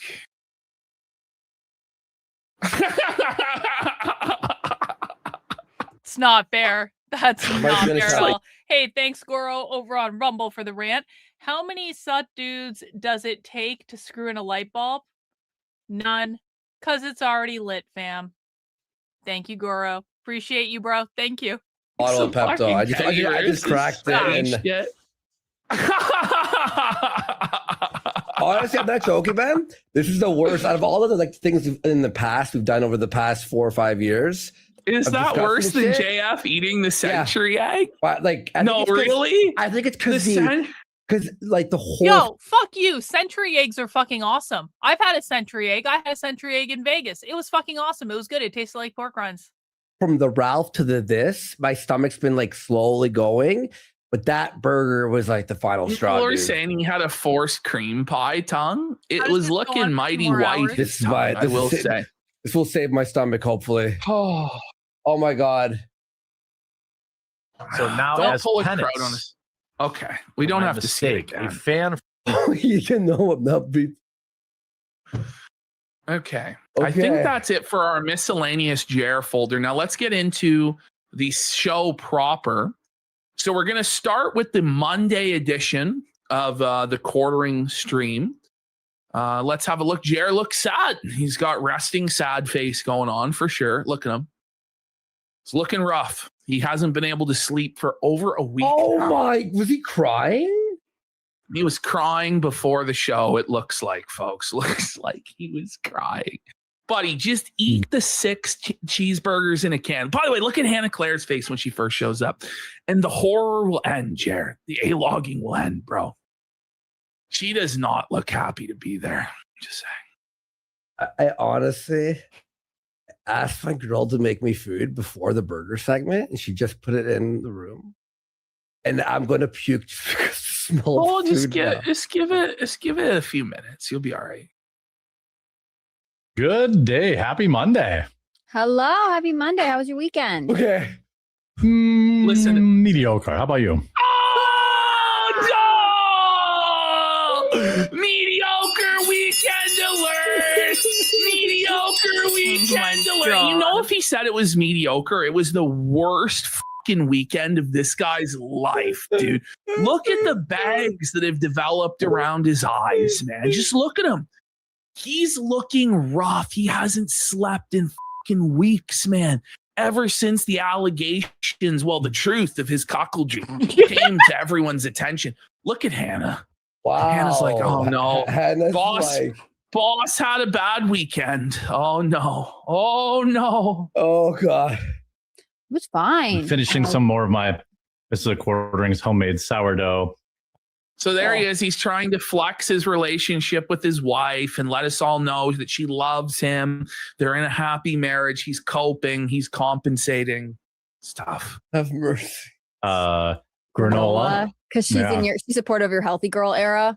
Yeah, we went to Maple Fest. That was fun.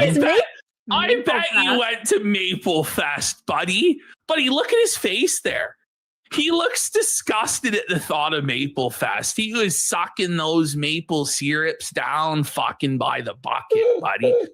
Holy, what a face there. Yeah, he ate 30 pounds of maple bacon. He's talking about he is eating the maple flavored fucking cotton candy, buddy. He's eating the maple flavored, the maple bowl.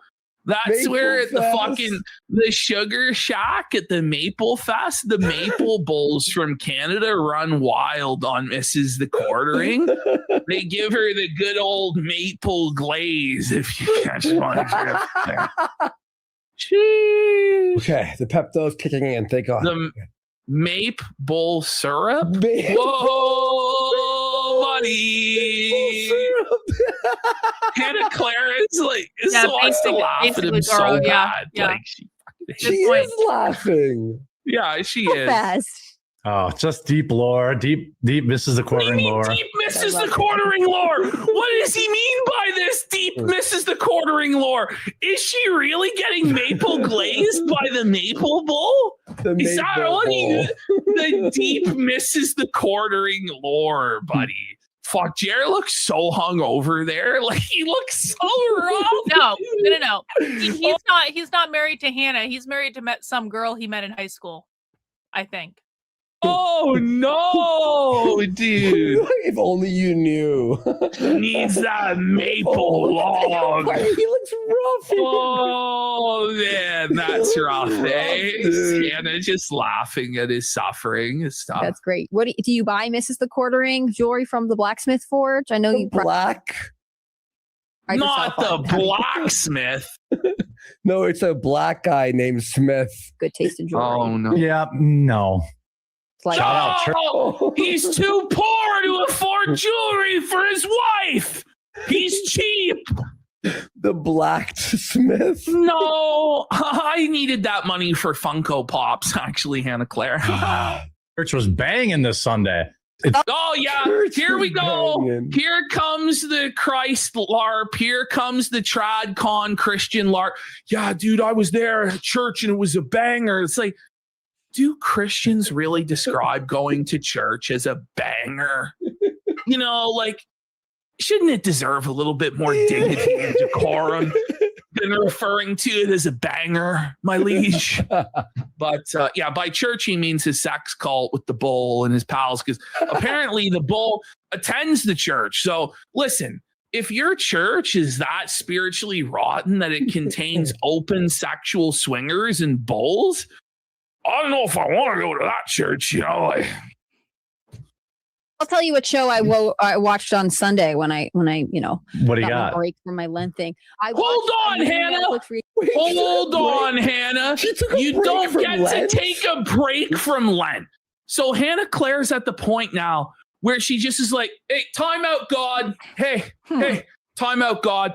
I know I made a pledge to you for Lent to give up TV, but time out. There's a new Netflix dating show. So suffer God. Nice. Crazy. Great stuff. Like either observe it or you don't. Like, I don't know. It's key time. It's Hannah B. Claire. The B stands for break. Reality dating TV show. We are running out of them. Like, Don't worry, Netflix has you covered. We're running out of dating shows? When? Get ready. Get ready. Here comes Quartering's favorite thing. Oh, no. What do we got? Sister Wives? yeah, there's no more Sister Wives. There's no more. No more Sister Wives. Jer's favorite show, Sister Wives, the harem and the swing. He loves it. It's his fantasy. It's his dream. He's not beating the allegations anytime soon, is he? No, he's not, dude. Well, someone says Jeremy has great taste. Wait, in what? Women or television shows? I oddly feel more proud if you're talking about my TV shows. Hit the bell. What are we doing here? Why would you even say that out loud? Your trad husband, sir, been married to his high school sweetheart for 30 years, but he's more proud of his taste in soy TV shows and pop culture than he is of his wife. But yeah, they're definitely not in a dead bedroom or open relationship at all. Definitely. This is definitely the sort of stuff you should say when you're facing those allegations also. Yeah. Great. Just a quick update, Ashton. I think you'd be interested in this. Yeah. Elijah big Schaefer time. has returned to stream. I mean, like, listen, I've dated men of all different variety of body type. I have dated very tall men. I have dated shorter men. I have dated very skinny men. I have dated bigger men. But I don't know how one can even have sex with someone that is Jeremy's size.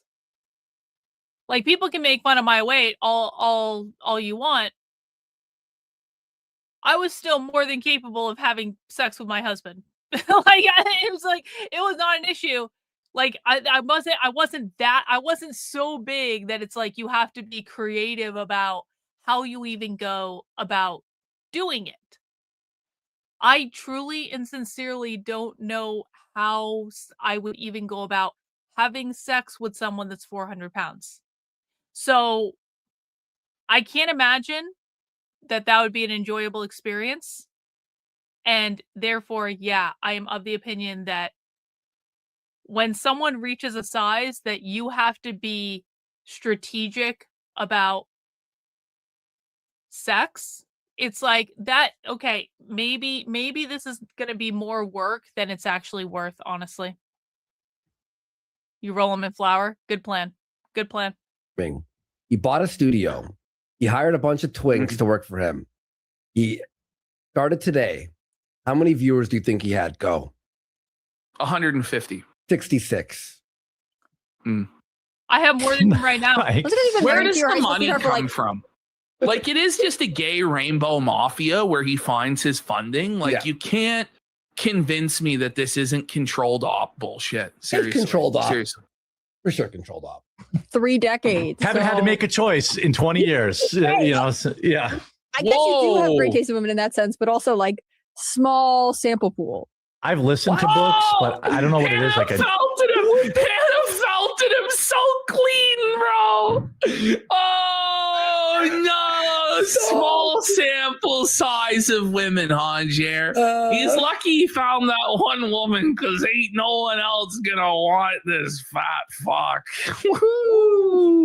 just have such a low attention span, and like You hearing my this? wife has tried everything. Like, she bought me has such a low audiobooks. attention span that he can't even listen to a fucking audiobook, let alone read a fucking book.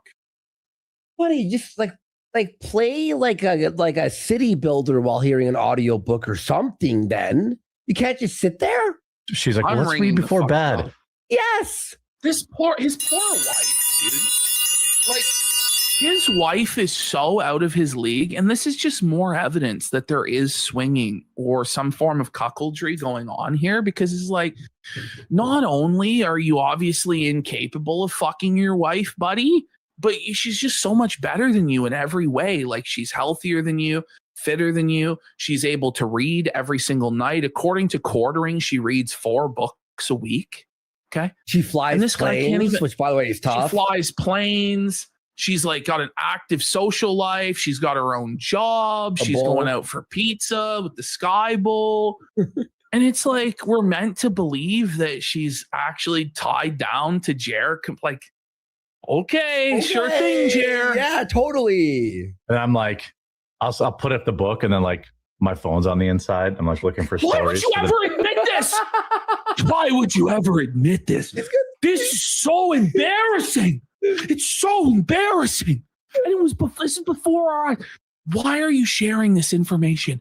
Batman wouldn't get this fucking information out of me. Fucking Gitmo wouldn't get this information. Instead of, like, you're frauding your wife. So you're lied to by the way, wife. like, you think this isn't going to get back to your wife, that you've been lying to her about reading in bed, where you've got the book up and you're looking at your phone? I mean, can we be serious for a second? If they're actually in the same bed, then she knows he's looking at his phone. Have you ever, like, someone's not going to be able to sneakily be on their phone when they're literally right next to another person. Come on, let's be realistic. It's sad, bro, that you can't take any time away from your phone at all.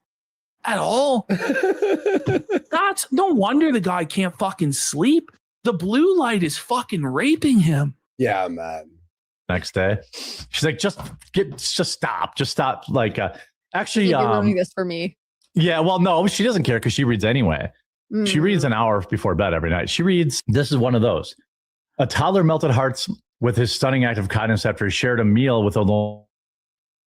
How does that happen? What a disaster, buddy. Oh, just kidding.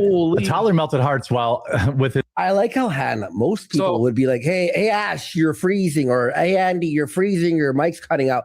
She's like, she knows it's better to just path of least resistance, not say anything, and just move on, because there's no saving this shit show. By the way, he has the wrong article pulled up. It's supposed to be the heartwarming article about the boy eating McDonald's. And instead, it's sadistic lesbian foster mom made boy wear soaking wetsuit and joked shiver, shiver, dumb fuck before his horrific death. It's the opposite article. It's literally the complete opposite. That's so funny. Oh, man. This is crazy. This I'm stunning act seeing of the kindness. other story on screen. Are you? I'm seeing another story on screen. That's true for one. Oh, you're right. Let me change that. Boy, yeah, definitely tune in live. You can see all this great stuff. Oh, hold that L, Jer. Firmly grasp that L, buddy. He's starting to agree with our show. These guys are- Self-felt alert. Self-felt alert. Come on, bro. He knows this live show is a joke. Look at Hannah. She just closed her eyes. She's saying a prayer for her career, dude. She's like, it's over. It's over. Yeah, it means you're like with us in the studio, making it happen. Toddler makes internet cry over. It's like so funny. He's literally covering Facebook slop, like Facebook boomer slop. But so this is supposed to be the positivity segment, because he says he's been too much of a doomer on the show and he's going to change it to be a more positive direction. Okay. Hannah called him out for it immediately on like the lesbian foster parents drowning the child. It was like, I thought we were going to do more positive shows. He's like, well, there's one negative story and then one positive story, Hannah Claire. One negative, one positive, and we're going to balance it out. Okay. But it's just... But Jared just can't help being negative, okay? Jared can't help being toxic. You're going to see here in a sec, okay? So this is supposed to be the heartwarming story. Toddler makes internet cry over incredible act of kindness on spotting elderly man eating alone at McDonald's. I know. Well, we need a producer that is willing to work for free. Yes. For But he free? doesn't, You can but he afford? doesn't want to say free. He doesn't want to say free. So we're gonna watch and go humming for like 20 seconds. It feels like 20 seconds. So bring it back 5 seconds. Here's my thing is quartering. If anyone works for free, it will be an undercover A-log who will destroy your show as a joke. Like no one will. You're a millionaire, sir. No one will. Like he can't seriously pay work for a you, fucking bro. producer. This is crazy. I know He's a so guy. poor. Kino Shay, you want to work for? Yeah, yeah. You want to go undercover there, Kino Shay? We have some gay office. For Get him Gator. Gator. I don't know. Money. Acorns. Yeah. For All right, well, welcome if you're Corn for peanuts. Deal with the peanuts. tuning in. This is Quartering Live. We're live Monday through Thursday, 2 p.m. Eastern. Oh, 1 p.m. Hannah Eastern tried on to Fridays. smile, but it's so hard. Is Quartering Live. We're live Monday Oh, through Thursday, 2 p.m. Eastern, 1 p.m. Eastern on Fridays. Oh my god. oh. This is so, buddy. This is so sad for her. And Okay, like, bro, everyone Hello, watch this in darkness, slow my mode. You old have to see it in friend. slow mode. all right, well, welcome in if you're tuning in. Because this is actually like the most. Hannah Claire has lost her smile. Like she tries so hard to force over. this smile, We're- and then You just know what? immediately loses it. I don't feel bad for Hannah Claire at all. Not one little bit.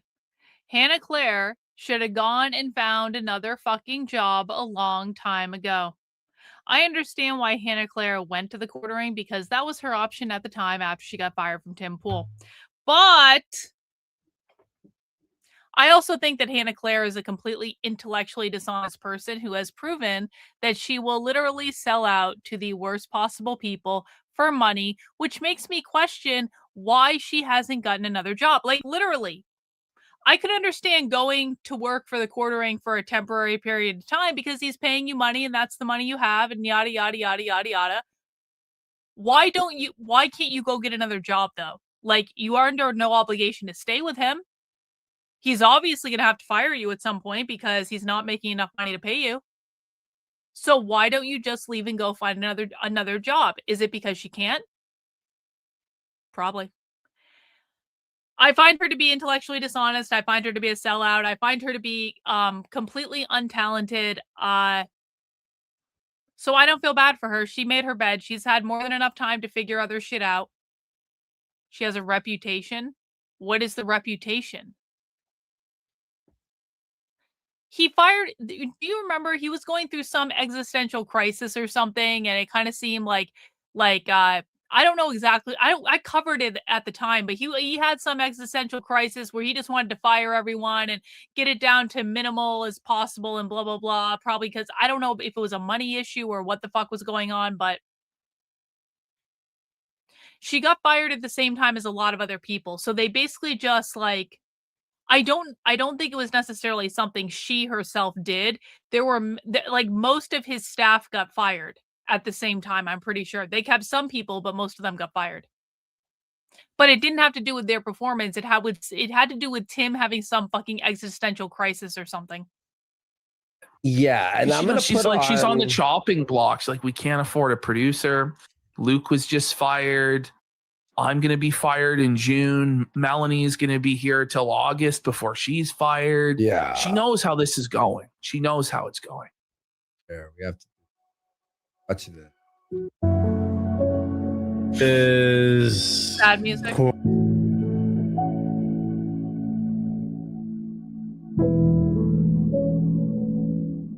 Oh, it's heartbreaking. It's actually heartbreaking sad. to watch, That's folks. it is. Yeah. Oh no, she's trying, and there it goes. It's gone. It's gone. It's gone. God damn! Restore the light in her eyes. Free Hannah Claire. That was brutal. That was brutal. Oh, man. We'd love to see you live, obviously, watching wherever you're watching this. But if you can't, we always try to do a couple of odds a day with the biggest stories from the show so that you can still enjoy the show. This is considered one of the biggest stories from the show. A kid sharing McDonald's with an elderly man. Get your hot news here. Hot news, fresh off the presses. The geopolitics that matter here at the Quartering News Show. We have an child visiting an elderly man at McDonald's. He felt bad for him. Your right-wing news show, Yeah, sir. that's what happened. That's what happened. You're right, Grillis. Tim was mad about money. Tim was also mad about computers being broken and missing a show because a video card driver wasn't updated. I remember the ranting about his staff and then not fixing it. Yep, I remember that too. Thank you. For a lot of Extra, hear all about it. Hannah Claire's sad. She's feeling real depressed. Yep. Extra. Breaking people ate fast food. Quite frankly, is can be disheartening at times, but this story I purposely plucked so we'd have something happy to talk about. This is a story about a toddler. Wait, did he start over because he needed for the clip channel? Yes. So he can waste $600. So he can waste $600 on promoting this with ads to get not one live viewer to his live show. I thought he was ending the show, by the way. I thought he was wrapping it up, but it's like, no, you're resetting. Can the internet cry over an incredible act of kindness after spotting the elderly man eating alone at McDonald's? Hudson Drew, 3 years old, went viral for his wholesome interaction with a stranger while eating breakfast at an Oklahoma fast food chain. Video shows the boy, whose nickname is Huddy, climbed into the booth where the man was. Bro, this is a X short that you scroll through and go, oh, I don't even know if it's like on the level. This is like Facebook. Yeah, this is like, I would say below Facebook. This is the sort of shit that like 65-year-old women are excited for. Yeah. On Facebook. It's on Rogers Channel 10. On like the local, like the local. Let's be real. This isn't even a feel-good story. Like, this is crap. Like, what are we talking about?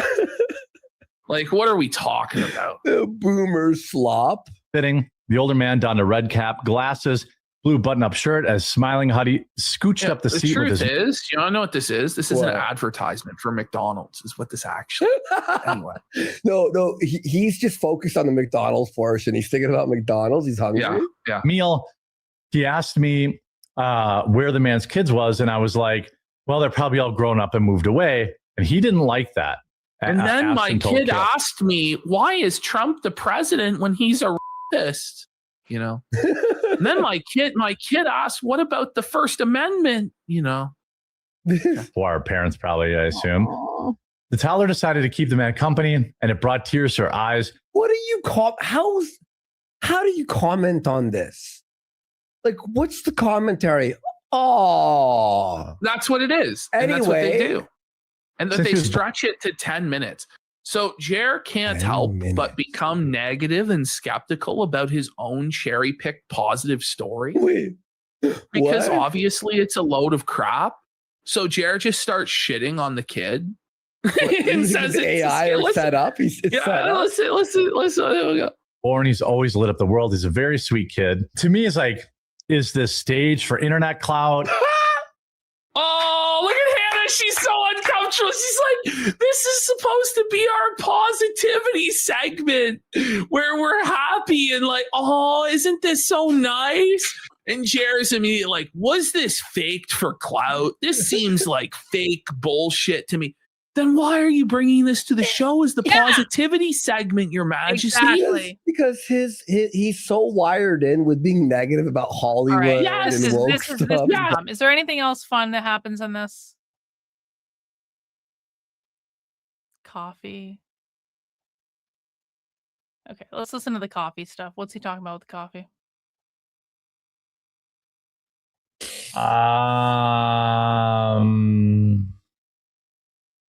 That was a great. I think that was what it was like. He's pissed. He's like, did you just have me watch bum fights? Buddy, it should be illegal, dude. But Easter is coming up. Easter is. Oh, here we go. Easter. Here we go. Easter's here, guys. So you're going to want to buy Quartering's coffee, okay? Quartering does this massive ad read for his coffee, okay? Okay. Let's have a listen. Oh, I so honestly good. missed the ads. I missed the coffee ads, honestly. It's next weekend. So this is a great opportunity for you to be the absolute fresh roasted, no gimmicks. What coffee has a gimmick? What do you mean no gimmicks? It's all so generic and lame. Yeah. By the like, way, what are you it does talking have about? gimmicks. It's strawberries and cream coffee. Oh, yeah, it's the tangerine supreme and blueberry cobbler and tiger blood and all. So it's the ultimate gimmick coffee. You're right. Actually, what are we talking about? It's the opposite. It's next weekend. So this is a great opportunity for you to be the absolute hero of your Easter get together. Imagine believing that. That you're going to be the absolute hero of your Easter gathering if you bring Quartering's coffee. Think about all the Easters that you've been to in your life with your family. There's literally nothing incriminating on my screen, so it's what you guys are gonna see are there's some browser windows open. There's nothing incriminating. There's nothing incriminating on my screen, honestly. Do you remember the coffee that you had? No, you fucking don't. Nobody does. But now I want you to imagine the sort of person that would actually bring Quartering's coffee to Easter. You have to imagine they're the most terminally online right-wing spurg imaginable. Right here. And everybody at the gathering just dreads their fucking presence. It's in front of me. And he's trying to explain to them, no, guys, this guy on the internet at Quartering, he's really cool. He has some really good political takes. Guys, okay, Johnny. Jesus, I hope he goes back to his bed. I guarantee you, it's like that person you're at the Boston Pizza with all your friends, and the one guy's showing you videos while you're trying to you're like, bro, we're all watching the fucking UFC right now. Could you stop? Coffee. This guy, he's got a really good political take. I swear to God. We don't give a fuck. Have you seen Tim Pool's take on this? And you're bro. And we have, by the way, Mom, look at our new the golden Charizard card, Mom. Yeah. No, the Charizard was worth 400. Okay, this isn't funny. Okay, we need you. Really? She felted him. Okay, I think we're good. I think that is sufficient for tonight. I think we've peaked. I think we've peaked in terms of funniness. Okay. Yeah, that's really all I got, guys. That's all I got. I appreciate you hanging out with me for a Friday night. I appreciate everyone who sent in super chats and channel memberships. I think we brought in 79 new members of the channel today, which is pretty rad considering I wasn't even really asking you guys to do it. So I definitely really appreciate that you sent in channel memberships without me having to ask you to do it. That's the greatest part of all of this stream. I hope you guys enjoyed a little bit more of a lighthearted day. We will be returning to Socialism tomorrow at 6 p.m. for Socialism Saturday. Also, isn't Jake Lang supposed to be in Washington, D.C. or something? Am I sniffing glue? Isn't Jake Lang supposed to be in Washington, D.C. this weekend? We need to keep an eye on Jake Lang. Does anyone know anything about this? Am I making this up? I don't think I'm making this up. Does anyone know? Okay, ding, ding, ding says yes. Yep. So I'm just going to keep an eye on the Jake Lang stuff. And I was going to say he's doing something tomorrow, isn't he? So I'm probably going to have to get up early. God damn it. Yo, Malcolm! 5 channel memberships. W's, Malcolm. I really appreciate that, bro. Thank you for the memberships on the way out the door. Okay, so I'll wake up early and I'll look and see what Jake Lang is doing. And if Jake Lang is doing something fun, I'll go live and cover it. All right, guys, that's all I got. I'm going to take off. I hope you have a good night. And I will see you tomorrow at 6 p.m. for Socialism Saturday, if not sooner. And let me set an outro video. Okay, there you go.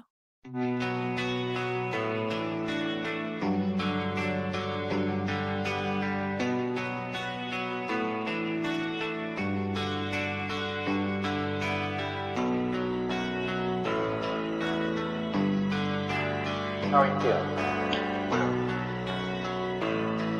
How long have you been here? 3 months, May 17th. And what brought you here?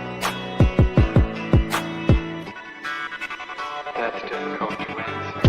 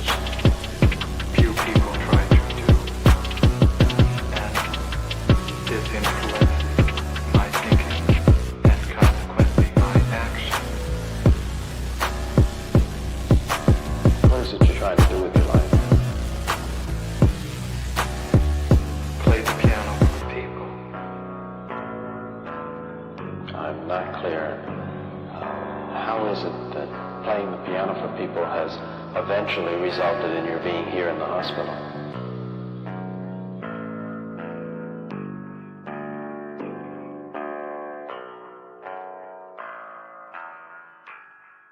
That's difficult to answer.